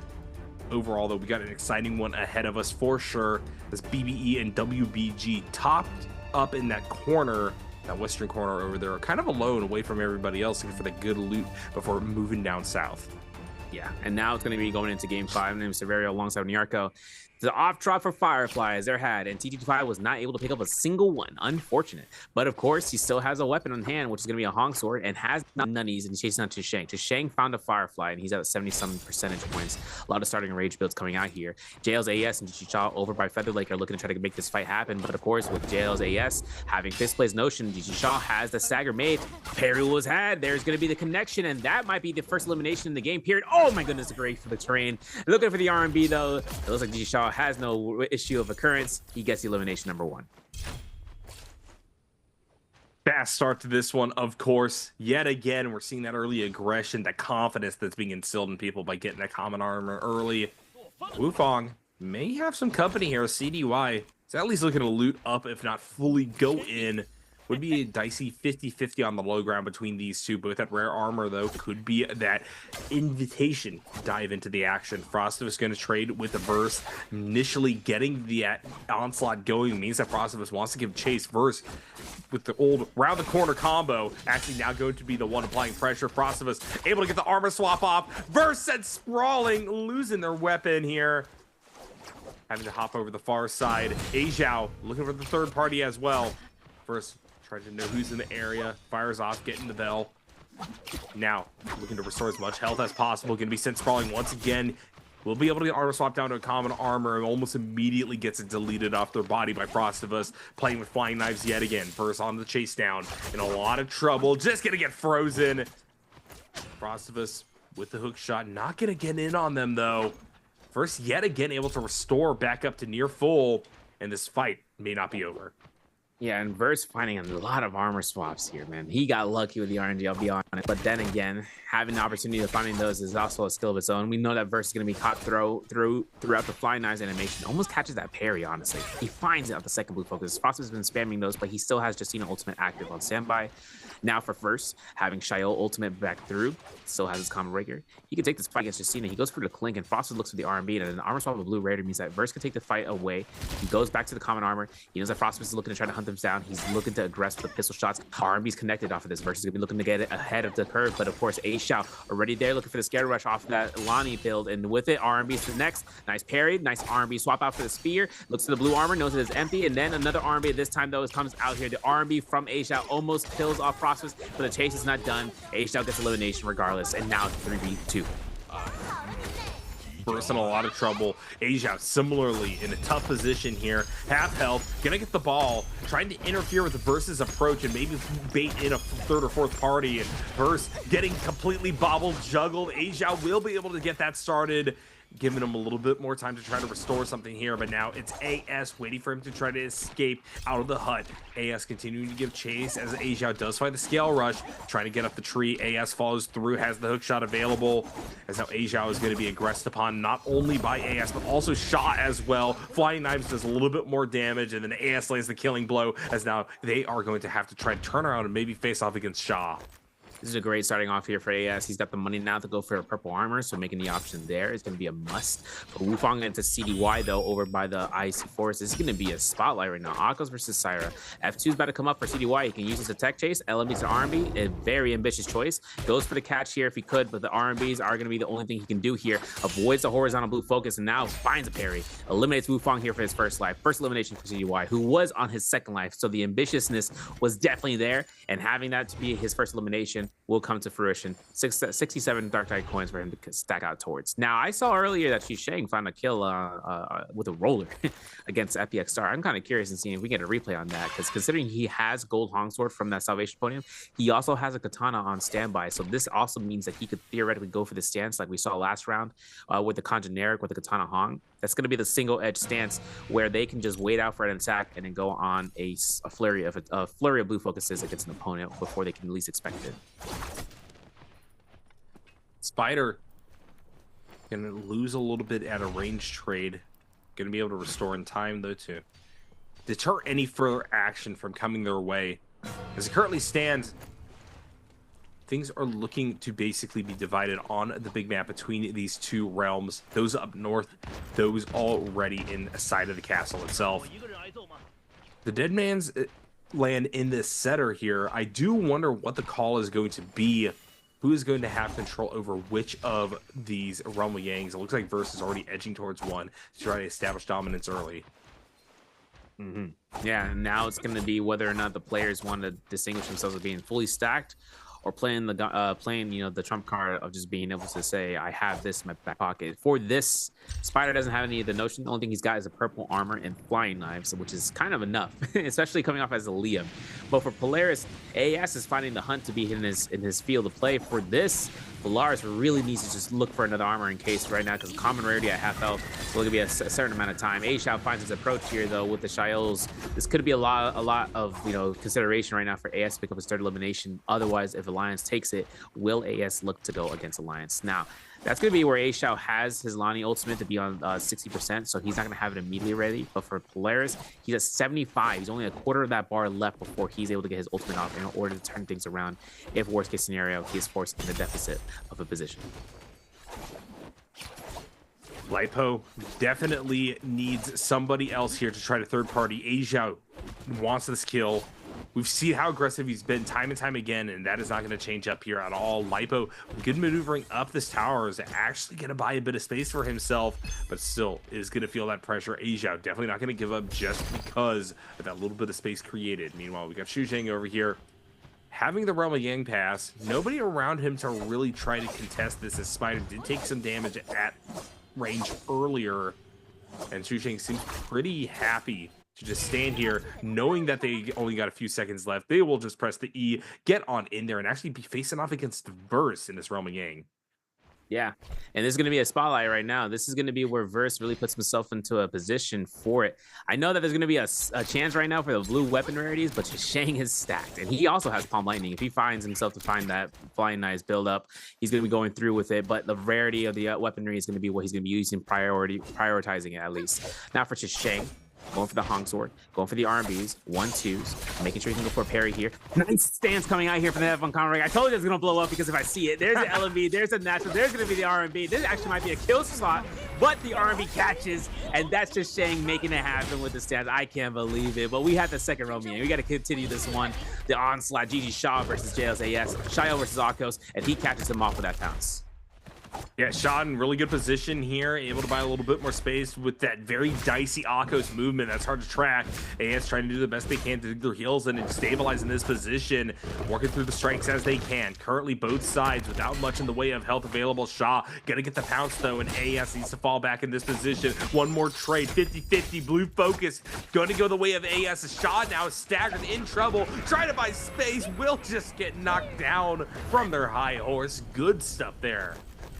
Man, AS, third elimination. He's on this come up. Golden Nunny's picked up here alongside, if I'm not mistaken, this might be a velocity untold. Yes, it is. So he's able to get Golden Nunny's velocity after first round. Crazy. Obviously, that's going to be his big weapon selection to increase his odds of winning, especially with the gear. Now, Frostfist off of his Realm of Yang loss means that he has to start hunting down. He's looking over to GG Shaw. GG Shaw losing his Realm of Yang comes through.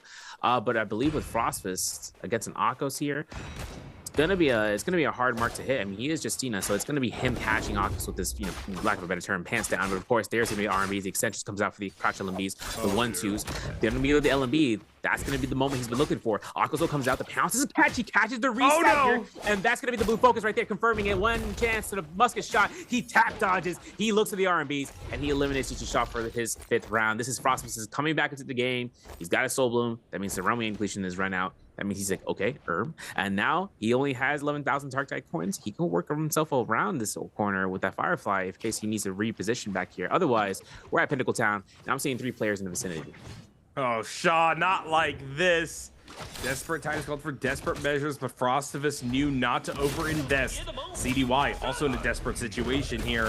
First, happy to just backdash, find the opening off of an overinvestment and pick up another kill. And the Vermilions goes out here. We're going to see him try to kite away, maybe from CDY. We'll have to see. AS though is the next target on the block right now. Purple Fist plays for Verse, having Shayo ultimate ready to go. 8 grapples to his name, and AS has 15, so he can take his time over here at Pinnacle Town. One horizontal could be held out here for the players. He doesn't want to reveal it left yet, I should say, considering that he doesn't want to reveal that he has such a strong Jade on hand. But of course, there's going to be the combo breaker coming out from this. The holds RMBs comes out, obviously, for AS. The RMBs are definitely going to be his main weapon selection. 40 seconds left for the Vermilion's Bird's Might as Shisheng is trying to kite away from his opponents. Shisheng gonna have their hook shot interrupted, and they're just dead in an instant. That is what happens if you get dogpiled in a situation like that.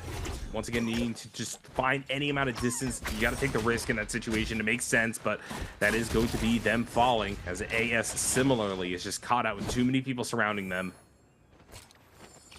Man, I wonder if Star's gonna get out of this one, man. It's a little bit of a pickle. The only other target in the game right now, and the T225 as well, man. T225 has his target to be made, and we're looking at seeing that verse in the active Shayol, and for this, the lobby can take care of it right now. Once his last block comes out, they know that there's nothing left. For Verse, he finds a nice blue armor swap though, so that changes things a little bit around. But of course, once the targets start in the scare rush, can't capture them. He gets vision on everybody in the vicinity, but for Shisheng right now, F1 to be invested out of this. Star looking to try to get the elimination, the first one in the game. Double tap dodge coming out for Shisheng, looking for a scare rush. He can get out of there, making it light work, of course, but if anyone looks into that building with a cannon shot, they could have killed him, and Shisheng finds it. Of course, Star, menace to society, looking at the fireball to try to tech it out, doesn't get it, and of course, Shisheng is going to get right back into the building and break those ankles, unless T. Wufong has something else to say about it. In the meanwhile, it looks like FEX Star is going to find himself at the death sentence with the Spider Liam Pokeball, and that's going to be it.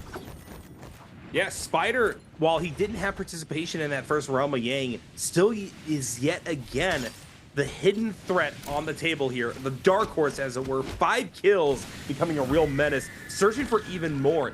Now, this time around, he's going to dive into another Realm of Yang. He really wants to try to knock this pass off. Wufong, who currently is in control of it. Spider going to lose that first trade of the exchange. However, getting right back into it, he will find enough damage to bring Wufong into a scramble situation. Passes off the Realm of Yang pass, and so Spider, now in a good position, is just going to lock down up here, play at range with the pistol.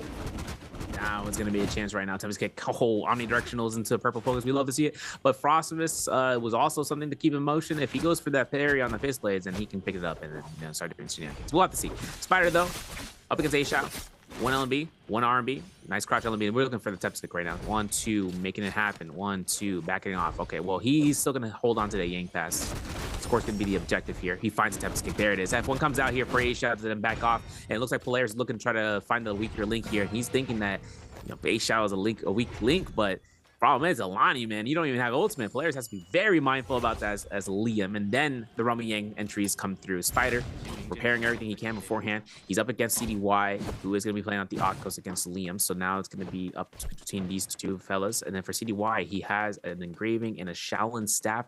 If we see that long sword swap, the engraving. If we see the Shaolin staff, that's because he's looking to capture Spider in an infinite. We'll have to see the fighting engages NARAKA. Spider, good dodges to get in to attack range, and that is how you fight against staff users right there. CDY now have to going on the run. We'll just have the Clink to try to stabilize, but Spider giving barely any breathing room. Scale rushes forward, trying to get around the corner of this pillar. CDY gonna get caught by another flurry, gonna have to pop this ultimate early. Spider happy to just blue focus, buy more space, charge up for any kind of pounce in. Takes a little bit of damage here from the Akos, but it doesn't really matter. He's got Pokeball. That's going to be enough to land the killing blow. And that shows the power of Liam. That guaranteed damage proc at the very end means if you're ahead, it's so dangerous, even with someone ulting to try to get on you. Yeah, now Spider picks himself up a Prize Fall as well as a Phantom Sept to be burnt up. And then we're switching on over. Verse up against TE's Wufong. 2 eliminations so far for Wufong, but Verse is looking a little bit too much worse for the wear. Having to look to invest his ultimate pretty early on. Hasn't been able to get a proc off of it. Frostmas on the other hand is also hunting that one down. And for Verse, as Shayo comes out, it's going to be only a matter of time before Frostmas catches it. He, of course, burns his combo breaker. Verse has now active ult for another 10 seconds. And for the 3 blocks yet to be consumed, this is all going to be the case for just burning out for time for the ultimate to end. And for it, he cancels ult preemptive. For Verse, though, he looking towards the Spirit Well. Wufong finds him as he finds the grapple, but not going to commit towards it. And then for this motion for 10 grapple, I mean, Verse, he has no Rummy Yang depletion. Should he stick by the Spirit Well? Absolutely. Is it going to be his best option? You know, considerably. We have to see. T25 though finds elimination against JL's AS in the background, and that's going to be where AS actually goes down in the lobby, if I'm not mistaken, in that Rummy Yang. So for right now, that's going to be where he's going to have to probably go over towards the Plume Castle, and he could find an opportunity to come back into here. Otherwise, there are 4 targets inside of the inside of this area with 9 players left on the board. Wufang continuing to fight up against Burst. Gonna be sent sprawling by ground pound here. Wufang in this position being sent to low ground, therefore just has to try to buy space yet again. Spider gonna hand off on the rush down. Wufang in trouble, will armor swap, but still in a rough position. Big damage coming through means that they're left at just half health yet again. Scale Rush to try to get away. Breaks grapple, gets around the corner here. Buying more time, more space. That being said, T225 and everybody else is on the rundown, knowing that Wufang is their access point to more value. Legendary weapon still available for whoever can come and take it. Wufang in trouble. Stagger trying to get up the cliff side, and that means that Spider will now find contact on top of them. Fireball gonna send Wufang far enough away from Spider that they're now just gonna have to deal with Frostivus, who's trying to cut off their escape path. Counter hit, and there you go. Frostivus helping to initiate a brilliant beatdown. Now go to just make out like a bandit, get away from the situation.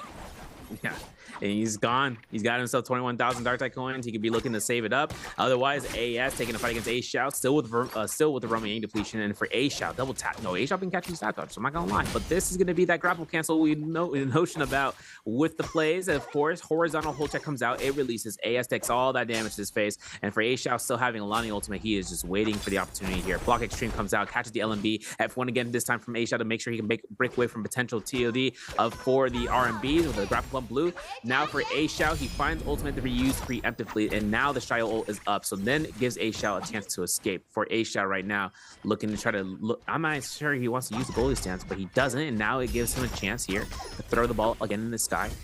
There he goes. Dashes away, breaks line of sight, maybe, and teleporting. Yes, he will. He get an immediate 200 heal, and he get another 200 heal by throwing the ball. And then for it, he still has another F available for him to throw it back at AS. Pause. Of course, AS has himself to look at it for it. If he can get the stagger off the grapple, that would be all that's needed. The combo breaker is still available for A Shout here. Finds a nice RMB post Shio ultimate, and looking for the LMB. He catches it. The combo breaker is met, and now it's only gonna be only a few moments before the lobby takes a look at this Lonnie. AS with another counter hit. That's the overinvestment each time time. See, with people getting too comfortable on the knives. That being said, they aren't out of the situation just yet, as Frostivus has yet again found another brilliant third party. That's gonna be the Lonnie dead. AS may be soon to follow, though. Frostivus can use this opportunity to grab Soul Bloom. AS trying to restabilize on pistol. Gonna try to dive in here, actually restoring a bit of armor. Frostivus could find this to be a 50-50 that they don't want to take when there's others in the wings. Justina gonna have to fire off the F to start things off. And somehow AS has come out on top of these repeated trades. It just kills them out of nowhere. Oh man, yeah, I'm telling you, that Soul Bloom, that sustain from the Soul Bloom gave AS a second chance into that fight, and that's 1,000 heal pretty much. So with AS coming back against Frostivus, that jump LMB, so much damage, and Frostivus goes down because of it. For the elimination, that's 4 eliminations right now for AS. We're seeing a little bit of split up here for the players over by Ignis Mountain, and 6 eliminations for Spider. That's a kill leader in the lobby, and CUI still having to get rid of the Rummy depletion. He's not having a fun time. He has no ultimate to contest any of these players. T5 at 1 elimination on the Tarka, wearing himself out here for it. CUI will force himself an engagement at face value with the other Tarka, no less. And looking at this Shio, active ult again for AS right now, and looking to try to get 1 reset off of CUI. Like I said, 30 seconds left on the clock. He's gonna have to look for it after that Shio ultimate's done. Otherwise, another player has approached, and it's gonna be Spider. CUI not gonna get any respite here. Just gonna get womboed. Fireball into the gold ball. Spider landing another kill. Throwing it over and over. It's getting all the sustain. Listen, this is going to be it for Spider's ult, but no one's going to be wanting to take this fight. Gold Hong Sword? Nah, can't do that. Can't do that. But for Spider, Mortal Defiance has been purchased from the shop, so he's able to find that. He's got 55,000 Dark coins. What are we looking to purchase out here? Because he's going to have to drop something preemptive. He looks to make his purchase for weapons. I think he wants to get something for the prize fall. He wants a dagger. He hasn't even found a fan yet. And if he finds a fan, that's all he needs to convert it over to the, to the fan to the dagger, or the dagger to the fan, because he also has Tai Chi fan. So if he goes off of that Jade, he can go for that true uppercut after that crouch LMB or crouch horizontal. Now for Verse, 1 elimination, the only Shio field theoretically in the match right now for the players to think about. And then, of course, having to think about the Tarka as well. Nice chance here for T25 to catch this blue focus, and doesn't get the parry he was hoping for, but the players now know the Shio is at that store. Finds a nice armor swap, gives him enough time to reset, and all of a sudden the Tarka's the focus of the lobby. I know Duncan's mad right now. Absolutely the case. C225 trying to break this one up. Doesn't want to take any more damage as AS is now going to hand off the aggro. Over to the corner on Fan. Will be able to get the blue focus and more damage down. AS, though, trying to follow through, stacking up the damage on those chicken chucks. C225, first one up onto the high ground, though. Will just use this opportunity to get out. Takes a lot of burns for the troubles, but will have the space necessary to recover here inside of the storm.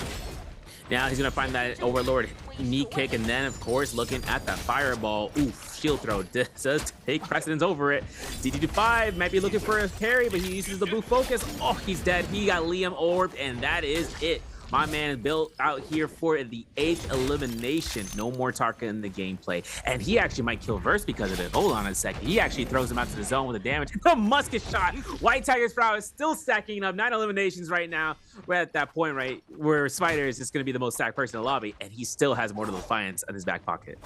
How does he keep doing this? Spider at 9 kills in this lobby right now. Unbelievable stuff. And he's just going to continue his reign of terror here. Nobody wants to touch him. It's that weaving in and out of tough situations, knowing exactly when to apply pressure, such as now. Smelling blood in the water. AS trying to fight out against Lipo. Spider wants the lion's share of this one, though. Lipo still on the low ground for the time being. AS able to get the knockaway on the Shale, but it's going to be Spider right back on the action, getting the counter hit. AS half health on the golden armor for the time being, and that could be enough for Lipo to feel like they also want to pull the trigger. Spider going to get the worst part of that exchange, though. Also going to drop a little bit of the defenses here as Lipo is trying to edge around the far side of this one, looking for an access point, but not wanting to go too deep. AS dropping down. Spider also now the one on the run, but AS takes a lot of damage. Flying knives. AS hit on either side, has to pop ultimate early, and that is a heartbreaking scenario. Spider just needs one more shot to take another kill here as AS with shield still up will try to find access onto Spider. Needs to get the repeated lockdowns that Shales are known for, but it doesn't look like they're gonna have the opportunity to do so. Spider just wraps around the corner, uses the shadow to their advantage, finds another kill. 10. Wait a second. Wait, this is going to be the highest kill game we got this season so far for Spring Split. This is great.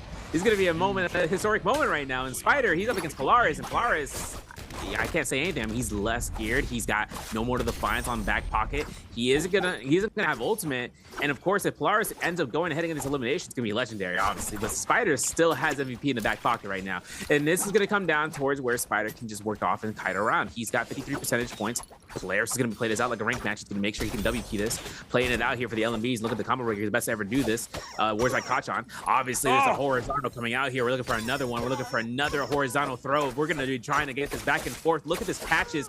Doesn't catch it, but he doesn't, regardless, he doesn't care. He's going for the chip damage. That's all he needs. F1 a knockback. Musket shot. If he had that, that would have been it. But he looks for the R&B. He gets caught. He's looking for the neutral hits off again, again, and again. And there's going to be the Oproc. There's going to be no insurance for 5-1's life bars. That's going to be the kill elimination set bracket for this season. Spider sets the record this season. He knows it. He's happy, and he's getting the MVP.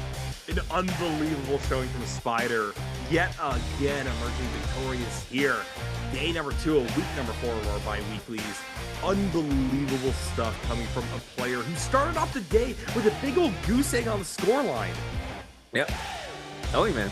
20%. He's like, all right, now lock in. We're getting this. We're making it happen. And obviously, it comes down to the startup right now for when that round started to where he ends up. To try to like see about what round 1 vibes are feeling like, cold engine start, and then into round 2, round 3, and etc. Polaris actually being able to place out in terms of placing out in second does give him the placement points that he needs, right? Just the 2 points, that's just like inches to the great goal of the foot, but he ends up going for this, and that's a metric system, by the way. Shout out to my European people out there. We do have to keep that in mind about where Spider places himself up here, which is definitely the mountain high for all the players to keep in mind about. Since he's done it before once and more, this is going to be just a notion that we expected out of him eventually, considering his performance in the past. Stacking up as a group, I mean, really, what else can be said? for Spider, who is really representing this brand of players, veterans of the game, still able to come out on top regardless of the meta. You know, I talked about how much things have shaken up from this bi-weekly to the last one that we were in Severio. Yet again, it just kind of seems like the players who are consistent are those who can remain consistent throughout so many of these different games. And yes, when you take it on aggregate, you are seeing Spider starting to rise back up through the ranks. Maybe not his best season overall, but truly when you look at what he's up against here, he could be forging himself front runner for this bi-weekly number 4. Yeah, if I'm not mistaken, I think he takes around, I'm gonna say 16.2 points for that game, which is a lot, considering that he's able to catch actually all the multiplier points alongside the placement. He's gonna be doing a lot of good work right there for that number. And then for the points earned in that one game is higher than most players can actually, you know, end up going through for the whole day. So this is actually something that he takes into finals week, so that way he can just chill out for, you know, he can test things out and seeing how things can end up in solos. But usually it's kind of stagnant with meta, just to make sure that he can just keep his rounds 1 through 6 selections at a, you know, even pace.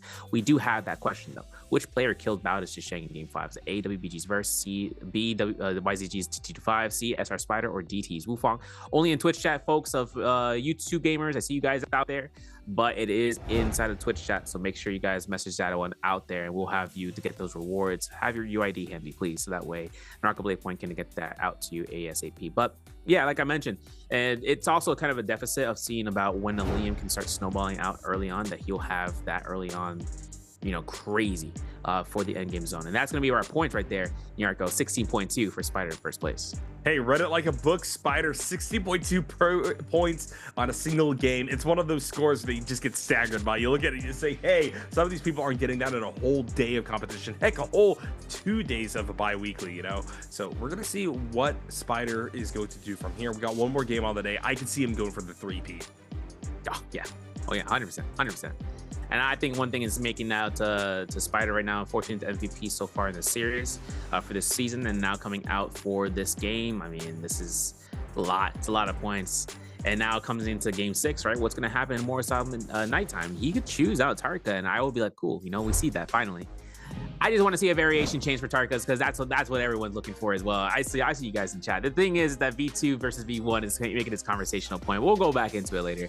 We do want to talk about these standings, because this is going to be that breaking point right now to see what day 1 standings could end up going through for the play style, for Asia, for Star, for Light, Polaris, and then this comes out to seeing where they could end up for day 2 for playing, which is day 3 overall.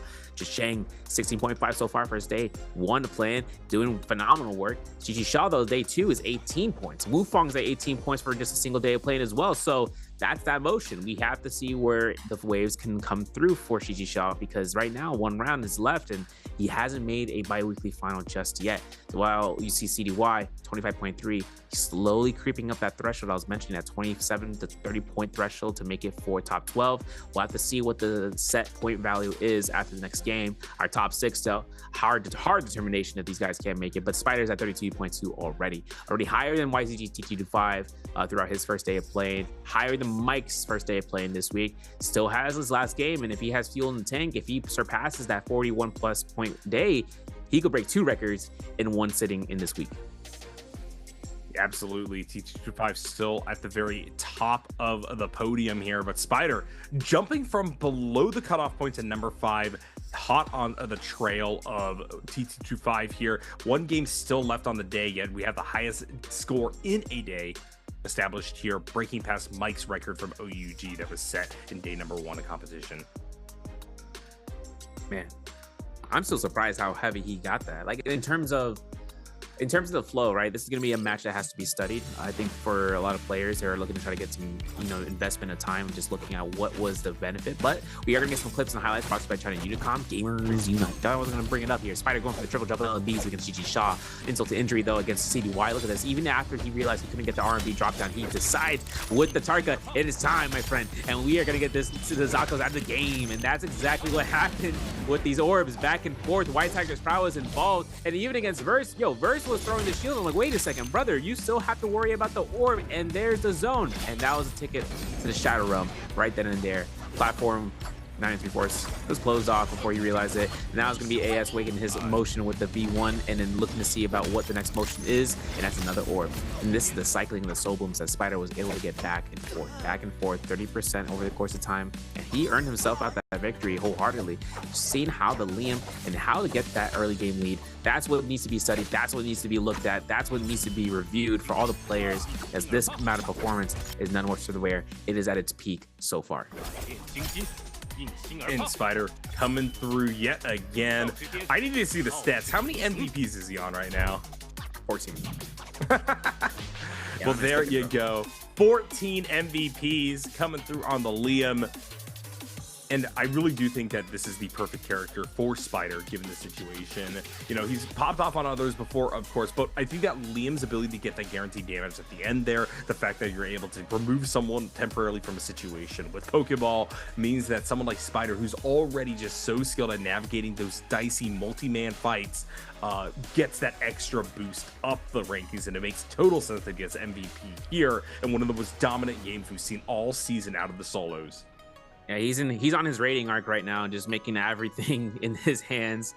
And if he gets a 15th MVP, he surpasses that as well. I mean, listen, this comes out to where Spider really has his strengths to be made for Liam. If he can play aggressiveness, you know, he showcases what his aggressiveness looks like, right? Even if he knows there's targets nearby, he is still going for a grapple bump loop, which is a really risky play against when there's multiple players around. And the thing is that the option there would have been using for a sheet swap, and even then, he decided to take a notion, right? And then we can actually talk about that. Everything kind of came out in that small time frame where he went for the grapple bump against the Akkas, where everyone was around him, and then he knew that he lost his one-time window because of the terrain.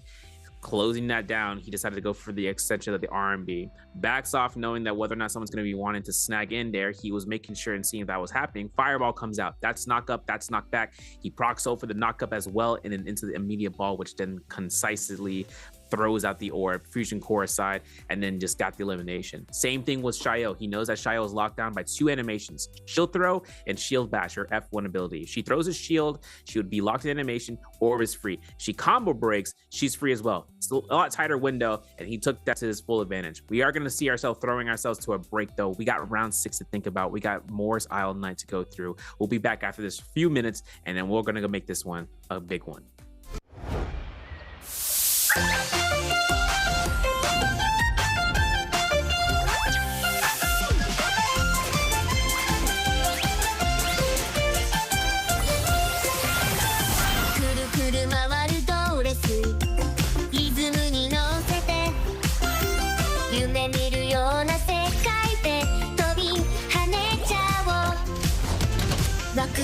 するステージ視線を集めてキラキラした瞳でさあ遊びに行こう一緒にいればもっと輝けるよピカピカ光るステージで君だけの物語ぽよぽよなリズムに乗せて弾けようよどこまでも広がるそうな勇気を持って進もう君が主役のストーリーさあ始めようこの瞬間が宝物だよキュンとするでしょ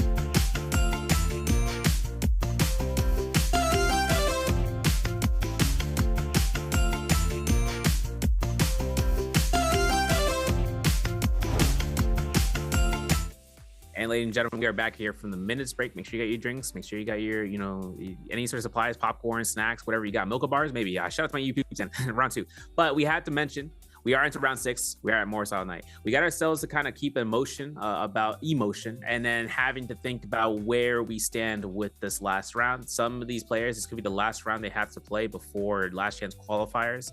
For others, this could be a chance to make that standstill point to make top 12. I know a lot of these guys are legging it down the path, like AS from JL. He's got a lot of eliminations from that last round and finding actually an opportunity to knock out Frostifus pretty significantly, especially off of the Justina ultimate coming out preemptive last round. But he still has a lot of points to make up, especially for that top 12. Then again, he got MVPs last day to be playing out. He still has a lot of fuel left in his in his tank. It's just whether or not the other players like A Shao, Star, like players, if they have anything left to go through for the first day play.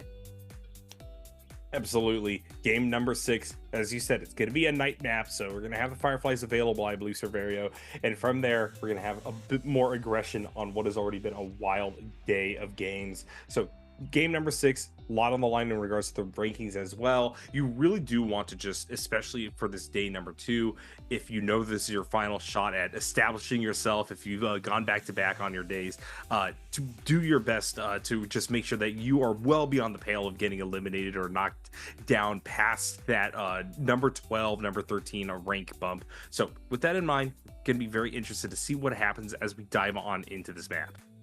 Yeah, and then obviously taking into consideration that this is going to be the last round, players could have the option of comfort picking versus using the available option for the first 3 rounds. It's kind of a no-brainer for those available picks to be set up in shop for since round 1, once they know which phase to be selected on, and being able to pick around that. Between that being Lonnie, being Shael, and being Liam, and then seeing about how those picks can get pickpocketed across the field. If we see players single picking with one of those characters, and they could end up getting triple picked because of the next following phase, right? Single pick for Lonnie, we saw that coming out, boom, triple pick that round. That was round 1. Liam single pick was triple picked in phase 3, and then having that to be a chance for the players to just mash that option as fast as they can. It's only if it's available to them and they didn't think it was going to happen regardless. So now comes down towards this. If we end up into Morris Night, we do have options on the table for other characters to make their appearance. We were hoping to see TT25 scurry out there with the victory as Tarka. Unfortunately, like I mentioned on Monday, we're going to see it happen again. Case study, it's going to see the Tarka get focused out by the lobby. That's what normally happens. Tarka gets caught out after ult proc and there was nothing he can do. Let's say he had V2, different story. But then again, the insurance policy, that combo breaker is a must in these players' eyes, and they want to make sure they have that on standby at all costs if they decide to choose that character. Yeah, absolutely. Well, so SCV, as we're moving on in, any observations, anything that you're kind of surprised by seeing on the day in regards to the metagame? Did you call the kind of hyper aggressiveness that we've been seeing, or are you surprised that things are hitting this scale? I would say things are kind of being notion. What I'm kind of surprised of actually seeing is how solidified players are on a set weapon. Now I'm gonna throw this because this is a special occasion or exception. Flying knives, we've seen that taking its usage ever since it became available. But another thing to note is about other weapons that had gotten recently buffed. The nunchuck staff. That's something that I keep in notion about. What I'm really surprised is actually taking out for which between the ultimates of who's daring to take that, taking that aggression off the table, right? Meaning that if they proc ultimate, how, even with the odds against him, like I said, Shael versus Liam, like how ahead of the curve are you to go through with that? We saw Lonnie's come through in that case between them and a Liam, where they usually would have the option of fighting out that Liam in face value, but then it being launched into the sky, that's what their next move was going to be from the first place. The Lonnie has a really strong standpoint to hold her ground. A Liam can deny that in the flash of a moment. Things can happen for the Alani where she gets deleted out. And what I've seen today was that the Romy Yang fights, especially have it where even with the spacing off of the Alani, they are not taking that escape route. They are wanting to set themselves in stone and they want to go straight in there. That's something that I enjoy seeing for the foremost. Otherwise, we still have surprises that could be happening here for round 6. Whether the characters whether the characters themselves or the players and what they opt in to do next, like with the Katana Hong swords generic, or even the connection off of a combination with the fire knives. I'm bringing it back in. Who knows? Obviously, Weapons are on the table for anyone to use what they have available to them. It's just how well do they distract the opponent with something that they just did. That's whether that's flashy, it's effective. Absolutely. I am interested to see what's going to happen. I can't wait to see the pick order that we're getting here for this game at number 6, seeing who may be going for that comfort, as you were talking about before, versus who's really looking to lean hard into this meta that is really beginning to favor those evasive characters, those characters with good lockdown. We saw Shale do very well last game. We saw the Liam, of course, take it all. Although, like I said, is it a spider thing or is it a character thing? That's where I always write down after coming away from a victory of his. Lonnie has always been there, bubbling right on the surface. We did have Lonnie MVP today as well, but we still are yet to see one of these other characters really pop off that I think has similar positioning in the meta. I actually think that Temulch could have an opportunity to make a mark here. He's so disruptive and people are really beginning to consolidate around one another for extended periods of time, and so that sandstorm could be really devastating in these situations. No, 100%. I mean, Frostfist was then able earlier in the season was able to get himself a MVP playing out the Tumulch because of his well-placed circle by the end circle. Now, this is always going to be a tech that the Tumulchers would take into consideration if they make it to end game. But we saw in the game one, round one, how fast the lobby was able to turn around on the Tumulch there. Frost, ironically enough, Frost was himself as well being that Tumulch and then being focused out by the lobby, mainly because his health bar, but also considering that if a Tumulch makes it to end game circle, he could be a threat. And the thing about the Tumulch into the end game circles is just being able to be, a distraction at most, like you mentioned, and then having the offensive pressure that he can bring out. One thing is for certain, after the patches that had occurred, his reduced, or rather his wisp to be consumed, his cooldown for his skill not to count at all, is definitely a one up in his direction. Has he been able to change his position on the phase pick selection order? No, but the thing is that having that little quality of life change for him is something that would make it so he's in the table for conversation for a choice pick, and especially considering he has such a high skill ceiling, but he's a high risk, high reward character because the moment that ult ends, 12-second duration. After that, that's it. You got nothing to your table, and that's kind of the same thing with any more characters. If they're able to pocket like a Viper, we know people in ranked mode love seeing Viper out there, but Viper, once that pop ult, that's it. And then after that, the lobby can take precedence and take that directional towards a direction. Yeah, can't even get Viper to work in solos, although I think I'm particularly bad at this game, SV, so I can understand the lobby dynamics that would make it so that Viper would be too risky to pick up in a situation like this, particularly when there's just so many other priority selections to be made. Yeah, and that's the thing, right? Like, because considering that Viper, a lot of players were expecting her to make it to the NBPL, XY was the only person to bring her out. Only person to bring out a post patch, and that's even with the exceptional aspect in trios. Besides that, in solos, no one else was really wanting to take that risk playing her out. But of course, who knows? The players have it as a pocket to pick for 8-round selections there. That could be an option. But of the nature of itself, I mean, she's the only person in the lobby that we've seen more usage outside of the fights, inside of ranked mode for players at home. That when they don't show up, it's like, oh man, how is that character working out? And the reason is the flow of battle, right? The flow of combat inside of the NBPL. It's a lot more different than what you might expect from the games at home, but also it's not even ranked mode, it's Immortal War. The value of a Soul Bloom comes out to give other characters more value than itself, than just seeing a single pop, silence, and then that's it. All right, well, everybody locking in, looking to be in pretty good spirits here.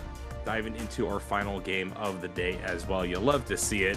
I gotta ask, SV, you've been there in person before. What's with the earbuds plus headset combo that we're seeing out of a lot of these guys? Oh yeah, the music. They have music playing in the background for them just to kind of focus off. If they have the headphones inside, they're just listening to something. And some players, either they listen to music or they don't listen to music. It's kind of one or the other. Some players find it a lot easier to be calm and collected while they're listening to music and they're playing. Just a kind of like notion. Since the earmuffs are so large, they can get headphones. They can get the earphones inside of there, just to kind of have that. But then again, another thing is to know is just being at that comfort, right? Just stabilizing the being on the stage, stabilizing being broadcasted to the world as well, just to kind of like keep their mental at a minimum right now, and especially if they're on the bottom of the board. I know GG Shaw is like, I'm like, oh man, my boy, he's not having a great start, especially coming off of this round. I just really wish to see that value come out if we can. LCQs, because right now this last round, it's going to be mostly near to impossible if the second day of playing for them to catch these points back up. Yeah, absolutely. A lot on the line. I'm happy that we've seen such aggressive play. Hasn't paid off for everybody, though. I would like to see some of these guys turn a corner and just navigate these situations a little bit better. And Asia, I think he's topped the list once again. Someone who I think is so close to making it happen. He's doing the right things, but he's not finding the right fights.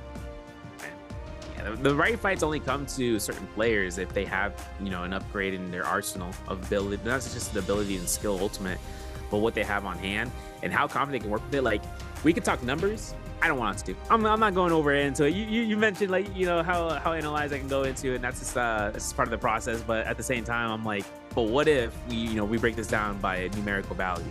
And sometimes when it comes to the odds, some players say, you know what, we got this, right? And that's where those blue focuses really surprise me. Like, if someone throws out a wild haymaker blue focus, the anticipation for that is really low because players are like, oh, I'm gonna anticipate to get a parry. And on the connection basis, right, these players are playing near identical to their ping, meaning that the moves of which what comes out is gonna happen. Like, if they look for a parry at the exact moment they're looking for it, it happens. If they tap dodge off an attack, they're gonna get that tap dodge off the attack. They know exactly what's gonna be working in their favor, and that's definitely gonna be one less, you know, sweat off the brow moment for them, knowing that everything is gonna be exactamente for, you know, any attacks that they can dodge or even go on to a riposte with. All right, game 6 out of 6 on the board. That fight for endurance, also another dimension to keep an eye out for. It's not just about adapting to the lobby, it's about adapting to how you're feeling 6 games in to what are oftentimes incredibly tight scramble scenarios with very high burdens of action. Frostivus, CDY, first round selection is going to be the double Liam, seeming to rise up the ranks here. That gives AS the chance to pick up the Lonnie. Thinking that lockdown comes out here. Like I said, it's available for it, and now we have Shail to be thinking about. Maybe. It looks like Sky's going to go for the Akos here. Polaris doesn't know that the Akos is going to be chosen in the 3rd round. I don't think he knows the Akos is going to be chosen in the 3rd round. And if it's the case, that's where he's going to be able to choose out the usual suspect, and this could be the Shail if he had it. Justina looks to be the play here. Asia and Chishang still have a spotlight right now for something to be out of pocket. I mean, Justina's aside, I don't know if Asia can actually choose her for a double pick, but for Chishang, I know for certain that he's going to have to pick someone else.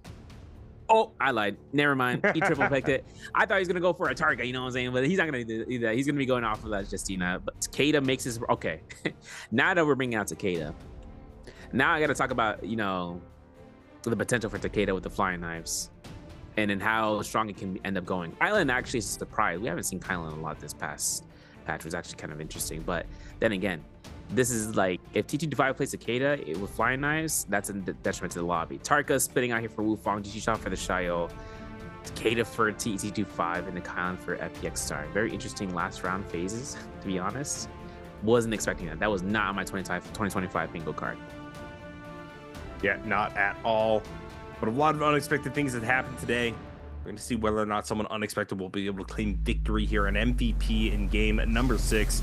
Or if it is, in fact, going to be one of our front runners looking to repeat one more time. Everybody is in. Everybody is ready to go for this final game of day number 2 of this bi-weekly solo adventure in week number 4. I need to look at the skills right now. I know Takeda's going to be rocking the F2, F3 into V1, 100% for T225. I need to look at the Tarka. That's what I really want to see. I want to see the Tarka. But I know it's going to be the same, V1, F2. But of course, let's take a look at the scene. It's going to be V1, yeah, F2, yeah, there it is. But I'm looking around and seeing the Kylan's on V1 as well for Stars, so he's not going to deplete HP. V1, F3 for T225, F2, V2 for Spiders, Akos, Polaris onto the V1, F2, as well as Chishang and Aishao. Seeing about the Liam with the V2 for CDY, V1 for Shail for GG Shot, and then obviously Frost was with the V2 for the Liam. So that's going to be where we're going to be having that standpoint. Now, with Takeda being brought out here, there was a buff to him in the patch prior to the 429 patch, the 417 patch, where he was able to get a lot more sustain off of his blow up in terms of the Furin detonation, which is a long time since I said that phrase, where detonation for Furin for his V1 ultimate ones. When the Demon Furin is out and he's catching someone in midair, whether from a stagger, whether from his own uppercut, he will be able to dish out a massive amount of damage. And that detonation comes out to where he gets a lot of damage coming out, but a little bit of heal coming back towards him. And now there's more healing to come in general. So I want to see if T225 wants to figure Takeda out in his meta, because that's going to be a dangerous game to play, because we got a lot of things to talk about, and these spawns are going to be one of those things, NARAKA. Yep, as it currently stands, we're getting dense drops yet again to start us off on Morris Isles. Multiple groups pushing up against one another. Spider all the way off kind of by himself in the northeast quadrant of what is available here in the Morris Isles. Interesting to see JL taking the southwest in kind. Yeah, it looks like in terms of Frostivus, Stars, and Chisheng's location, they are taking a stride towards his winery, and maybe even going towards those Fireflies. Trifid Junction specifically, though, for Frostivus, he's making his loot gain, his loot pathing right now for those boxes, as well as those Grove Troves. Pool of Cleansing for Chisheng and Star against Light Polaris, and then GG Shaw wants to make this approach. He's got blue armor, blue dagger, and he's looking to try to hunt down this Justina by herself.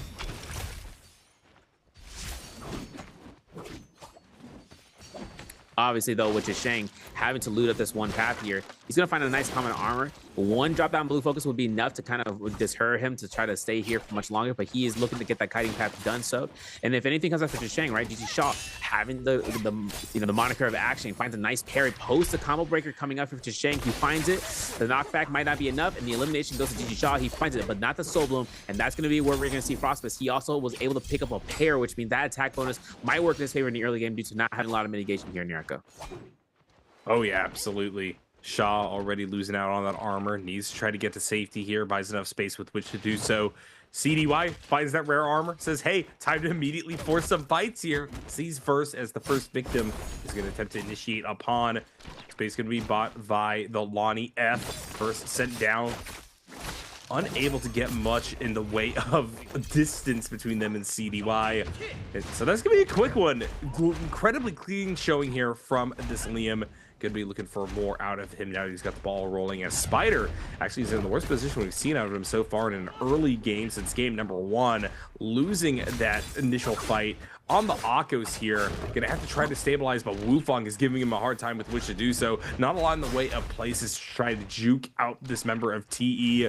So Spider having to go on the hop and run, get away from them, trying to dive down now into village. Wufong gonna follow up, clinks a few times. Spider manages to armor swap, could try to find the turnaround yet again. Wufong one touch, Spider still with the armor. Wufong manages to bring it back though.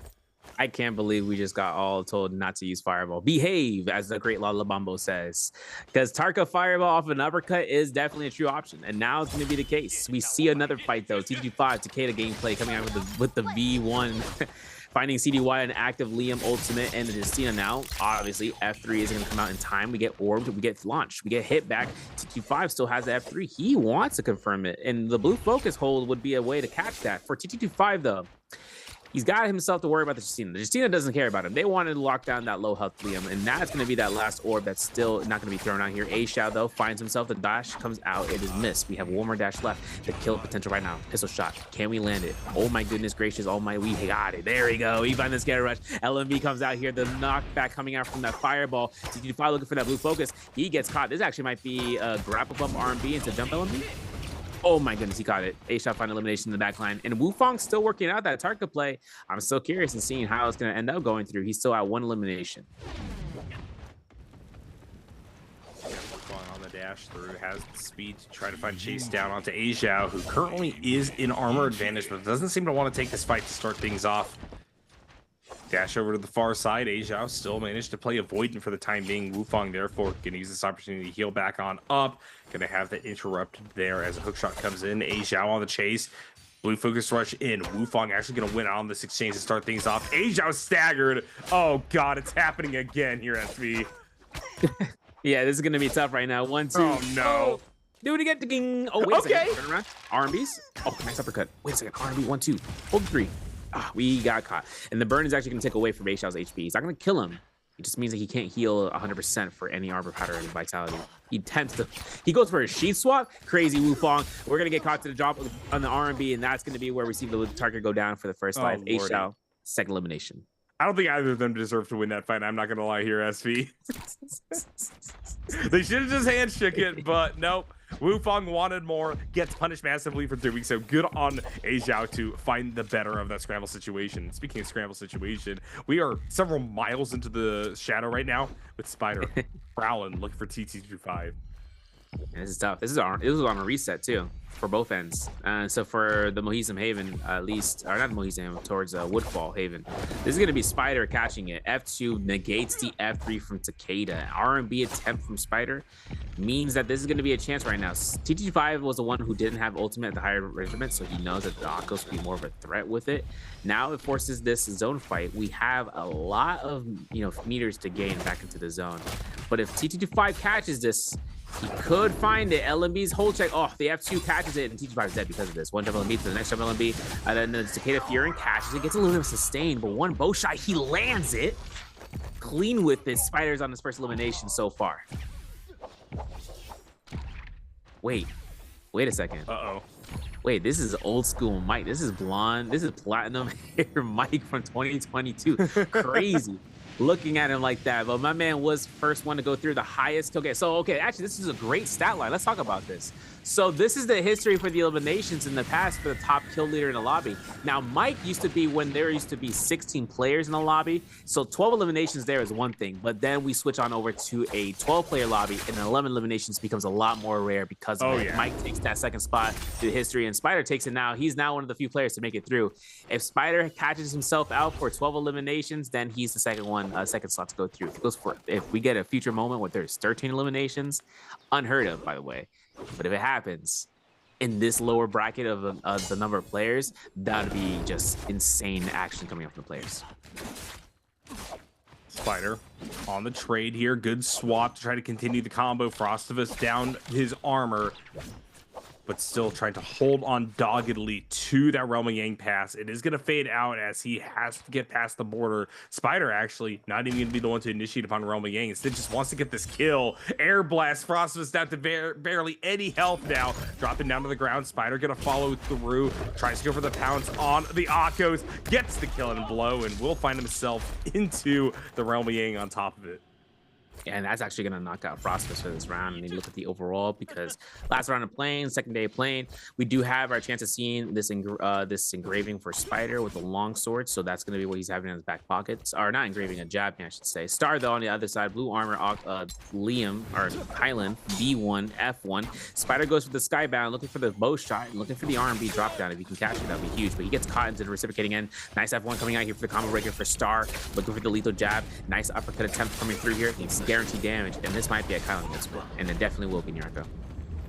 Yep, absolutely the case. Spider, half health, no armor to speak of, doesn't have the time with the Kylan ultimate rushing him down to try to find a stabilizing force, and that was the quickest elimination of Spider out of a Realm of Yang that I've ever seen.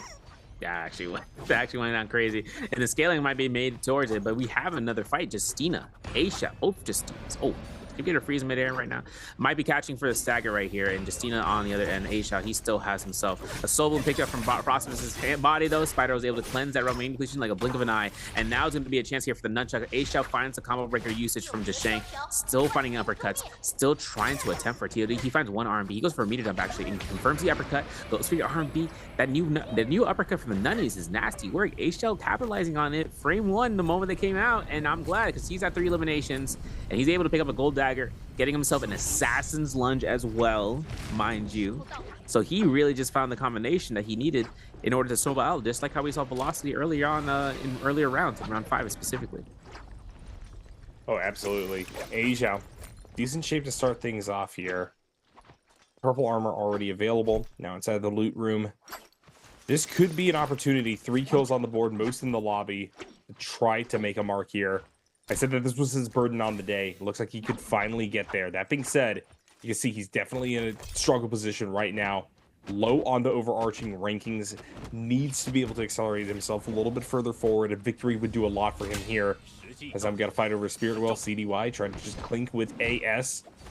Blue focus, unfortunately, at a little bit too far of range here. CDY going to try to chase back. AS following through, not wanting to leave the Spirit Well too deeply, especially as the chance for someone else to swoop in and take it right here, right now.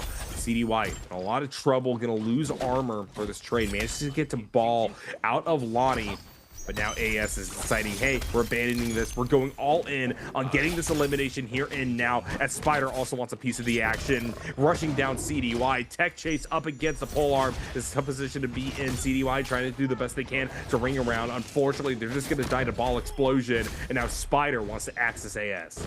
Yeah, 2 eliminations so far. Looking at AS here for number 3. Finds a nice change up to the halberds for the scare rush right there for LMB as well. He's looking to try to chase this one out here for the R&B drop down. He finds one stacker. He goes back and forth with these pouncing scare rushes, and he is doing it quick. AS looking for a blue vertical, finds a nice tap dodge, and of course, having an opportunity to chip throw the armor. Now Spider only has only a matter of time against Jail's AS here for a catch. But having these halberds now means that if he catches a single scare rush into LMB, all he's got to do is wait out for the combo breaker, and he can continuously aggressing here. 1-2 hold check, gets caught in the blue focus vertical. F2 to guarantee that combo breaker from AS's side, like I mentioned, and he finds a nice blue focus. This could be a notion for the hold checks, and there's that LMB. There's that grapple bump. There's the blue focus release. That's Spider's 3rd elimination on board.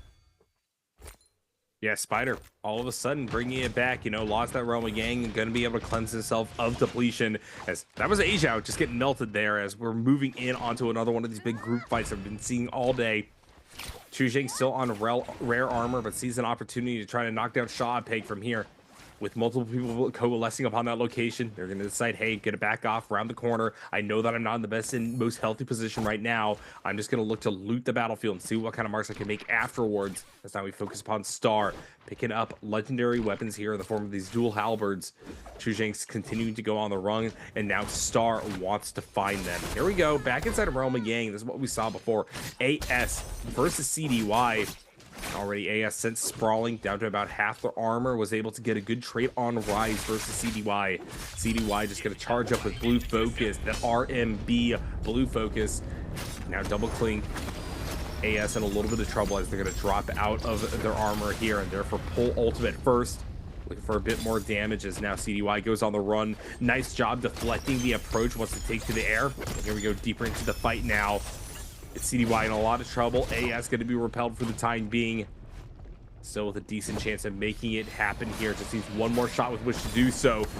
Scale rush from CDY. Going to try to open up AS just a little bit. Gets a bit more damage. Here's another drop down into a stagger. AS losing all their advantage and now in a one-touch scenario. CDY gets the victory by the hair of their chin.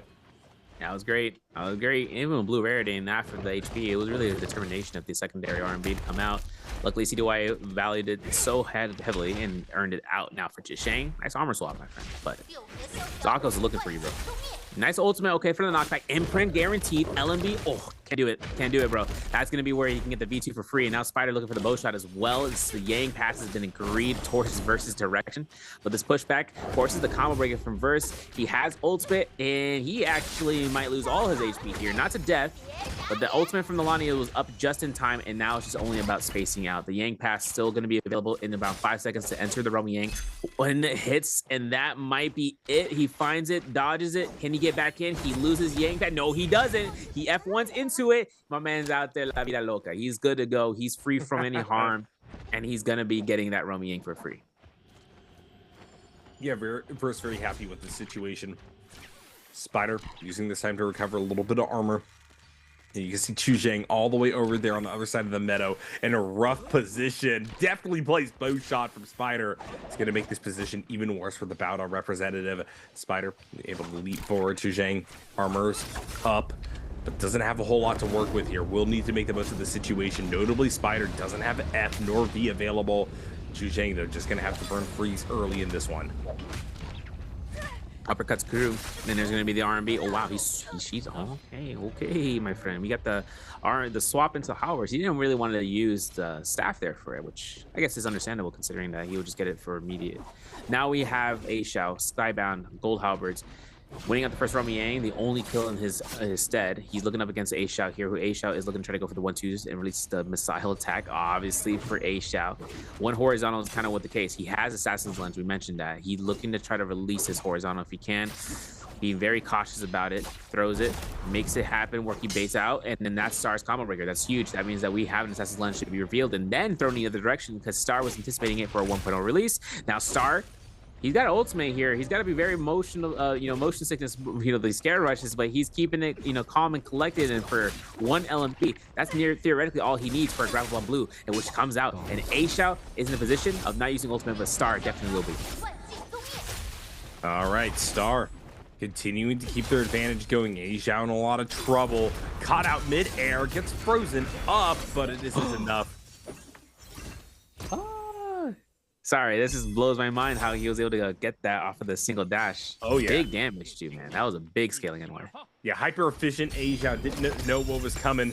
That being said, CDY needs to try to bring a little bit of that efficiency to his own Realm of Yang fight. Won't be able to do so first.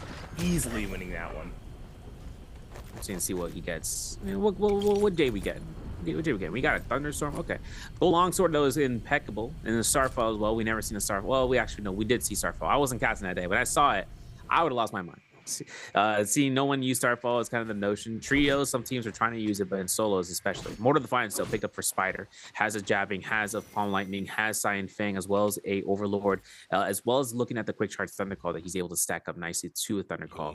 Now forward to Sunwing Dress, a bounty scroll is available for A Xiao. 4.5 minutes left on towards the Romy Yang depletion.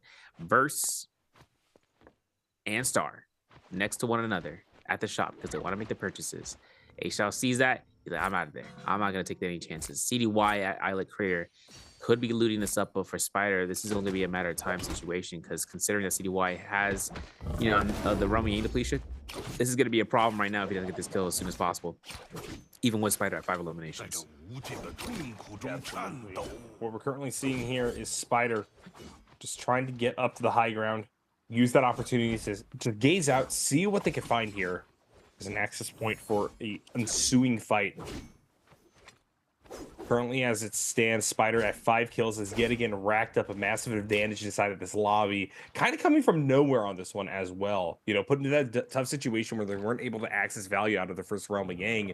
I really didn't think that he'd be able to get at this position yet again. He's not only finding good fights, he's finding kills off of them. Yeah. And especially taking, capitalizing on anything that he sees or hears in the distance. I think one thing is the range of the RMB from the halberds. Definitely to keep the motion. If he's got it, he can make it happen. And especially for the whole check the blue focuses. But there's going to be Spider burning his F2. Doesn't have ultimate ready to go just yet before the kiting that he's doing. He's going in an oval shaped fashion, going right up and then circling right back down nearly where he came from, just in the different side of it, of the circle. But for Spider right now in his zone, the chase is on right now. WBG's verse can take this chase for as long as he wants, considering he is on that Lonnie, and he's also to passively pick up which seemed to be, if he's able to kind of get off of with it with the heal over the time. Now obviously for Spider, Octo Soul is ready to go here. If he needs to use it in defensive manner, there's going to be the case, and that Lonnie ult comes out and not going to take that V2 for nothing. He's going to launch it and probably look for the chip damage, and it definitely will force out Verse into the zone. Yep, Spider in a good position to recover from this. As this currently stands, he is going to have to make it out of the way of the Shadow Drain and could be caught out. He himself was profiting from that kind of situation before. Oh no, and he got spotted there. Rough situation, gonna have to go on the run. Has Heal Berry still available, but now there's gonna be multiple people encroaching upon his position. A Xiao, the first one to take the deep pincher into the darkness. And I think that this could just be enough for him to be knocked out. Down to just a sliver of health. One touch. Oh, and the gamble will not pay off this time as A Xiao will claim the kill. And he gets an RMB, he doesn't get the staff. Wait, CDY, slap central, 1 RMB, the imprint. I can't believe it. He actually got the double piece like that. 5 eliminations for A Xiao. What he needs. Literally what he needs. He's at 12.5 overall right now. He's still got 3 other targets in the lobby. Picks out CDY, picks out Spider. All the J's on those bodies, man. The jabbing, especially with the gold staff that he got from CDY, that's the combination. That's a combination platter. $5.99. He got the 2-piece with the fries, and now it's up to him to survive in the zone. He better not drop that drink when he came down to exiting the door, because right now Star is looking right at him with Pebble. Oh, absolutely. Heading forward, Aizhao in a little bit of trouble, gonna be sent sprawling here. Star on top of him. And for all that he did to get the double piece inside of the storm, it could all be over in an instant. Aizhao almost brought this to an end here. Didn't quite find it at the very end, and that's gonna be Star picking up the kill. Yeah, has himself to drop that the Earthshaker for the Assassin's Lunge. Been through the descent also in the build right now. Verse looking at to pick up any sort of loot on that. Still the Thunderstorm. Still has to sign the Stamina Strike and the Overlord as well as the Alchemy. But then again, there's no other defensive shades on that body that's left to be worthwhile for the effort. Player still has himself with a there is a Dragon War, isn't it? Yeah, he's able to kind of have that one going standby. He's also got a Phantom Step of Palm Lightning, Sap Jade doubled, by the way, and an Advanced Heal, I should say, to be built up. So 4-to-10 ratio for the healing berries to armor powder. He's good to go. 19 grapples as well. 1 elimination in the bracket. Planet Justina. The Moonbane is being 100% ignored, thankfully, because these players know how how it's turned out before, not to take any sort of aggression. And since Polaris has that Dragon War, he can really just conserve this Binding Fury and just trying to space out the Spear Well. This is a White Tiger Sprout. He doesn't need to proc ult beforehand. Look at the drop down. It's Assassin's Lunge. Rocking out the combo break. I spoke too soon. Polaris is going to be focused out here from the lobby. It's a very interesting lobby for sure. Unfortunately, Polaris is not going to be able to get down to that final decisive duel. Try to do the best they can to take the health off of Star as they can, and actually gets a far dash away. Unfortunately, caught out with the range shot. All it's going to take is one more touch. Lipo with good movement. I don't think it's enough, though. Star intercepts them mid-air, and now there are 3. Gotta think about that Kylan slash, man. That thing goes crazy right now. Even with the nerf 0.2 multiplier, we have to see. We do note that with Verse, with his longsword, all he needs is just one RMB, one good RMB. He gets this TLD. Obviously, though, for his Star, no parry motion to come through here. Looking for the combo breaker to come out. Nice chip damage and attempts to come right back into the zone. This is going to be a Kaido around the corner. No nice 1-2s. No 3-piece can't get it. And then into the windowsill he goes. And then with Verse, he's looking to try to capture him. He chases him with a Scare Rush, looking to try to get that point of view off the hits. And if Star gets his ultimate again, it's going to be a Kingdom Come moment. If he can, Star could just go ahead and just get himself a nice heal because Verse is losing track of him by the minute, but he catches up before I even notice it. This is such a tight scenario. Star able to propel himself to the top of the hut. Still unable to find a heal. And no, the hit on top of it all. Star gonna take so much damage in the scramble scenario. Gets one more shot at life. But while this is happening, the Bane's breath is being fired off. It's a tough situation either side. Star taking a massive risk in this situation. Needs to try to get out of dodge.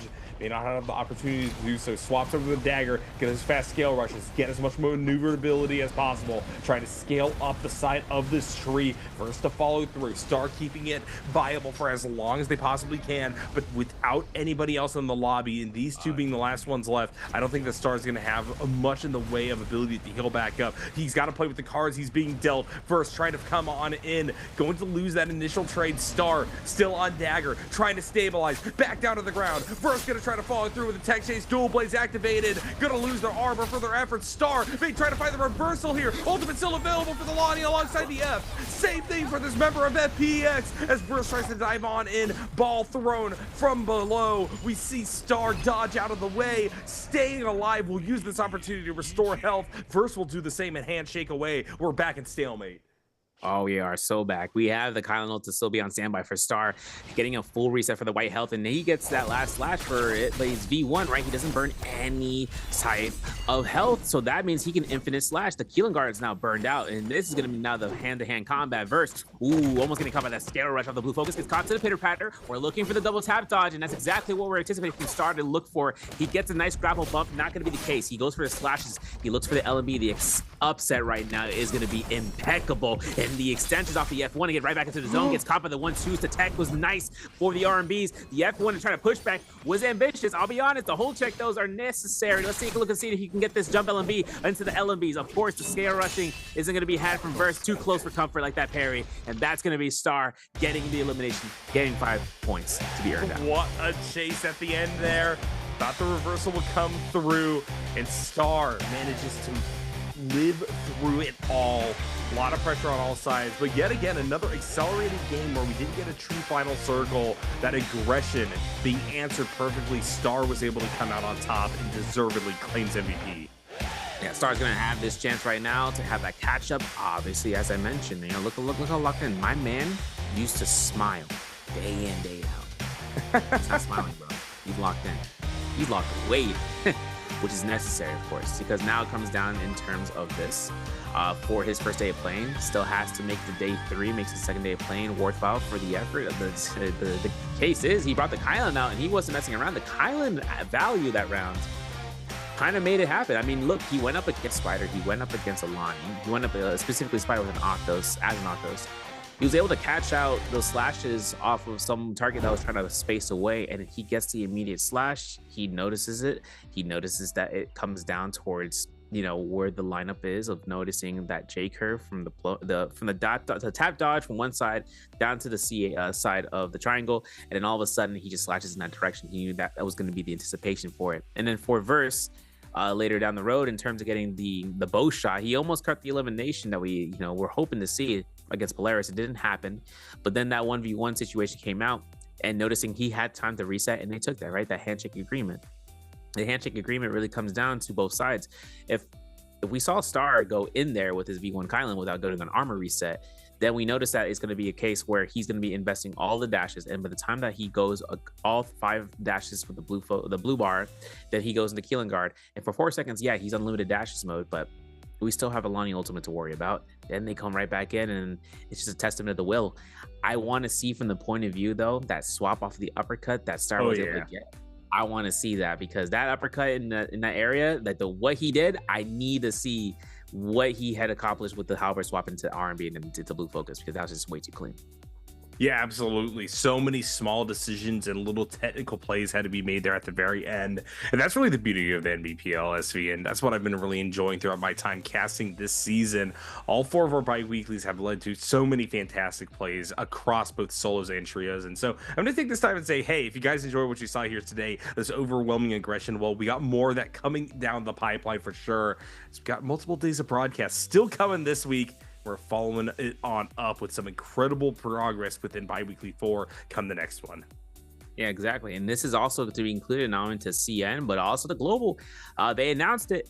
We got our pyramid to be made, and if anyone wants to look at that into the chat, I'm going to be making sure that link gets dropped down below, and we can have a look and see about that later on to see how our NA, EU, AS, and SEA regions are going to try to compete for J-Cup later this year. This type of action really comes at the peak of the gameplay aspect, right? The players have been studying other players, specifically from the CN's NBPL scene, and then taking that into their gameplay style. And even players are not even playing as CN for the NBPL, but being the top players in CN in general, top 3 players on the board to be studied out, such as last year when we saw with other players making it to Koi Cup. But this is going to be the peak of what is coming by. We know that off of the top of this leaderboard for week 4, LCQs lead us into pre-finals, and after pre-finals we get into grand finals at the end of May into the beginning of June, literally the 31st into the 1st, and then afterwards we actually end up going off in that break period, and that's when we can see everything coming into light. And it's kind of a good motion of seeing about the players, looking at what they do during the off season and what the kind of performance we can expect to come out from summer, and hoping to see that come back into play. Yeah, absolutely. So a lot on the horizon here, but we're going to look at what happened in this final game for today, at least. Down there at the bottom is Frostivus. Once again, a testament, another winner getting stuck with the goose egg on the day. This is the most volatile day of competition I've seen so far. And there's Asia at the top, number 2, right behind Star. Able to rack up 5 kills, lasted for quite a while, but that's a big jump also. 9 points versus 6.5 for the second place. Yeah, it's a good notion. I'm glad my boy was able to get that 6.5 points going through here for it. But a lot of 5-kill elimination squads coming out here, especially with Spider being there. But he get eliminated in the zone is unfortunate. We do see that 13.5 days so far for A-Shao, so a good temperamental backdrop, I guess you could say, in terms of points, considering that he needs at least get like 14 plus for day 3. We'll cross that bridge when we get there. For bottom 6 though, the double players such as with Polaris, he's gonna still need to work out to his day 3, and then off of that we still have 13.5 for Arano to see about getting out of the bottom of the clutches. But our middle 6 has Wu Fong with the 19 points in his first day of playing, 20.5 for GG Shaw. Star having a 17.5 day means that he still has a little bit more comfort room, but still has a lot of work to work ahead for day 3. And see why this is his second day of playing. This is 28.3 points. Unfortunately, I'm looking at GG Shaw, and his point threshold doesn't really make it seem that he can qualify out for finals for making it to the bi-weekly finals, which means the next time we'll see him is in the LCQs the following week. But then again, top 6. Mike's still working it out here in top end with 31 points, 32.6, finalizing Frostmas after he had fought Spider at that Romy Yang. 32.6 looks to be the good cutoff point as well, just being right above that 26th place or above that 12th place with the 32.6 points. Otherwise, though, WBG's verse having the overall standings at 47.9 is able to surpass that Spider at 38.2, the highest this week so far. Yeah, absolutely. Verse there at the very top with the 2 days locked in, 47.9 total. But I gotta say, Spider on a tear, 38.2 on a single day is pretty scary to have to face off against if you wanted that #1 slot with both days already locked in. I think that we're about to see a real run of glory from Spider, but here we go. 8-2 highlights for the final match. Wufong clutching out a crazy close fight as how we see Spider dueling deep inside of the shadow here versus Team 225.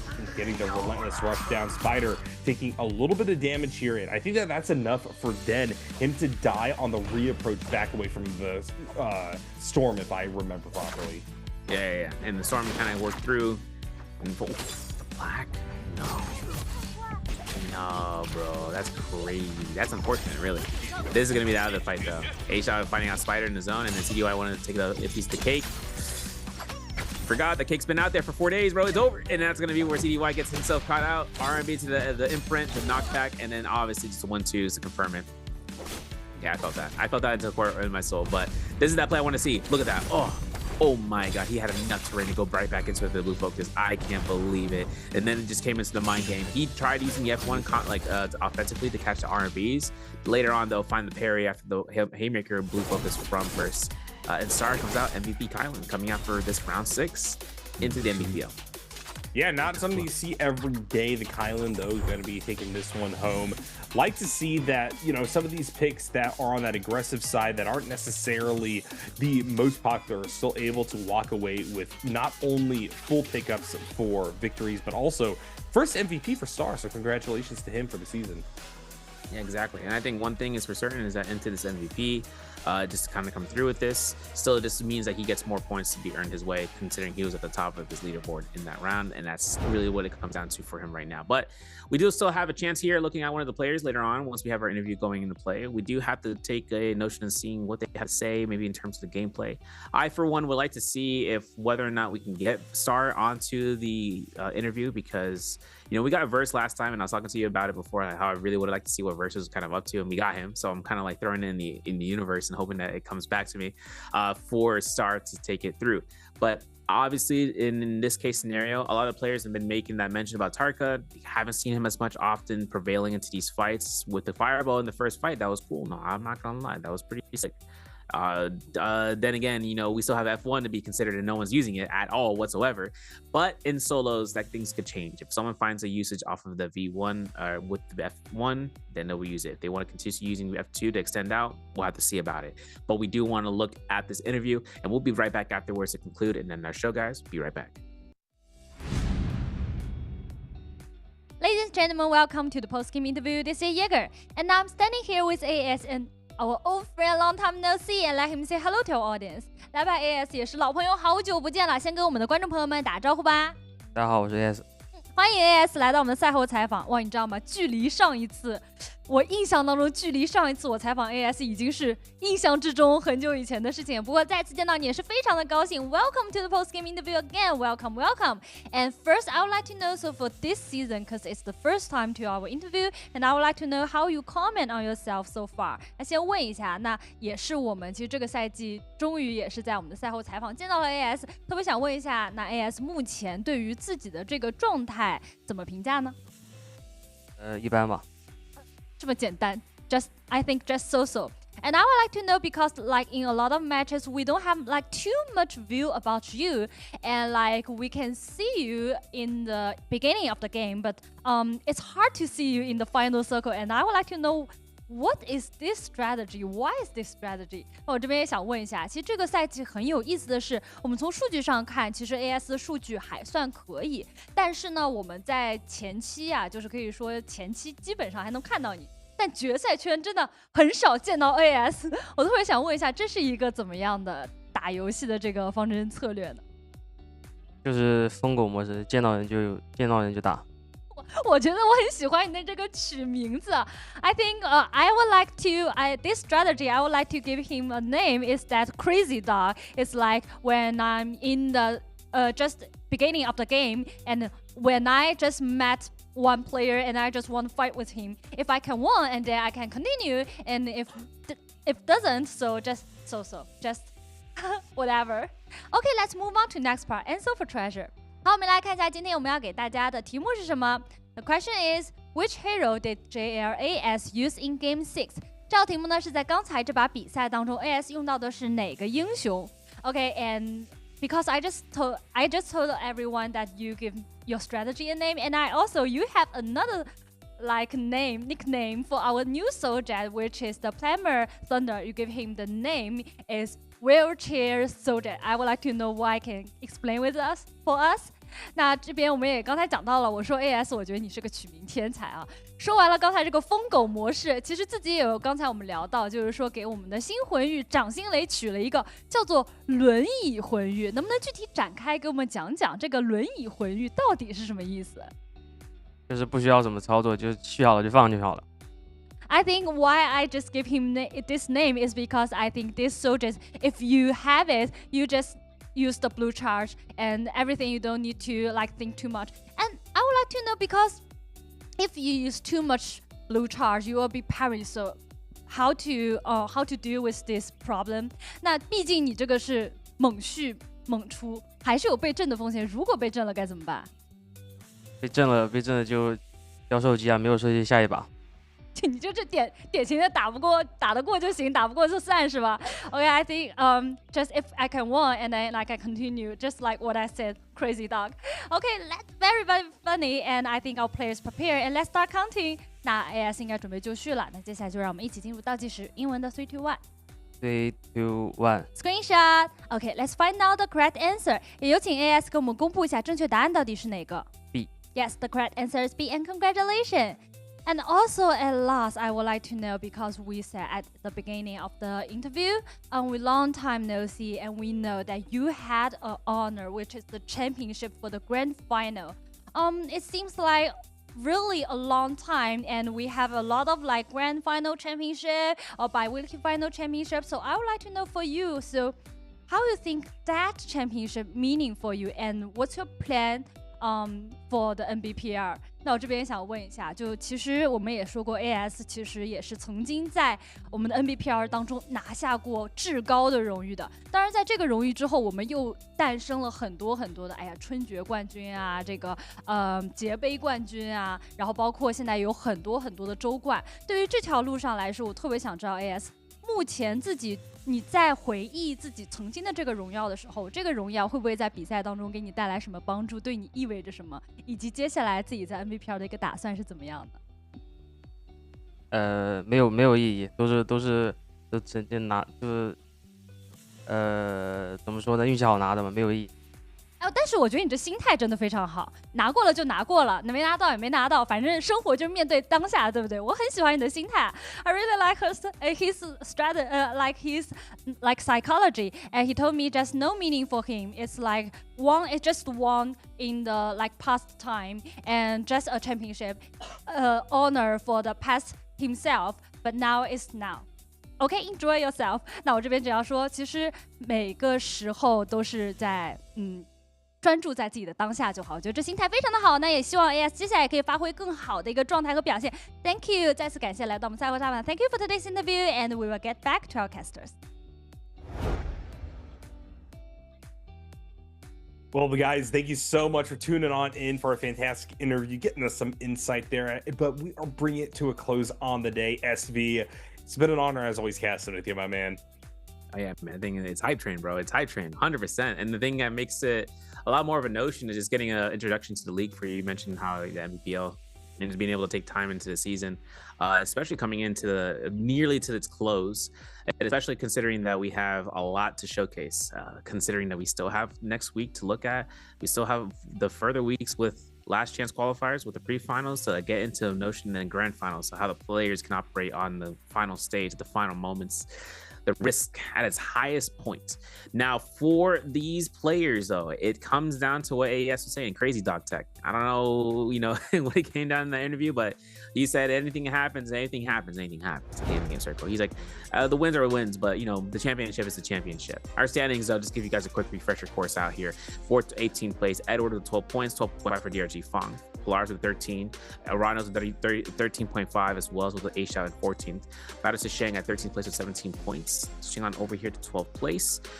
With the middle six, we're going to see FPX's Star with 17.5, 19 for Wufong in 11th place. GG Shaw with 20.5, 23.5 for number 9th place with ASE's XY.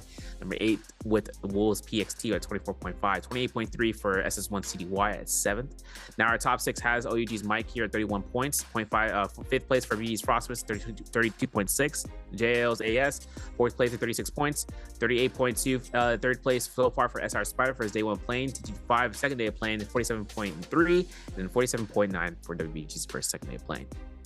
Overall here, having a chance to see the top 6, it's going to be a kind of a testament to seeing who can get the most points ever, by far. But then again, those day 1 players are playing into their day 1 of playing, has still the day 3 to look towards it and making sure they can catch either just as many points as possible or just to break that red line. Now, of course, also to mention, we've seen how the players are getting a good gander of the usage of Targa, and then after that, we have to see how Kylan turns out. We have to see how Justina turns out. Our top 3 picks is always going to be that Liam, that Shayo, as well as that Lonnie. Then we go to trios, and then that's where everything changes anyway. That's where everything just goes into shambles. Oh yeah, absolutely. Well, here we go. Schedule for tomorrow into trios. Starting off with Predoria as always for morning dew this time, and then ending with Predoria at midnight. Yeah, and I know one thing is for certain in trios is that rotation of the map really comes into the equilibrium. One half being Fireflies, the other half being non-Fireflies. Flip it, reverse it. That's where you're gonna have to douse yourself into knowledge in the trios aspect. So much chaos, so much violence. We're seeing Tarkas being chosen in trios, though. It's just some avail. We've seen GG double pick it, and that's kind of one team that has succeeded in the past. It's just we haven't seen much of them this season. The spring has been dominated by the YZG. TXJ taking the helm in that team, being able to be swapped from Team JL. Now seeing in terms of seeing JL also taking a bit of strides for the team, with One Fong taking the helm there. From the OG team, one thing is the organizations always swap the players around, and seeing one side to go to the next and propelling their team ahead makes that conversation to be had. Who is the GOAT of these teams? 100% NARAKA. Yeah, absolutely. Well, I think this is about to bring us to a close for the day. So SV, just want to give a few observations before we move to the end here. What a crazy time here in the NBPL regarding the meta. Super happy to see how things have shifted since the latest patch has dropped. Things have gotten super aggressive and people rose to the occasion. I was a little bit critical of some of our players and their plays today, but what comes out at the end here is each one of them rising up, showing in one of our games that they have what it takes. And that level of variance that we're seeing from just how volatile those early games are, I think is going to continue to peter out as everybody gets a lock on this new meta. But it's an exciting one for sure, and I cannot wait to be back for even more time here in this bi-weekly. Exactly. It's going to be an exciting time. I know that a lot of players are kind of used to the type of, the stalemate of issues of, what balancing can be, but they've seen this overall changes and they take great strides in seeing that, and they rub their hands together. Just like how we're about to end out today. We're going to be seeing you guys later on. My name is Severio alongside NARAKA. Have a good one. Stay safe and see you guys tomorrow for Trios.